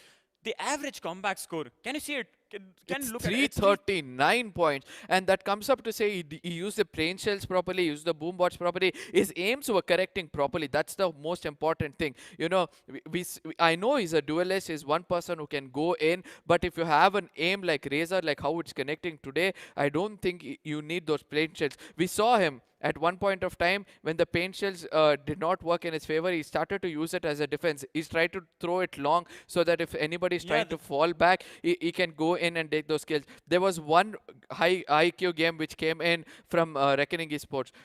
When Razor was down to 30 HP, he was hiding. From heaven, when two players started to come in, he told his friend to use the Hunter's Fury. And when they were trapped in that Hunter's Fury, even though he had 30 HP, he just got jumped in. He took 2 kills for the team. So when you're defending, when you already have a plant inside, and after attacking, when you put up a plant, it's like you're going into the defense mode. In defense also, you're able to execute kills like that. It's really, really good on attacker side. I think everything is falling in the right place for Reckoning Esports. They have a picture of a wolf. I mean, the logo is wolf, Yes. and the wolves are able to execute it They are while just hunting- defending as well. As They- soon as they knew that the team was coming in, the howling started from one side, and the pack of wolves just pack came of wolves, in. that was exactly I was gonna emphasize on, because the pack of wolves going all in together, the sticking together for each other. There have been rounds when all the 5 players of Reckoning Esports were alive while defending. They made sure that all the 5 players alive made sure to make a clean wipeout onto Team RAD Syndicate. And there was a moment, I think Razor went with a paint shell from mid to 8 gardens, and that paint Yeah. shell did a lot of damage. Just 21 HP remaining for the Jet. And that's something you have to watch out for when it comes to a player like Razor. He's been able to execute his abilities so well that he also eventually got a kill with the paint. With the packs, with the blast packs, he Yeah, just placed blast packs, a blast pack there, and there was a shocking dart. That was a shock dart coming into use by the RAD Syndicate, but eventually when he came onto the onto the blast pack, he gets taken off. He gets taken down. Yeah, and everything is working for Reckoning Esports for sure. But coming on the other side of Rat Syndicates, I did predict one match where they can come and push in all A and they can take the side. They did get that point. I do agree.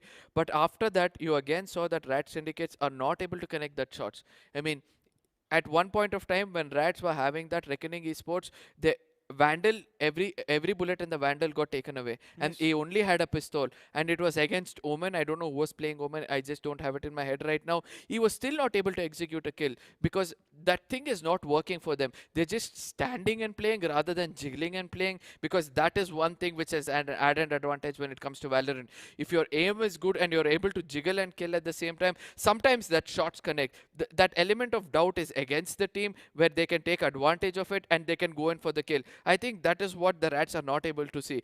With Reckoning Esports selecting the second map, which is going to be a map which is going to be favoring them, and imagine if Ascent again comes in and they'll be able to perform the same way. This is going to be a straight 2-match sweep for the Reckoning Esports to gain 5,000 rupees. Well, it's gonna be a very easy sweep in for that 5K stakes that is at hand for them, and I think they are not gonna give up in the second match itself. As you said, the map gonna favor them, and also there was one match where I think Syndicates had an advantage to push towards B. This was the only Soa who was holding the B side, but eventually when they saw the shock dart coming in, they just went all in. They went for a Yeah. rotation from mid and eventually gets taken down. So that was that was not a move I would have done. Like I would suggest they shouldn't have done See, exactly. They should have gone for a push.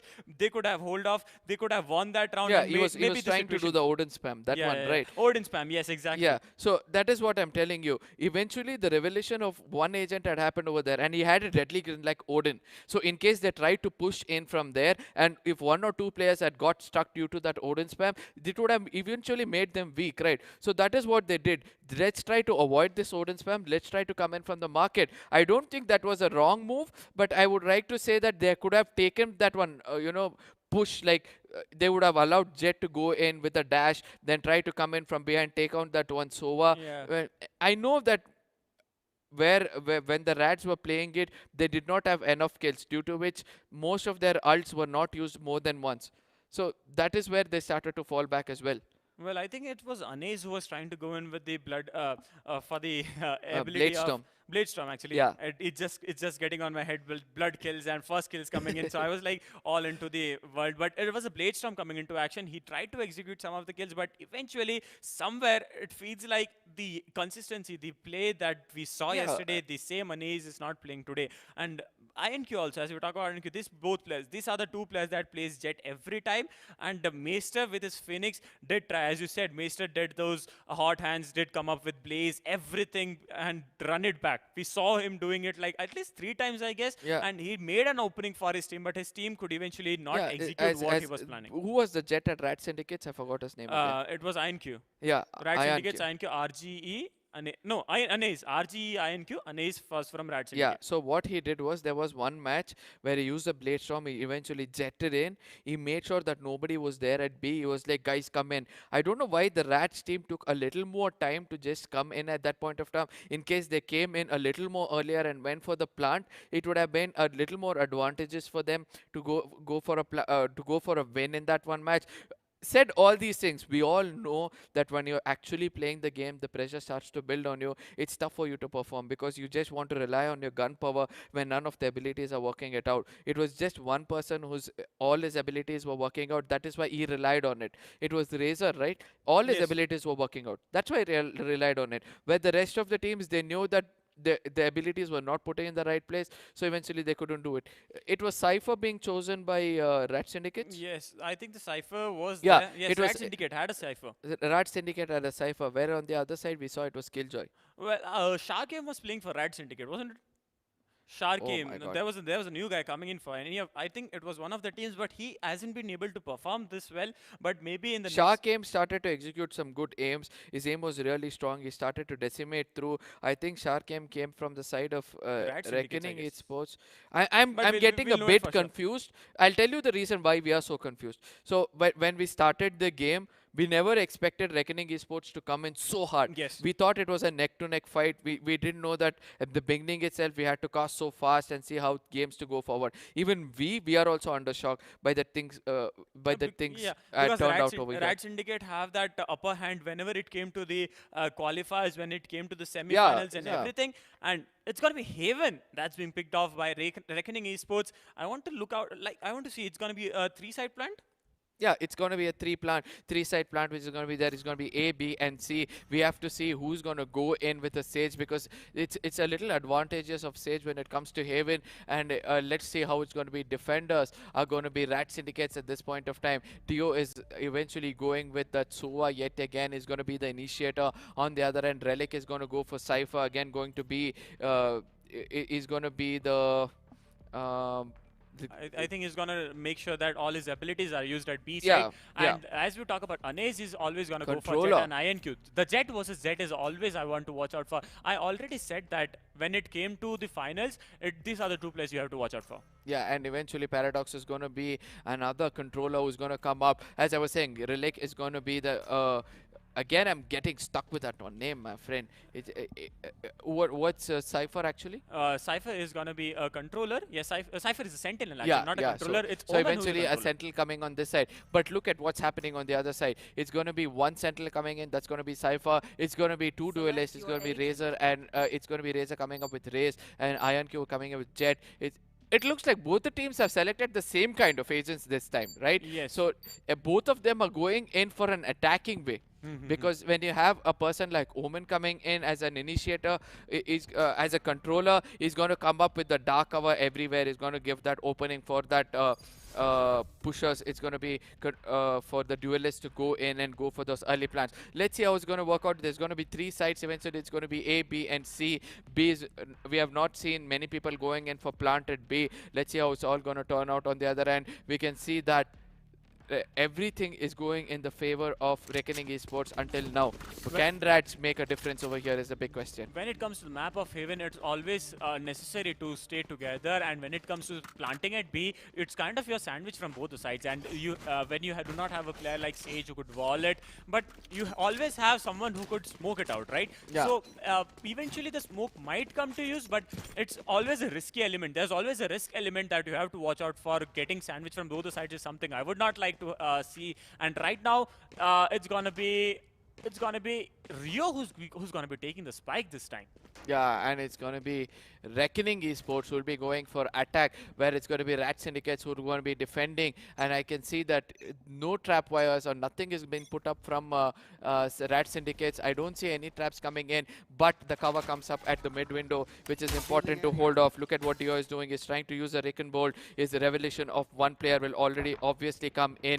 On the other end, we can see that they're trying to go for a hard push at A. Eventually, Paradox will be able to connect a shot at Rio, and Trust will be trading him off early on. Well, it's going to be Oh, a 4v4 nice happening, one. but it's going to be Trust coming in. Relic going to go for back-to-back 2 kills onto Trust and Razor. And let's see, it's the last 2 players standing for Reckoning Esports. Meanwhile, IronQ also gets taken down. It's going to be RAD Syndicate making a comeback in this game. Will it be easier for RAD Syndicate to perform in a match that map that has been selected by Reckoning Esports is the last person standing? That's going to be the Omen. He has a spike in his hand, trying to go in for a mid plant. Deox is just making sure to not let the Omen fall back or try to go in for a different rotation. It's going to be the Relic, the man, going to execute the kill once again. I think he got 3 back-to-back kills to himself. I mean, what suddenly we can see RAD Syndicates are able to connect all the headshots. I mean, out of nowhere, RAD Syndicates have woken up. It looks like that Reckoning Esports have just poked the bear, and the bear has stood out for all the action. Let's see whether the Wolves will be able to take it back, because the bears are just woken up and they're going to come really hard, and that's one heavy animal to watch out for. Let's see how it's going to work out, as Relic was able to execute 3 frags in the early game as well. That comes up to say that he's going to have a lot of money to work out for. But look at what they're going to do. They're going to go for another eco round because they want that operator to come in. This is what I have been speaking about, because Reckoning Esports selected the map. It's going to be Anez going on a killing spree right now, and it's just going to make sure that RAD Syndicate gets those kills, but eventually gets traded off by Razor. Razor makes a beautiful headshot with a shot with the classic, and it's going to be Paradox trying to take down IronQ. Just gets successful, but it's going to be Rio coming for the backup, and Rio getting traded off by Master. Rio is one of the players you have to watch out for when it comes to close ranges. He is able to execute it every time, and is the last player standing for Reckoning Esports. It's going to be BRZ getting taken down, and the last player standing is going to be the Raze. Where is he right now? I want to see the location of the Raze. The spike is on the ground, and Reckoning Esports have to perform. He's trying to come in from A, and nobody realized that he's trying to come in from A. He's going to put the paint shell next to the plant itself, because he realizes there's another player, but it's not going to affect it's not going to bring off any effect against the Rats, as they've started to dominate yet again. It looks like the Rats have taken the places of Reckoning, and Reckoning have taken the places of Rats in the second map. Let's see how it's all going to turn out. I just hope that Reckoning Esports will be able to come back right now. If not, they'll be falling really hard. It's like these teams are selecting the maps for each other, not for themselves. But let's see how it turns out, because like that. it was Deox who did the job for team RAD Syndicates and making sure that they get those wins. It's going to be Reckoning Esports who might find themselves in a bit of a skirmish, because the map is not turning out in the favor. They're going to go for a push from A-long, and there comes the Cyber Cage going to be put into a good use. It's going to be the spy camps that are being used. It's going to be Razor from team Reckoning Esports who wants to go in for a push towards the seaside. It's going to use the boom bot, but no, he just wants to hold it back a bit. And now Anez with the operator in his hand, he's all set. He's all ready to go in for those headshots. I mean, Reckoning Esports right now are trying to, they are actually trembling on their legs. They do not know which side to go to because eventually everywhere we can see trap wire set up by either team. They're trying, it comes up to say that Reckoning Esports will be trying to go into mid again to B or something like that.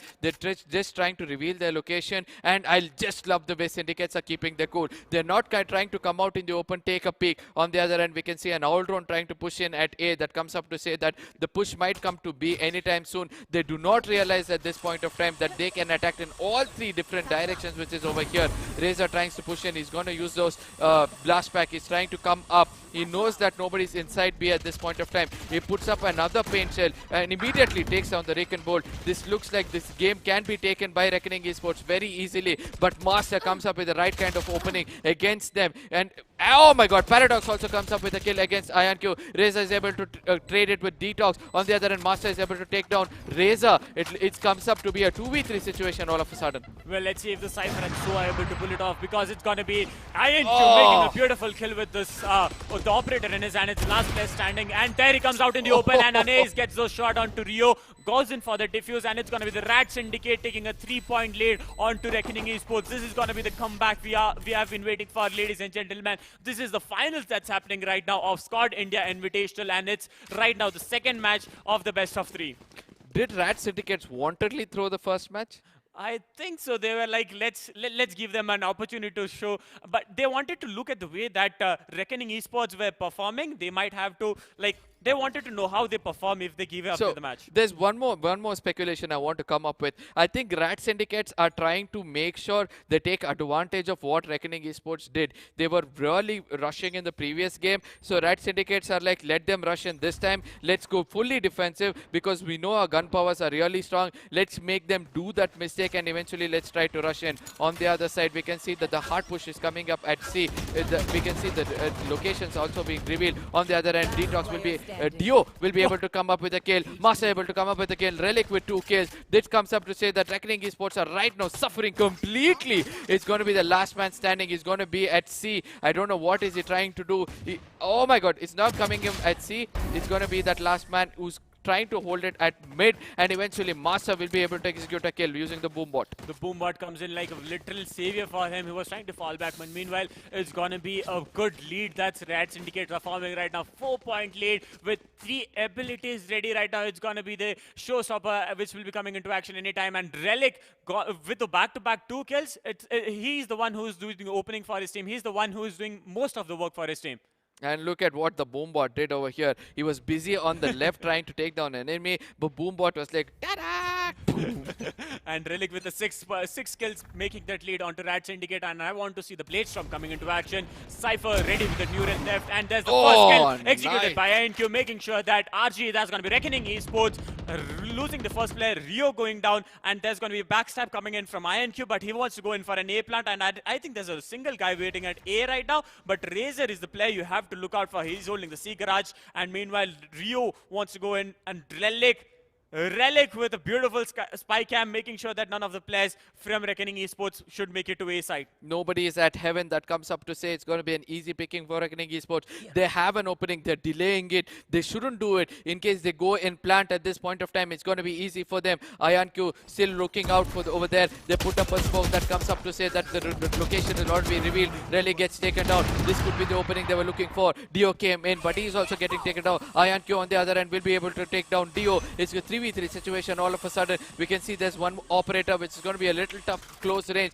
Let's see what's going to happen as BRZ is going to go in for that plant. He'll be really happy. He's going to use that shrouded step. I don't know where he's teleported himself at this point of time. IonQ on the other end, he's going to hold that place. He's going to have a paranoia on him. He's going to get executed by Master. A good showstopper coming right into his face. Razor on the other end will be able to execute kill against the Master. The defusal has already come in. Reckoning Esports come up with the paint shell as the defense, and a very good one coming in. Attackers having an upper hand at this point of time will be taking it home. As I always said, Reckoning had a good opening there to come in and take it, and they eventually take it. Well, it's going to be the operator coming into use. BRZ going to give the operator to Anaze, I guess. Let's see who's going to take the operator into good use. But as we look into the highlights, it was Anaze who executed, started off with taking down Rio, but eventually it was Reckoning Esports who made the comeback and taking down RAD Syndicate. Deoxys made an opening for his team, but eventually gets traded off, and the showstopper coming into action rotation was something we had to look out for. Razor gonna go in for that kill onto Relic, and Triss also goes down, and this is a showstopper I was talking about. But Mesa eventually get traded off, and the last guy standing for Reckoning, that was gonna be Anez. Anez also gets taken off, and that's the last two players. And as we talk about, it's gonna be the 6th round that's gonna start anytime. And see, the Owl Drone is trying to go in, make sure it's going to be a hard push. I see nobody here yet again. This could be the opening Reckoning Esports we're looking out for. Again, they're delaying it. Do not delay, my friend. Just come in and go for it. The cover comes up in the two proper places. Eventually, a paint shell again used as a defensive game. He's going to get taken down because he's revealing his location using those plate shells. On the other end, Paradox was able to take down Trust. Let's see what's going to happen. A long plant coming in. They're going to push back and hold this 1 point. Paranoia coming in against the Omen. Will be able to execute 1 kill, but gets taken down. Anis on the other end with the operator. Really comes up with another kill as well. It's going to be a 3v1 situation. Easily taken down. It's going to be Rats coming up with a retake. Successful at side C, and they'll be really happy with this performance as they take a 4-point lead. Well, as we talk about Reckoning Esports, they have to do something different, because this is the map they have selected, and if they do not perform in this map, it's gonna cause a lot of trouble for them. And when it comes to the attacking side, Reckoning isn't able to execute it. They are able to do the spike plant, but as we speak about the spike plant, they have to go and come up with a different strategy, as they have went for it. The agents that they have selected are not working out in the favor, I could say that, because as we talk about Razor, he's with 5 kills, and I think they have to go on an eco mode this time because of the yeah, they have to go in for an eco mode. Yeah, Razor is the only person who's able to execute some kills over here. So he'll be going for a full buy. Rather, the whole team is going for an eco buy at this point of time. Sheriff is one good gun. Look at what IonQ did. He tried to come up in the air. He used that upwind and he went in for a kill. He wanted to go in for a kill using that Blade Storm, but eventually gets taken down by IonQ using that operator. On the other end, we can see that RAD Syndicates are able to see every single step of Reckoning Esports. Look at what's happening over there. They do realize that that one player might be holding that one spike. So Dio will be trying to go in. Anis is trying to hold that angle outside, making sure that nobody's going to come in over there. But Trust is right at that one position where Rats would really want it. He's at the C garage doors right now, and he has to hold his location. Otherwise, I think Rio is going to go for a C plant. He's all set to go into C with the Sheriff in his hand, but it's going to be Maester he has to look out for, because Maester is ready with the Vandal in his hand. He's going to make sure to execute the kill onto Reckoning Esports, and just if the spike drops onto the ground, it's going to be difficult for Reckoning Esports to push in. And I think Tress has been taken down. It's going to be a beautiful win for RAD Syndicate, creating a 5-point lead, and that's what we were that's what the game we were waiting for. And RAD Syndicate is just making sure that they have a dominance in this game.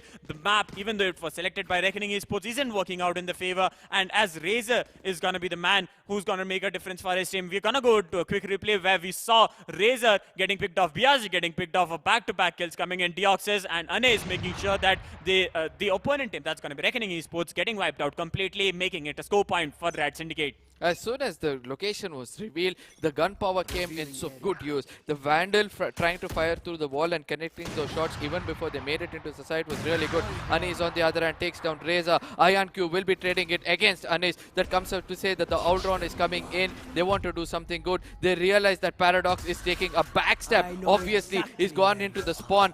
He's gone into the enemy spawn. So he'll be coming for a clear backstab. On the other hand, we can see that IonQ will be able to take him out. Paradox takes Anis out, IonQ out, who also had an operator in his hand. Well, it's going to be the Hunter's Fury putting to action by Deoxys, and Deoxys takes down Rio. Rio becomes a victim, and right now it's the last two players standing for Reckoning Esports. It's going to be Deoxys from this RAD Syndicate who's going to hold the ACUs and gets taken down eventually by Triss, and Paradox is going to go in for the backstab, and eventually that's the spike falling on the ground. Relic is going to be taken down, and Bias is the last player standing for Reckoning Esports. He has to come up with something different. He has the spike. He's gonna teleport himself towards the other side. No, yes, he's gonna teleport himself to C side, and he's gonna go for the plant. The plant comes in. He has to pull off a 1v2 right now to win this round for team Reckoning Esports, but it's gonna be Red Master getting taken down. Biazi, the last guy standing, he has Vandal in his hand. Let's see if he's gonna be pulling off this Omen versus Omen fight. Oh no, he predicted it wrong. He had predicted one thing right. He knew that Razor is going to come from long. I mean, he's going to get rotation from A side. He eventually put a paranoia there and he cleared him off. I don't know why he did did not stay under cover so that he can make the other Omen do a mistake and he can come in and take him out. But eventually, a little bit of wrong predictions have taken him out. Look at what happened. Paradox on the other end started to execute it really well. And this was Dio who came up with the right kind of kill with the Hunter's Fury. But this is where Trust came in. It was a very good one. I did not expect him to put his back against Paradox, who was really strong with the Vandal, and the tables have turned. On the other end, both of them had a good eco, so they can go in for a full buy. But on the other end, Reckoning Esports wants to do an eco round this time so that they can go for a full buy next round with all kinds of Vandals to go against RAD Syndicates. The lead that RAD Syndicates have created this match shows the amount of this shows the type of gameplay they have been looking out for, and it's going to be Razor who got a beautiful height advantage, and he's going to use it, and it's going to be the push coming in, the boom bot put into use, and I think Razor just wants to make it sure that none of the people come in from backstab, and it's going to be BRZ who's just going to hold it out, he's just going to stay out a bit, it's going to be Rio taken down, Razor goes down, it's going to be Reckoning Esports, the last place standing, it's going to be the Jet, and the Jet is going to be RGE INQ trying to make all the difference for his team. It's the Diffusal coming in from Relic, and I think INQ is the last place standing. He's going to... That's a close execution of the shot he wanted, but the Diffusal comes in. You know what happened over here? I want to look back what happened in the highlights. Both of them surrounded, even though Reckoning Esports were inside, they did not want to come in. They made Reckoning Esports come up with a mistake, and eventually they dominated. RAD Syndicates are keeping the cool. That is the key of... That is the success for them, the key to success for them, I'm so sorry, and eventually they're able to execute well. This is what happened over here. Master comes up with the first kill, Relic comes with the second one, Dio comes up with the next one, and eventually IonQ was able to do something with the Frenzy, was not being successful at last because Master lands up with the final bullet. Let's see what's going to happen next as Anis is going to push a little forward towards C. He realizes that the push cannot come from this side. If he's able to come up with the first kill, he'll be really happy. On the other end, Rio comes up with the Hunter's Fury, will be taking down Paradox. This is what Reckoning Esports were looking out for. Rio trying to push in through the dark cover. I don't know whether it's the right thing to do. It's the all-round coming in, but eventually nobody's location was revealed. All thanks to BRJ. He was able to destroy it in the beginning itself. On the other end, Rio is trying to taunt them as they're going for a push against A. Nobody is at A at this point of time. They have advantage of the manpower. All they have to do is just push in, plant at A, guard it out really well, and they're really good at defensive. Relic is already over there. He's trying to hold it off, but Razor will be able to take that advantage of missing shots, and eventually Razor is going to put that beautiful nade trying to cover up at A. Well, it's Deox is coming in from the pack, and Reckoning Esports looks very strong right now, and it's going to be Deox is going to get taken down. The last place standing for RAD Syndicate is going to be Jet, and it's going to be INQ. It's going to be Anez actually, who's with the operator right now, gets the kill onto INQ, make sure that the shot counts, and it's going to be a backstab coming in, and it's going to be Triss making sure that Anez pays for it, and it's going to be a second win for Reckoning Esports. This might be the comeback. They have been waiting for 2 rounds before the switch happens.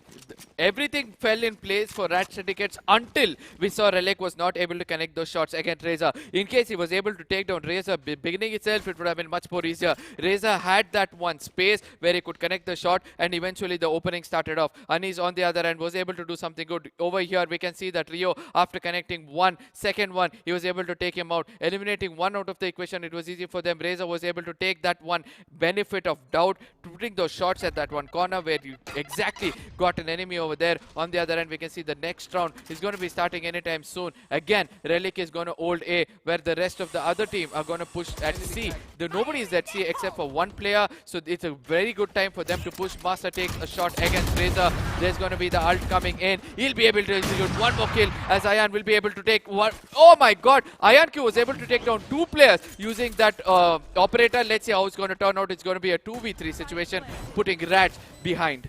Well, it's going to be the RAD Syndicates who have to look out for this fight, because it's going to be Reckoning Esports making a comeback this time. It's going to be Relic getting taken to the last place standing. It's going to be Anais. He comes up just into the cyber cage, and he has to watch out for the backstab that might happen anytime. It's going to be the attackers taking the win to themselves. It's going to be IonQ making sure to execute that beautiful kit with the operator in his hand. Yeah, I mean, I just thought that somewhere Razor is going to come out really flying at that one point of time. The showstopper came up in a very, very good time, but eventually he gets taken off. This is what I was talking about. Razor gets taken down. Master comes up with one. He starts to execute it, but eventually look at what IonQ does. He takes that final kill against him. This is what Trust did. He came for a right kind of backstab and eventually put up a cage in front of him. Doesn't give, that one peek for Ion so that he gets taken down, but eventually his team came up at the right time behind him to take him out. So divided attention again, going to eliminate him out.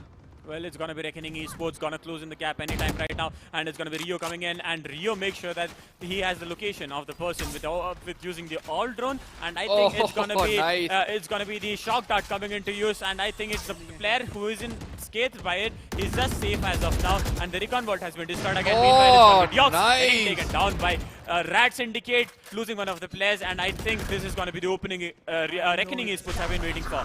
And eventually he's going to go for the ult. I want to see where Omen is going to shift himself. He's taken that one, Heaven at A. He has to realize there's a player trying to rush in against him. It's important for him to hold that out as well. But he jumps down at the right time. The cam has come in. He's going to rotate to B at this point of time. He'll be facing another Omen in between all those things. We can see that Anis has opened his ult. He wants to come in, really attacking at this point of time. On the other end, we can see Reckoning Esports. Everything is working out for them. They'll be coming up with the final kill. And Reza will be really happy with that performance. Taking down Anis. He's taken out the operator. Then he's going to give an advantage for them as the eco of RAD Syndicates are going to go down. It's going to be the side swap happening right now, and we want to really watch out for RAD Syndicates. And RAD Syndicates, when it comes to defending, they haven't been, they have that consistency, they have that synergy with the defending side. But right now, it's going to be the attackers. That's going to be, right now, they're going to be the attackers this time. And Reckoning Esports, when it comes to defending, they have proved themselves in the last match. So let's see if they are going to keep up the same thing, if they are going to show the same ability that they showed last match.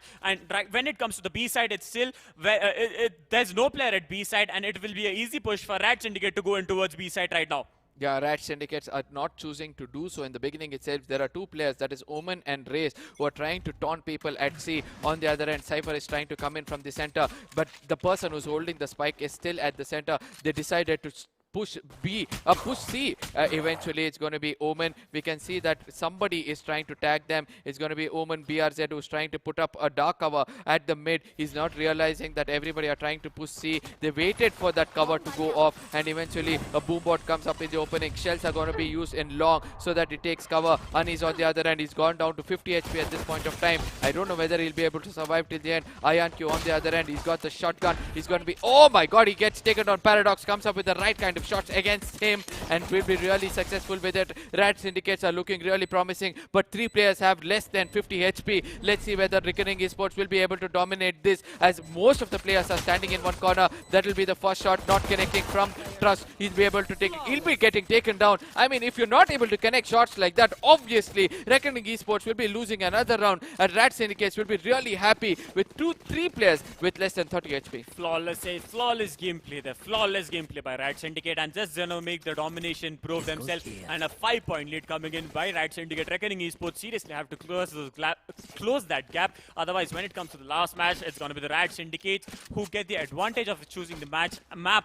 And when it comes to RAD Syndicate, I think the first map they were not performing because they might be tired or something. But this match, I don't know what they are on, but the adrenaline boost that have come in is literally making us fumble for words right now. Yeah, and eventually, let's see, BRZ realizes that the team can be pushing in over here. The boom bot comes in on the face. Anis on the other end will be able to execute 3 kills. The fourth one will be coming in from Paradox, and eventually a flawless round coming in. I don't know why Reckoning Esports, being on the defensive side, tried to push in through C all together, and eventually they had to realize there's a boom bot. On the other end, we see that there is a Raze who's also not using his boom bot. He could have used it to see that nobody's coming in from C, but eventually everything is falling in place for RAD Syndicates, as we can see Anis, Master, Paradox and Relic, all of them having 10+ kills, whereas Razor is still being the top fragger from the side of Reckoning Esports, is just having 9 kills.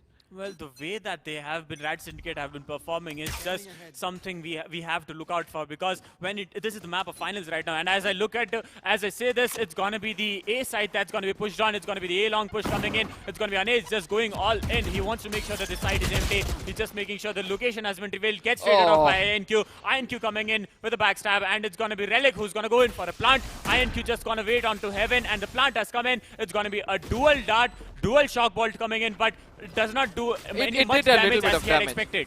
No, it did a little bit of damage, but I don't know whether that will be enough for RAD Syndicates at this point of time. They're attacking really well. Reckoning Esports have that manpower as an extra support for themselves. IonQ comes up with 2 kills. It's going to be important for them to hold this out. There comes the 3rd kill from Rio as well. It's going to be easy picking for them, as every from RAD Syndicates have been eliminated. It looks like the Wolves are regrouping themselves. They're going to pounce back hard against the Bear and hunt them down. A flawless victory for the defender side. It's going to be Reckoning Esports making a comeback, and they're just trying to close the gap, but it's a very close gap. That's 5 Very point. long gap, It's a actually. long gap, but a very close match point. That's going to be for RAD Syndicate, I wanted to say. But Okay. Reckoning Esports, let's see if they're going to go for a 5 consecutive wins this time. It's going to be Trist who's going to be planting out his spy cams and trap fires wherever he needs it. It's going to be the trap fires coming into action right now. He still has the spy cam remaining. He's gonna stay at C. I think he's the only player who's going to stay at C. And I want to see where he plants his spy cam right now. I mean, it's really important for him to do it from the beginning. And now he's trying to put those trap wires at mid and long and everything. And let's see whether he'll be trying to watch out at C. There's a trap wire right over here where the owl drone is trying to go in. The trap wire has been triggered by the owl drone. I mean, that was a very, very good way of putting it. RAD Syndicates are trying to push in to C. Eventually, the whole team realized that this is going to happen. They have regrouped at C long. I don't know how well this is going to end up for them. The Reckoning Bolt was taken out at the right time, but Paranoia is going to blind more than one. Eventually, BRC was able to execute the first kill. He's trying to go in with the element of doubt and try to fire at one corner. He's not able to execute any kind of shot. BRC is still trying to go in. Eventually, he gets a shot against Dio, and it's going to be important for the RAD Syndicates to come up with another plan, because Reckoning Esports are right now dominating because they have taken two players of RAD Syndicates. Well, going to go for a rotation towards the B side, but they have to really watch out for Trist. He's just holding his location, and the Omen is at very low HP. It's going to be Anez just going to go in for the B push, and there's a person already at B, and it's going to be Paradox with the spike. He wants to go in for an A push, and I think the A is uncontested as of now, but Relic, make sure that Trist is being taken down. It's going to be a 3v4 fight happening right now. Rio gets taken down, so it's a 3v3 fight. RAD Syndicate making a comeback. It's going to be INQ taken down. It's a 2v3 fight happening. Reckoning Esports losing their player, getting picked off one by one. It's going to be Anez going to go in for the kill onto the Omen. It's going to be Biazi getting taken down. It's a 1v2 for RAD Syndicate, and they have to do something special this time, and it's going to be the Razor coming up at a very low HP, 10 HP remaining. They go for a mid plant, and it's going to be Cypher who's going to be spotted anytime right now. Cypher is at a very low HP. Relic at 15 HP, so he has to, the Razor at 10 HP. So the advantage is right now with Razor, and let's see if he's able to pull this off. Yeah, eventually he'll be taken down by Anis. It's not the right thing to do. When he realized that he had 10 HP, he had to come up with something different for sure, but eventually it was not going to happen for them. On the other end, the RAD Syndicates are mere dominating over here. They've got a huge 6-point lead that comes up to say that they'll be really happy with the performance.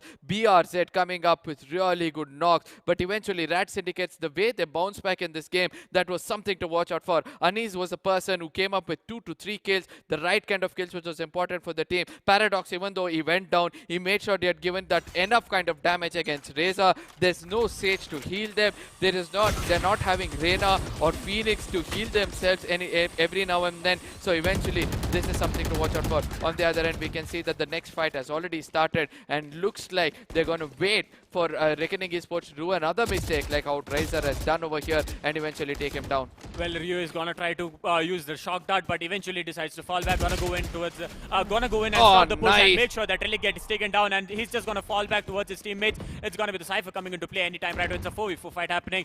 The Omen is at a very low HP from the RAD Syndicate side, and right now Diox is gonna go in for an all push, and the Sova has to go in for the plant. This is the right time to go in for the plant actually, and yes, Diox is gonna make sure that the plant is happening. It's gonna be the Hunter's Fury coming into action. Rio getting tagged a lot, and he has to go in for that opening, the opening that has been created by Reckoning Esports, making sure that Paradox getting taken down, and the Jet is gonna be tagged right now. Biasi making sure that Anis has been taken down. Yeah, BRZ doing the right things over here. He came up, he knew the location of the enemies beginning itself, all thanks to that Hunter's Fury. He was able to come and execute those kills. On the other end, RAD Syndicates have the last man standing under Evan. He'll be like haunted at this point of time as the Wolf packed themselves. They came in at the right time. Half defusal from Jet, half defusal from Sova. That comes up to say they're trying to come up with that eco round in the next round. I mean, they're trying to come up with that one proper exchange of defusal so that they get some money into their pockets. Well, as we talk about INQ, he has got his operator. He has got an operator in his hand. Let's see if he's going to be doing some wonders with it, because it's going to be Reckoning Esports just trying to close in the gap again and again. But it's going to be the 5-point lead that RAD Syndicates have already made them. As we look at the instant replay, it was Biazio taken down on Ace, and where it all started to go down, Diox is just making sure that Trist getting taken down, but eventually gets traded off, and it's going to be 18-12 kills. 18 kills for Anes, taking the lead onto RAD Syndicate. And as we talk about Reckoning Esports, they have equal contribution from all the teammates. It's going to be INQ leading the team from Reckoning Esports, and there's going to be a Reckon Dart coming in, and it's going to do the locations. And INQ is going to be ready there. He's going to go for the push from A long with the operator in his hand, just making sure. And it's going to be Anes with the Blade Storm all ready to go. And the location has been revealed, and he has to do something special for his team. Meanwhile, Tress is holding the location, and the push is going to come into from C Garage. They're going to go in with the spike. The recon bolt gets finished off. It's going to be the paint shells coming into action. There's the paint shells already been deployed, and let's see if it's going to take down anyone. No, but it's going to be Anes coming in with the ultimate, and it's the last 2v3 happening. RAD Syndicate, the raise of RAD Syndicate is very low HP. Anes has something in his pocket, something up his sleeve. INQ has something up his sleeves. That's going to be the ultimate ready, and he's going to use it maybe to get this round, to win this round right now. But he's got the deadly operator, right? But he's not looking for his back at this point of time. He doesn't realize that Relic is coming in from behind with the Sheriff. Will be able to eliminate him. It's going to be easy now for Reckoning Esports to go in, as RAD Syndicates have Razor at half HP. Look at what's happening over here. Rio is going to go in with the Owl Drone. He realizes that there's a player on the left, but eventually Master looks out to be a little more stronger. There is the right use of that, bolt, and eventually takes him out. Let's see whether Rio will be able to do something more special. The Reckoning Dart did not connect properly. Relic has got that operator, will be connecting against Rio, and will be really happy. Rio had to go in from heaven. I think that would have been a better option for him. It's going to be the match point coming in for RAD Syndicate. Right now, they have a beautiful 3 ability advantage, and when it comes to Reckoning Esports, they have a 4 ability advantage. And as we look into the highlights right now, alt ability advantage. Their alt abilities right now, and it's going to be Relic, the last man, just waiting with the operator, just waiting for that opening to come in and making sure to execute those skills. And let's say if it's going to be the new, what are the abilities that we are going to be seeing right now? Yeah, it's going to be Raze on both the sides having showstoppers. It's Omen, both of them coming from out of the, from the shadows. From the shadows. It's going to be Jet. They have already started to use it. Master takes that right kill against Anakin. INQ. And as we look onto Relic, he's going to get taken down by the showstopper. It's going to be BRZ getting killed, and that's a beautiful headshot being put into use. Rio just waiting onto some opening there and just gets spotted off, and it's going to be the... Whoa, did he get taken down? Yes, he gets taken down eventually by RAD Master executing 2 back-to-back kills. The last player standing for Reckoning Esports is going to be the Cypher. That's going to be Triss. Triss has to pull off a 1v3 right now. Otherwise, it's going to be coming into the that's over. Not going to happen, as attackers are going to take this win. It's the same score by which RAD Syndicates were taken down in the previous match, and they've given the same kind of payback when it comes to Reckoning Esports. I mean, I really love the way Rats play this. It was important for them to come back, but bouncing back so hard comes up to say that Reckoning Esports would have come down with their confidence. It seems like Reckoning Esports were a little bit overconfident. They did not expect that plan to come in at mid. They did not expect for the Rats to come all in like that at C all the time, and I don't know where it all started to fall down. One thing is for sure, Cypher over there, he did not put his trap wires at the right time. He could have come in early on and do it. At Haven, RAD Syndicates are going to make it an equalizer with 1-1 each on each side, as we are going to be stepping into the final match, which is going to be starting anytime soon. Well, the irony of this tournament right now, the finals, is the map were picked by the opponent team, but it was always the team who did not pick up the map, winning that map, just making pure sheer domination. And the way that RAD Syndicates performed this match when the map was selected by Reckoning is something we were waiting for. And as we speak about Reckoning, the way I think something fell out of way, because selecting a map like Haven, a 3-site map, was something they shouldn't have done. Yeah, I think they could have gone for that only, because they know their strengths. They do realize it's their strength which is going to be useful for them. On the other end, there's one more point I want to put forward. Reckoning Esports underestimated RAD Syndicates a lot. When they were defending, it was important for them to hold back. I don't know, they went on to give a peek always. They went on to stay at places where they can reveal their locations, and eventually RAD Syndicates were able to execute a good one. Looking at Master from RAD Syndicates, he did the right kind of job. With the paint shell, he was able to execute more damage, and that is why he'll be getting 19 kills. 11 times only he was taken down, and eventually 3 assists came in. With an average of 276, that comes up to say that he was at least taking 1 player at a time when it came to the matches, and I'm really happy about it. On the other end, I just want to credit one player from Reckoning Esports. He always performed for the team. Anis Anis was the person. Anis. He always performed for the team. No, It's it it's was just RG that INQ, RG INQ, INQ and Anis both have names with A. This is why I get yeah, confused. Like and both of triple them are R, Jet. both of them are Jet, both of them use operator. It always a huge confusion for us. We just want to look out for that RAD and REG. That again. Yeah, that is And- easy because RG when it comes up, we know it's from Reckoning. When it comes for RAD, we know it's for RAD Syndicate. So I So- think it's RG INQ. Yeah, so Yes, it's INQ. INQ on the other end. With the operator, I don't think he was able to do that much of a damage. But when it came to when it came to that one place where they had to go in for retake, he was able to execute it even if it was a close range fight. So let's see what's going to happen in the final map as RAD Syndicates are looking more promising all of a sudden. And Reckoning Esports, from confidence, I think they went on to overconfidence. They'll be pushed back to confidence. So both the teams having the right kind of confidence, but RAD Syndicate's able to connect those shots with that Vandals, like one shot. One Even shot with the head. Sheriff, they were able to do it. So let's see how the final match is going to turn out, as they'll be playing for 5,000 rupees. And this is going to be the final match coming up, ladies and gentlemen. Do not forget to subscribe to the channel because there are more Valorant play. All Valorant. games, not just Yeah, Valorant. I'll Like just all tell games. them We- there are more Valorant games coming up. There are more CSGO. We're going to cover up all kinds the of PC games, all kinds of mobile games. This is one stop for entertainment when it comes to the esports community.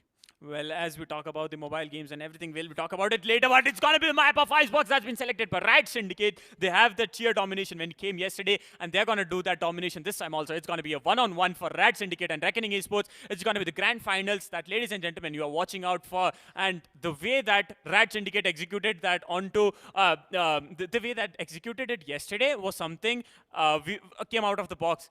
As it says, Icebox, out of the box. And they're going to Yeah. do it, gameplay out of the box this time. And it's going to be Relic, going to go in with Killjoy. And as we talk about INQ and Trist, INQ is going to go with his regular Jet. And I'm sure that Anes is also going to go with his Jet. Yeah, Dio on the other hand with the Sova was able to reveal a lot of location previously. He'll be going back to it. Relic on the other hand will be choosing Killjoy. They do need that one person who's going to come up. Paradox will be going with Jet. I don't see Euro picked up by either side. I want to see whether Master will be able to do it or BRZ will be able to do it, because Trust is going with the Omen. Usually BRZ goes with the Omen. So there's been an exchange. BRZ go with the Killjoy. So that comes up to say they're going to put that Tart.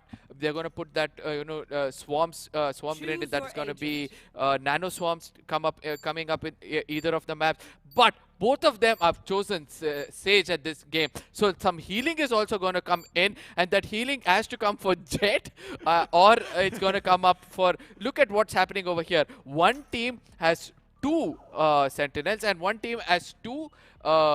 Controllers. No. One team has two Sentinels and one team has two Duelists. That's going to be Achha, Raze okay. and Jet on one side. Over here, Sentinels are going to be KJ and Sage on one side. So let's see how it's all going to happen. Okay. So I think it's only going to be Paradox. Wait, what do I see? Anes is going to go with Omen this time. Yeah.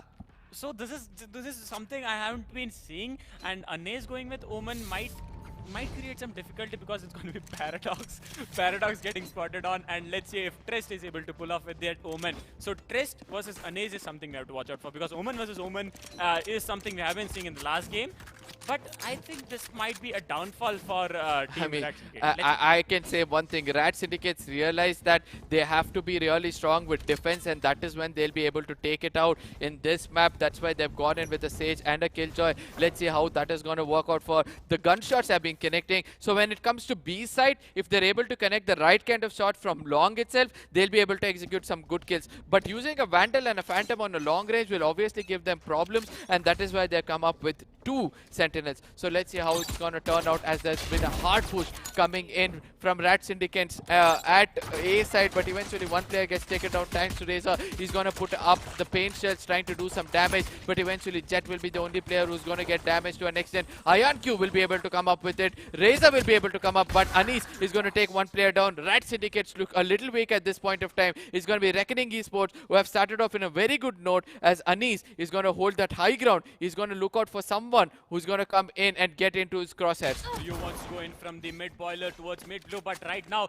it's going to be INQ who's going to make difference for his team. But he's at a very low HP right now. It's going to be a 2v3 face off, right? 2v3 face off with the I think it's Red Master with the spike in his hand. He isn't sure where to go in for the plant. But Anis is going to wait for Sage to come back to his healing. Hardly 15 seconds more and she'll be able to heal him. And that is what eventually they require. They're waiting for things to happen over here. It's a 3v2 situation which is happening with just 40 seconds to go in for a plant as well. Let's see what's going to happen as the healing has successfully come in. And they're going to push back at A. And eventually they have to do it at the earliest or else the time might run out. As it said, good things come to those who wait. It's going to be the RAD Syndicate just going to go in for the push. But they are not sure where to go in for the plant. They are just confused. And I think it's going to be the plant coming towards the B side. And team RAD Syndicate just going to go all in towards B side. The B side is kind of looking empty. And Reckoning Esports is unaware that they have already made the location towards the B side. And yes, the plant is going to come in. Yes, there's a plant coming in. Oh, and nice. it's going to be a backstab coming in. Anis, make sure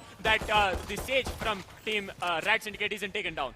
Yeah, and eventually I want to see where the diffusal are going to come in from. We know that the fight is going to happen. It's going to be a head-to-head fight. Both the HPs are down, both Anis, but Anis will be healed at this point of time. It's not going to help him much because some shots are going to be connected again. He uses a paranoia at the back, but not going to be getting much effect of it from Reckoning Esports. They're looking really strong at this point of time, but Anis comes up with the right kind of kill. Both the sides, it's RAD Syndicate. As you said, good things come to people who have the patience, and eventually RAD Syndicates have that patience. Anis taking an ace for his team in the first round itself just shows the kind of consistency, the kind of patience they had, the kind of planning they had. But I like the way that RAD Syndicate executed this game. And right now, as you talk about Reckoning Esports, they have lost the first round. See, 5 kills. Anis, I was like, first, I doubted it.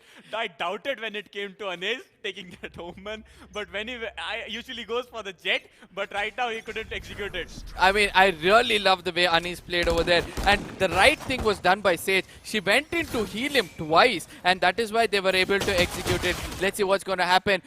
A slow out coming at the right spot. Eventually, Rio will be going down, all thanks to Anis. That Ghost was able to do something. Paradox on the other end will be able to do something with a Bulldog. Master comes up with a Ghost as well. BRZ with low HP will be taken down anytime soon. RAD Syndicate's looking really strong and promising, even in the map of Icebox. And they have done the right thing to choose 2 Sentinels in this game. And that healer is making all things possible as Anis will be doing most of the execution. Sheer domination coming in from team RAD Syndicate, and Mist are going to make all the difference. It's Anis with 7 kills, making sure that they have the lead that they need. It's going to be Razor with 2 kills. And right now, I think Reckoning Esports is going to have to back off a bit. But when it comes to the attacking side, we'll know it for sure how it's going to turn out for them. Yeah, Rio, Trust and BRZ.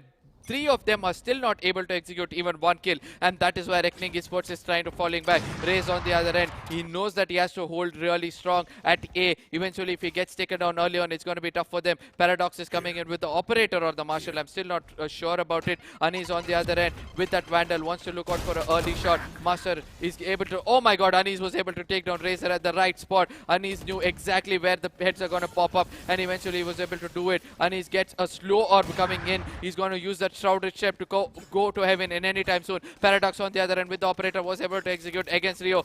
There is the Paranoia which is going to come out, but eventually that's not going to affect anybody. Eventually it's RAD Syndicates who are looking really promising, as BZR will be able to execute a kill against Paradox. Well, Master wants to go in towards the pipe, A pipes, but he still wants to hold his location, and he's making sure that no backstabs comes in, and he's just going to hold it there. He's just going to wait for the Sova. He's just going to wait for the Sova to come down. Yes, it's going to be Deoxys, but Deoxys eventually get taken down by Trish, and it's going to be the trade fire coming. Anis taking down Viazi. The last two players standing for the RAD Syndicate is going to be Maester, making sure that INQ and Trish both goes down, and it's a beautiful win coming into the attacker's side, making a 3-point lead for Team RAD Syndicate. I mean, this is one map where the attackers usually don't get the points so early. I mean, it's easy for them, right? Because they have that one player. It's going to be Killjoy who will be putting in those starts. They also have, I mean, both of them are going with both of them are doing with 2 Sentinels, which I did not watch out for, but still they're lagging behind at this point of time. It's important for Killjoy and Sage,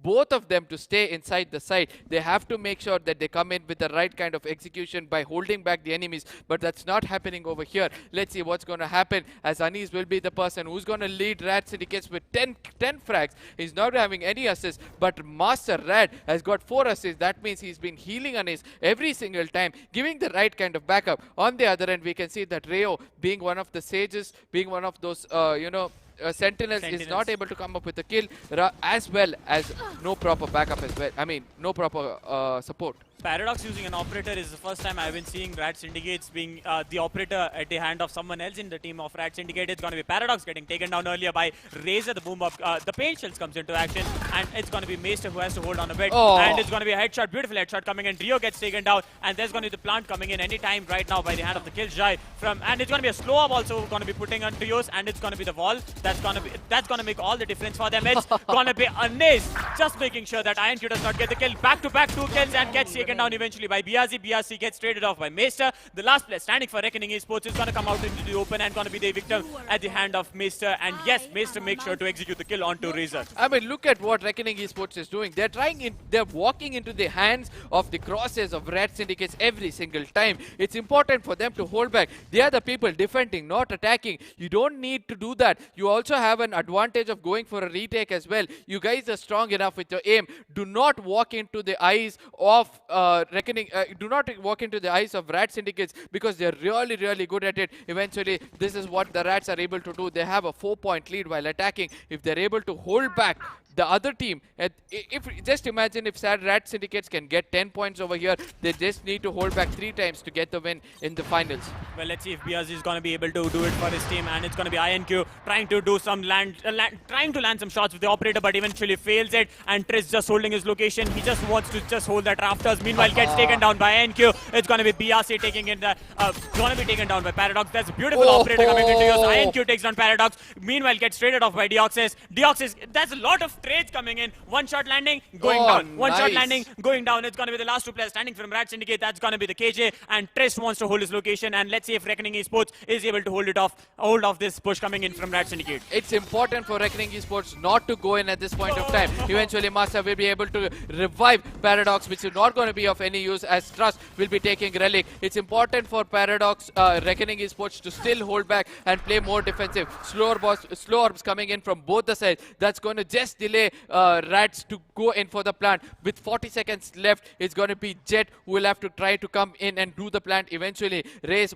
having one slow orb, one barrier orb, will be really happy with the performance. Look at where the smokes are coming in from. Eventually, they're going to push Raze to go back inside. Rio will be able to come in. This is what I was saying. It was important for them to play it a little slow, and eventually that is what they're doing. Paradox comes up with the Blade Storm. Will be able to connect one. He has 16 seconds to go in for the plan, but Omen is doing the right thing. He's going to wait for Raze to come in. He's going to be 2 men who will be trying to taunt Paradox, and will be able to take them down. 1 point for the defenders after losing 4 points straight. This is what the defenders have to do. Reckoning Esports, hold back, keep your cool. You can decimate through RAD Syndicate slowly. Well, INQ trying to execute some beautiful kills. Ane is getting taken down, and it was Biazi who went in for the trade. Meanwhile, Paradox comes in from the top, but gets traded off. And Maester getting finished off by Reckoning Esports was the opening they were waiting for. And Paradox tried to execute some kills with the Blade Storm. He did get one, but could not succeed in getting the others. As we talk about Reckoning Esports, they have 3 of their ultimates ready. It's gonna be the it's gonna be the showstopper. It's gonna be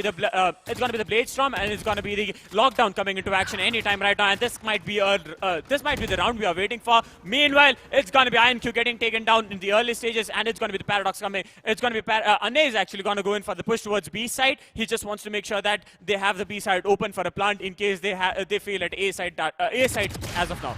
Yeah, and it's going to be Anis who's going to be really happy with this performance. Paradox comes up with a second kill using the operator. I don't know why they're going for the peak when they do realize that there is an operator being used. Paradox is going to hold back. He's going to look out for the backstab. Everything is going in the ways of RAD Syndicates in this round. There are 2 players standing off. They have to hold it out at this point of time. It's not important for them to go in and take that point. Just save it for your team. Paradox on the other end, still holding that one angle from long. On the other end, these people have realized, Reckoning Esports is realize that it's important for them to save. They want the Rats to come into their crosshairs so that they can take 1 or 2 kills and increase the money which they're holding in a pocket. This is what is important for them. On the other hand, it looks like they're going to leave their site and rush into A, and this was the time where they could have come in. All the players, both the Sentinels have rushed back into A. They're going to save it for the team. The detonation is still not happened. That comes up to say that the RAD indicates they still have a chance to take down the Wolves, and eventually attack as a one as the bomb is going to get blown off. Well, it was a wise decision to fall back towards his Oh. side, and it's going to be RG Rio taking down Anis, and Anis losing his economy a bit, but I don't think that's going to affect him much. Meanwhile, as we talk about Meister, when he decided to go in for the Sage, he made sure that he has to revive Paradox when he came down to the last second round, as we talk about it. And as we talk about, it's going to be 6 rounds with 6 rounds already in, and RAD Syndicate with a 4-point lead. And as we talk about Anis, he's the man doing all the action right now with 13 kills. Yeah, and Reckoning Esports put together have 14 kills, my friend. That comes up to say that Anis is doing all the weightlifting for the team. On the other end, we can see that Ayan is trying to hold that one angle with the operator. But eventually, Razor comes up with the right kind of showstopper, taking down Dio, who had the spike in his hand. That comes up to say that the spike is lying out in the open. Anis picks it up. Eventually, Anis has that on ult. He can use it to jump inside B and go in for the plan. But the one who's going to watch out for him is going to be Ayan Q, who's got the operator. He's still holding out. He's wanting Kjoy. Oh my god, why are you going for that early shot? You have to wait for them to come into your crosshair. It's the agitation which is making Anis a little weaker at this point of time. Well, as we talk about the RAD Syndicates, they have decided to go for a different rotation, might go in for an A push, but it's going to be INQ still holding the location, just making sure that he has to land some operator shots. Meanwhile, as we talk about Relics, Paradox is the man who has been able to execute some of the operator shots beautifully, and he might go in for that another shot that's going to wait for, and is going in with the dark cover, making sure that there's an opening for RAD Syndicate to go in for the plant, and he's the person who's going to go for the plant. It's got the alarm bot has been triggered, giving away the location of RAD Syndicate, and they are sure that Reckoning Esports have been alerted that the RAD Syndicates are pushing towards the A side, and they're trying to hold it off. Meister gets traded off, and it's Paradox going to go on to kill onto Biaze, and it's the last 3v4 fight that's going to happen right now, and Paradox just waiting for the stage to come out into his crosshair. Meanwhile, get traded off by Razor. Razor coming in for a backstab Trist, and RG Rio gets taken down. It's going to be an opening coming in for the Reckoning Esports, making sure that they close the gap, and it's going to be a 3-point lead by RAD Syndicates that's being held. Yeah, 3-point lead coming in from RAD Syndicates. I just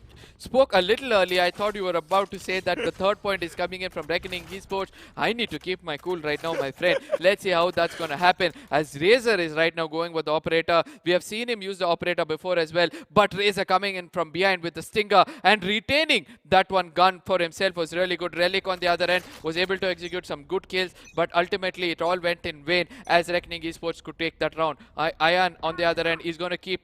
Look at the way they're gatekeeping them right now. 2 operators at A are going to hold them out. 2 people, it's going to be Omen and Sage trying to go on mid, but only 1 player, that's going to be Killjoy, who will be holding it at B. Right now, the smoke comes up. That's going to be alerting most of the teammates to rotate at this point of time, but IonQ is going to hold that one location. BRC eliminate that Wrecking Bolt in the beginning itself. Paradox is going to hold that, that one spot. Even both the Nano Swarm are not going to allow them.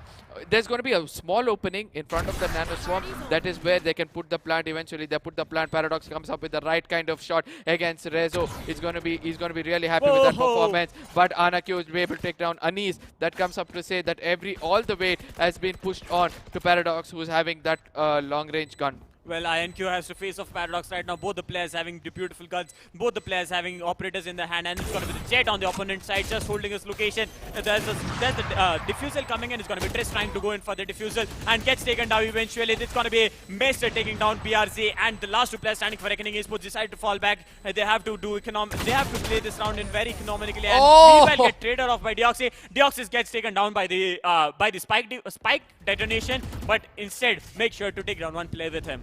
Yeah, and eventually, these people do not realize it. My friend Dinkar, who's an amazing caster when it comes to Valorant, did tell me a point yesterday, which Dio has put in his pocket. That is this: if you get taken down by the spike as an attacker, it's gonna add on to your eco. There's going to be more money coming into your eco, and that is what is happening over here. Dio will be really happy that he went down with it. Let's see, BRZ is trying to put a tart. He's going to go for a close range fight at this point of time because he's got that Bucky in his hand. He has to make sure that he doesn't get detected by the owl drone. He eventually does. His location is being revealed at this point of time. They do realize that there's a Bucky in their hand, so they'll be coming on a little low. Razor will be able to take down Anis, and he's going to pick up his operator. A backstab can be expected from RAD Syndicates as they're pushed inside B. The very good job done by Reckoning Esports at this point of time, but Master is still alive with that healing. Let's see what's going to happen, as only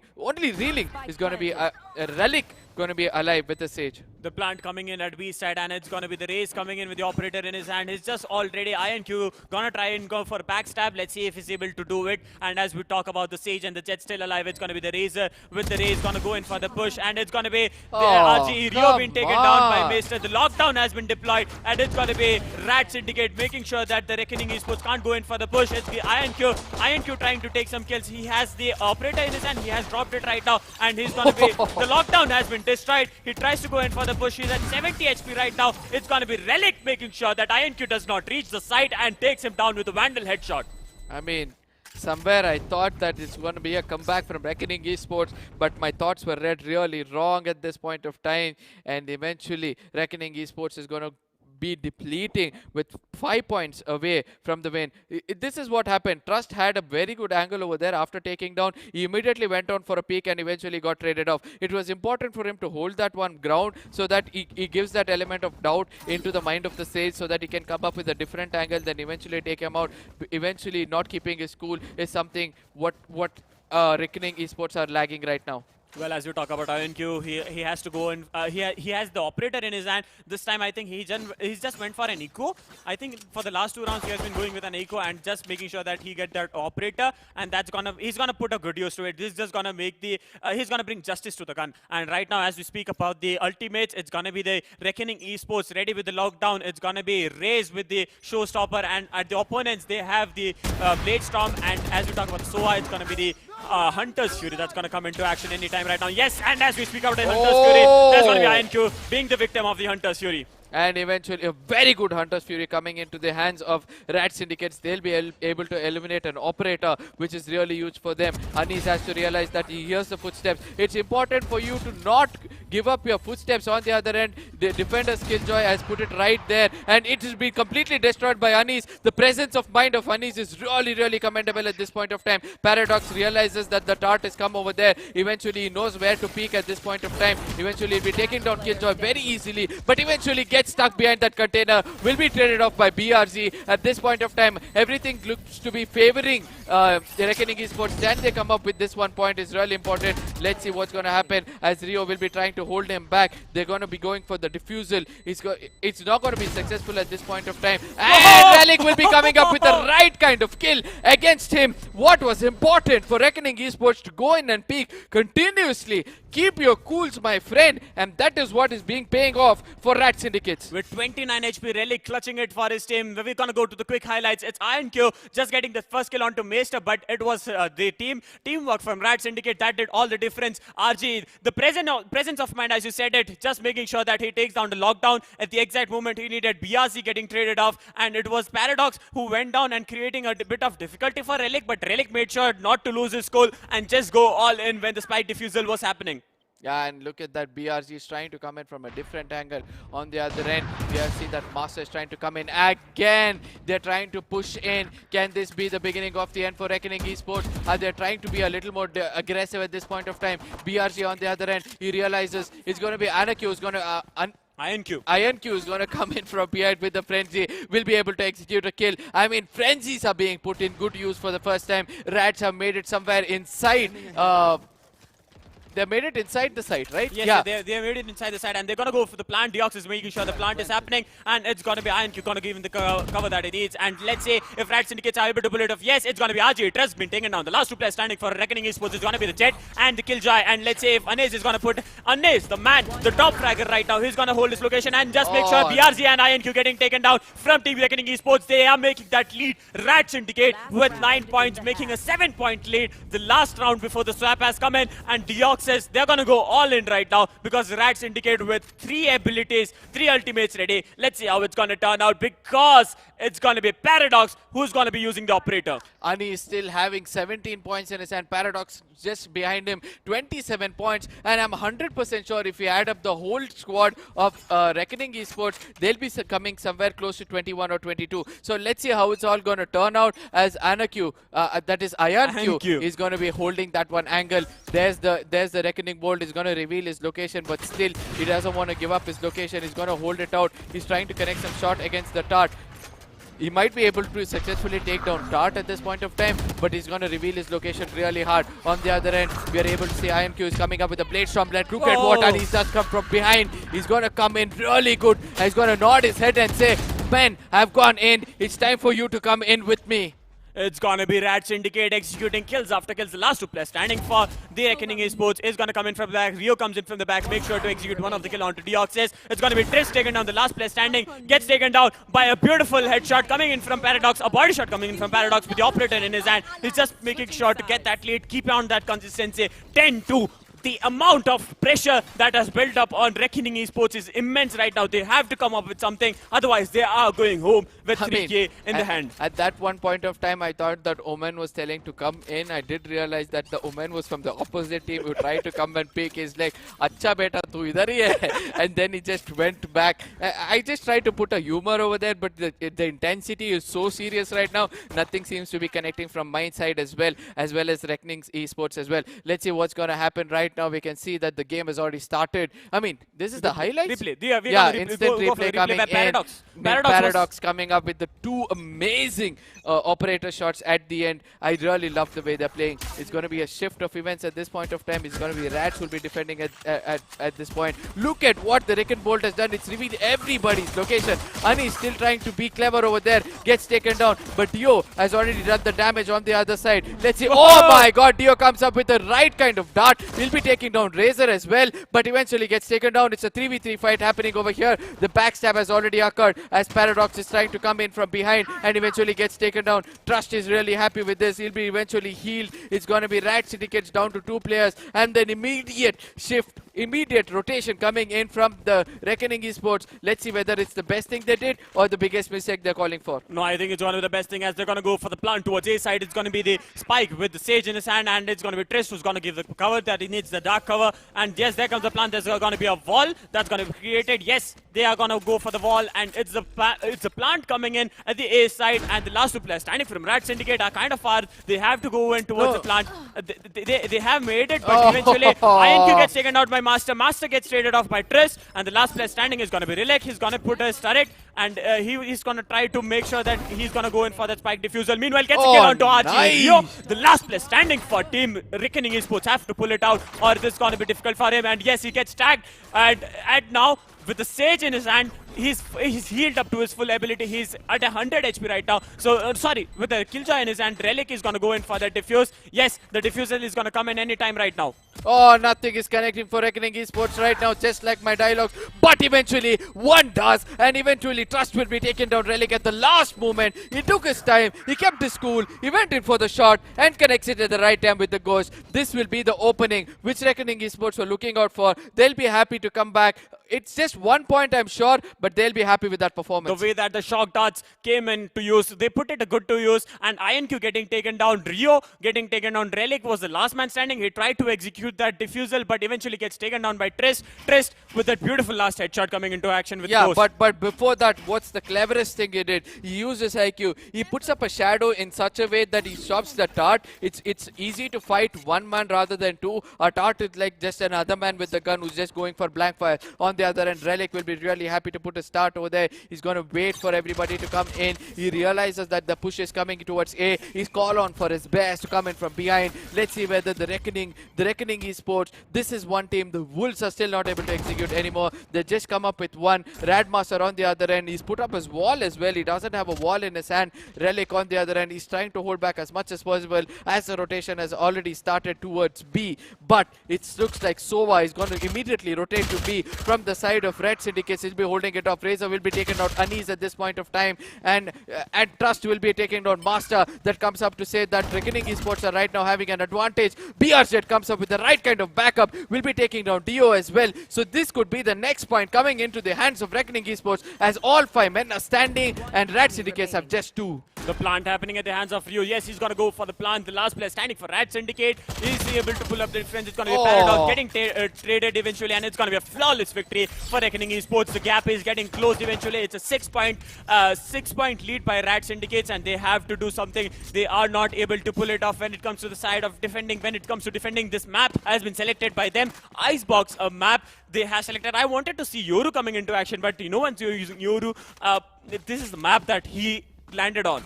Yeah, this is the map in which he was resurrected, to be in specific. But eventually, when you're playing Euro, no, you need to understand 2-3 things. His abilities of flashing, it can be done by Phoenix, as well as he can't heal himself. There's a lot of things which is happening over here. On the other end, let's see whether Reckoning Esports will be able to bounce back, as we'll be looking an upper eye view. Look at way this icebox is being planned. I just love the way, and look at that one ship. That is the ship in which Euro had come over here, and eventually was resurrected at this one place. Let's see what's going to happen next, as we'll be looking at Rio. We'll be playing it a little safe. It's important for Sages to survive till the end.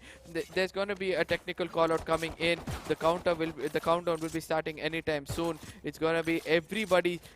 This is going to question everybody's momentum. People with momentum will be slowly losing it. People with that aggression will be slowly losing it. But those people whose heartbeat are right now through the throat will be trying to relax at this point of time. Will this one clock ticking so slow will be advantage for Reckoning Esports is something to watch out for. Well, I think the viewers are also very much holding their breaths right now, because it's a neck-to-neck fight that's going to be happening if Reckoning Esports make that comeback. If they get that 6-point lead that they need, like getting those 6 points. If Reckoning makes a neck-to-neck fight against RAD Syndicate, nothing could be predicted, because the way that Reckoning is making that comeback is somewhat I wasn't expecting, and there's going to be the kills coming in, but it's going to be Paradox taken down by Brez, BRZ, and Paradox has been...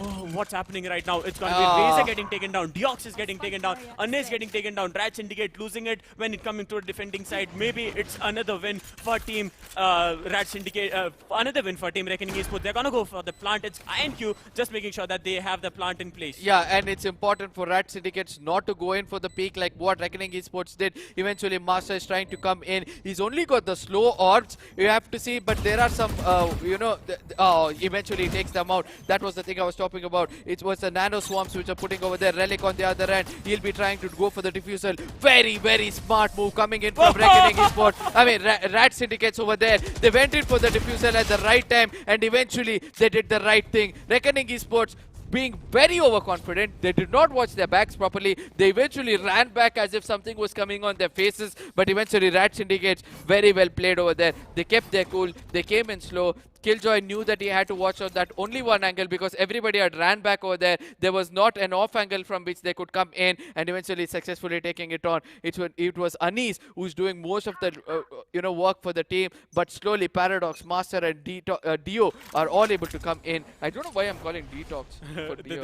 the way that the number of kills that the players from RAD Syndicate have comes to show up the teamwork they are putting on. Meanwhile, it's Paradox getting taken down by ANQ. He has his operator finally in his hand, and it's going to be Ace just holding on, making sure that he gets some kills, make sure that he gets multiple kills. He's going to go for an ace. The third kill he was trying to execute, but eventually goes on reload and gets taken down. And it was BRC coming from the back. Maester gets a kill onto Tres. Deoxys gets taken down. It's a 2v2 fight happening. The Sage at a very low HP. It's going to be the Killjoy's ability. That's going to be the lockdown coming into progress, and it's the attacker side that's going to be Reckoning Esports. Very happy with it. They're going to go for the plant onto the ace side, and the RAD Syndicates have healed up to the full potential, and the Jet has to really watch out for the push that will be coming after the Killjoy's lockdown goes down. I want to say both the Sentinels are coming from two different angles at this point of time. And IonQ is having the right kind of angle with the operator. But eventually one thing to watch out for is this. Reckoning Esports have lost one player. Master is trying to come in.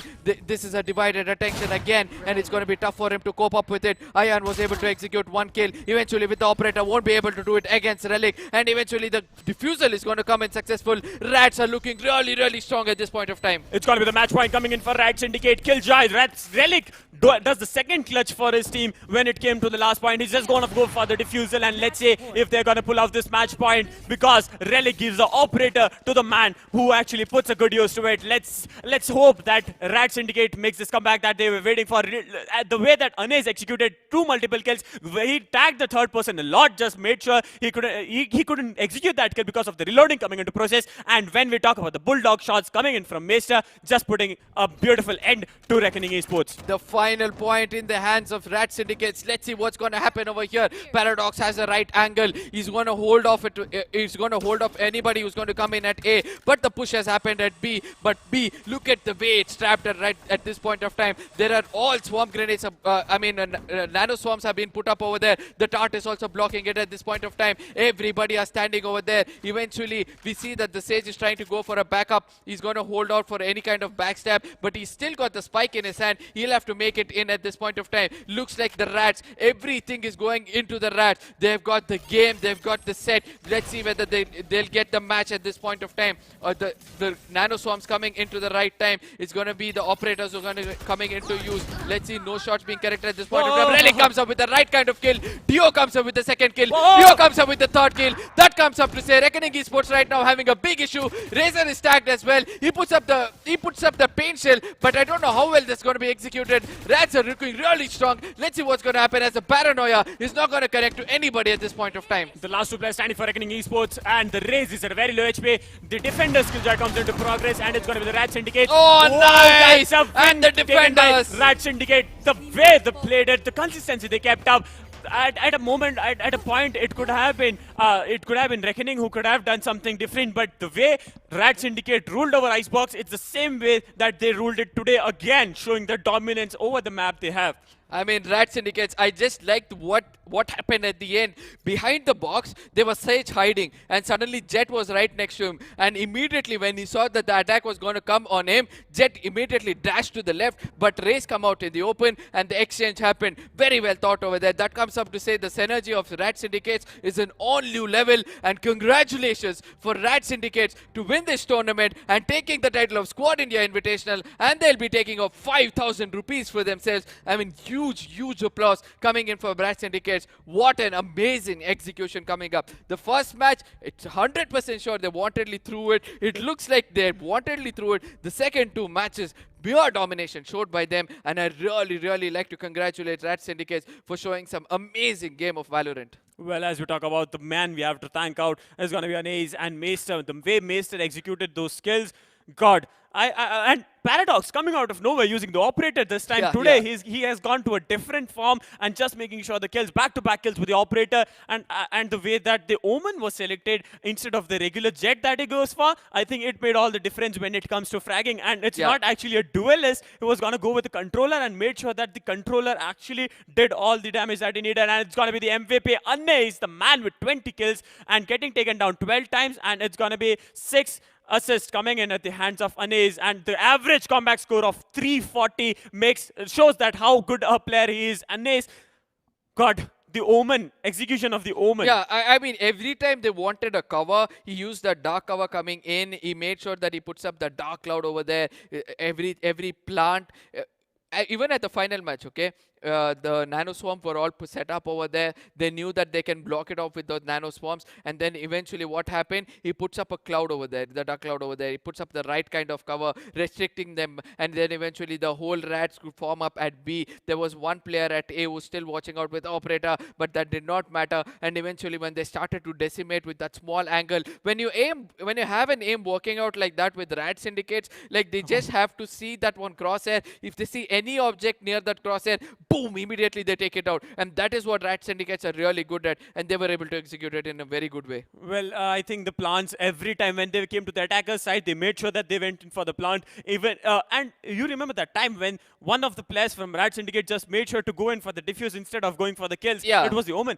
Just using the brain, just using the sense of mind, presence of mind is always that comes in when it's a match like this. When it comes to close calls, the killjoy just waiting on the back, making sure that he gets the cover that he needs, and it's the finals. And it's going to be RAD Syndicate finishing off at the first place, Reckoning finishing off at the second place, and at the third place it's going to be White Shadow Esports. And then eventually, I would like to congratulate each and every team which has come over here. White Shadow Esports, Team ABCDE, Reckoning Esports, Team Triple Q, Rebellious Gaming, Purpose Esports Junior, Innocent 5, and RAD Syndicates. All of them deserve themselves to be here. Everybody have put up a fight, and nobody went down without a fight at that point of time. I just want to say one more thing to all the teams. This is just the beginning. Those people who are feeling disappointed, those fans who are feeling disappointed that your teams couldn't perform over here, please don't do it, because keep supporting your team. This is just one other day. Everybody can have a bad day, and today was a bad day for your team. Tomorrow they can bounce back really hard. Squad is coming up with more Valo tournaments. It's coming up with more different kinds of tournaments, mobile tournaments, PC tournaments, and whatnot. Console tournaments and where would you get a platform like this? And if you're new to the stream, do not forget to hit that subscribe button and follow us on Instagram at squad.gg, where you could stay updated to each and every event that's going to come up. And as we talk about mobile games, there's going to be Clash Royale, Clash of Clans, Brawl Stars, and there's a lot of variety of games. And when it comes to the total prize pool that we had for the first tournament, it's going to be 10,000 rupees, and it's going to be the RAD Syndicate taking over the first place with 5,000 rupees. And second place will be going to Reckoning Esports, a well-deserving 3,000 rupees. Third place will be taken by White Shadow, deserving 2,000 rupees. It might look that money is a little small, but I have to tell you this, the kind of experience these people gain. You can buy anything in this world, but you cannot buy the experience what these players are gaining over here. And then eventually some prizeless moments, some good amount to go and chill for the night. And I think this is the right thing for gamers to have. Appreciations coming up is something to look out for. Squad is trying to do that. It's going to appreciate you. If you have a proper kind of squad, please squad up and go in for the win, and eventually be able to come in this squad, perform, show in your talents, and make yourself an esports career. Well, if you're looking to have an esports career, to make sure to stay updated every time, because they're going to be open tournaments, they're going to be invitational tournaments, and if your team performs outstandingly, you're going to be invited eventually. And when it comes to overall thing, and I think it's time for us to end it. Let's see if it's gonna if we're not gonna end it right now, because we have a lot to speak. It's going to be about the going to be the gameplay by RAD Syndicate, the way they executed from it. first day, right? They started to perform against Innocent 5. That is when the journey of RAD Syndicates actually started. Very well executed over there. A very good comeback coming from them. The consistency, they started to keep their cool. From there, they move on to the second round. They started to face off a team like second match, which RAD Syndicate took. I think it was Rebellious Esports. They Yeah, took it was on, Rebellious Esports. and then eventually they were able to hold them back as well. The third match they came here. Again, they performed really well against Reckoning Esports. I think RAD Syndicates have proved themselves to be that one team who are really strong, who are really good. On the other end, let's not forget what happened in the third game. Third place game. The close fight. The mere domination actually is shown by White Shadows. 2 consecutive wins. The third match, I thought at a moment it was going to be taken to the third match where it could be a decider round for them, but it did not come up to that. And then we had some amazing viewers match also, and this is going to happen for you guys. So now it's time to end the stream, guys. Thanks for tuning in to India Invitational VALORANT by SKWAD, and it's time to go. See you guys. Bye bye.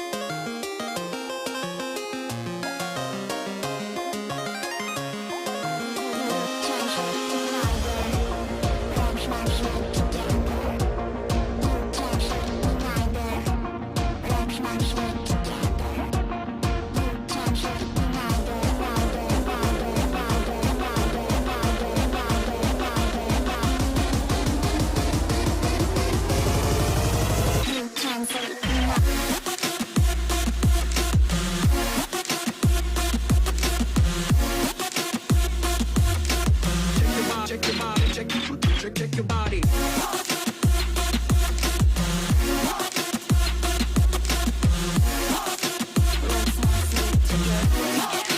You can sleep in all day. Let's not sleep together. You can sleep in all day.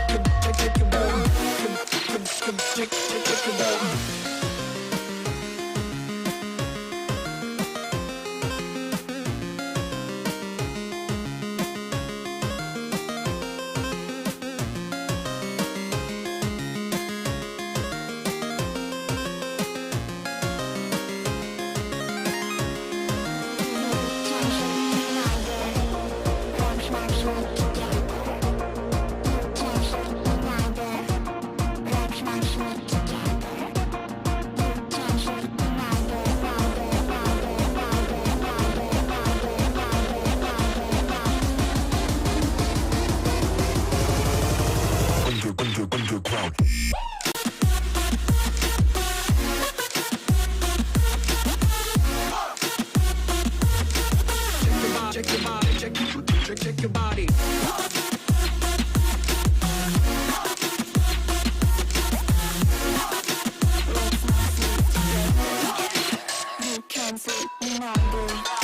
Let's not sleep together. You can't sleep in all day. Let's not sleep together. You can't sleep in all day.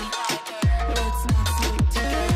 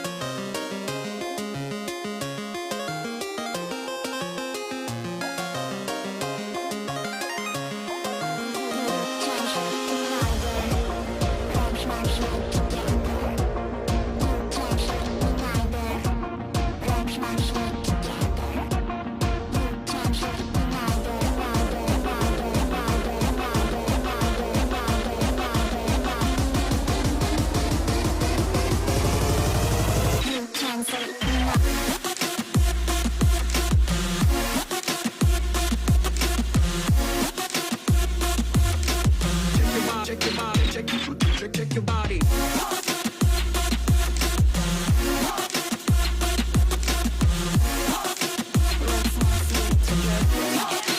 You can't sleep in all day. Let's not sleep together. You can't sleep in all day. Let's not sleep together.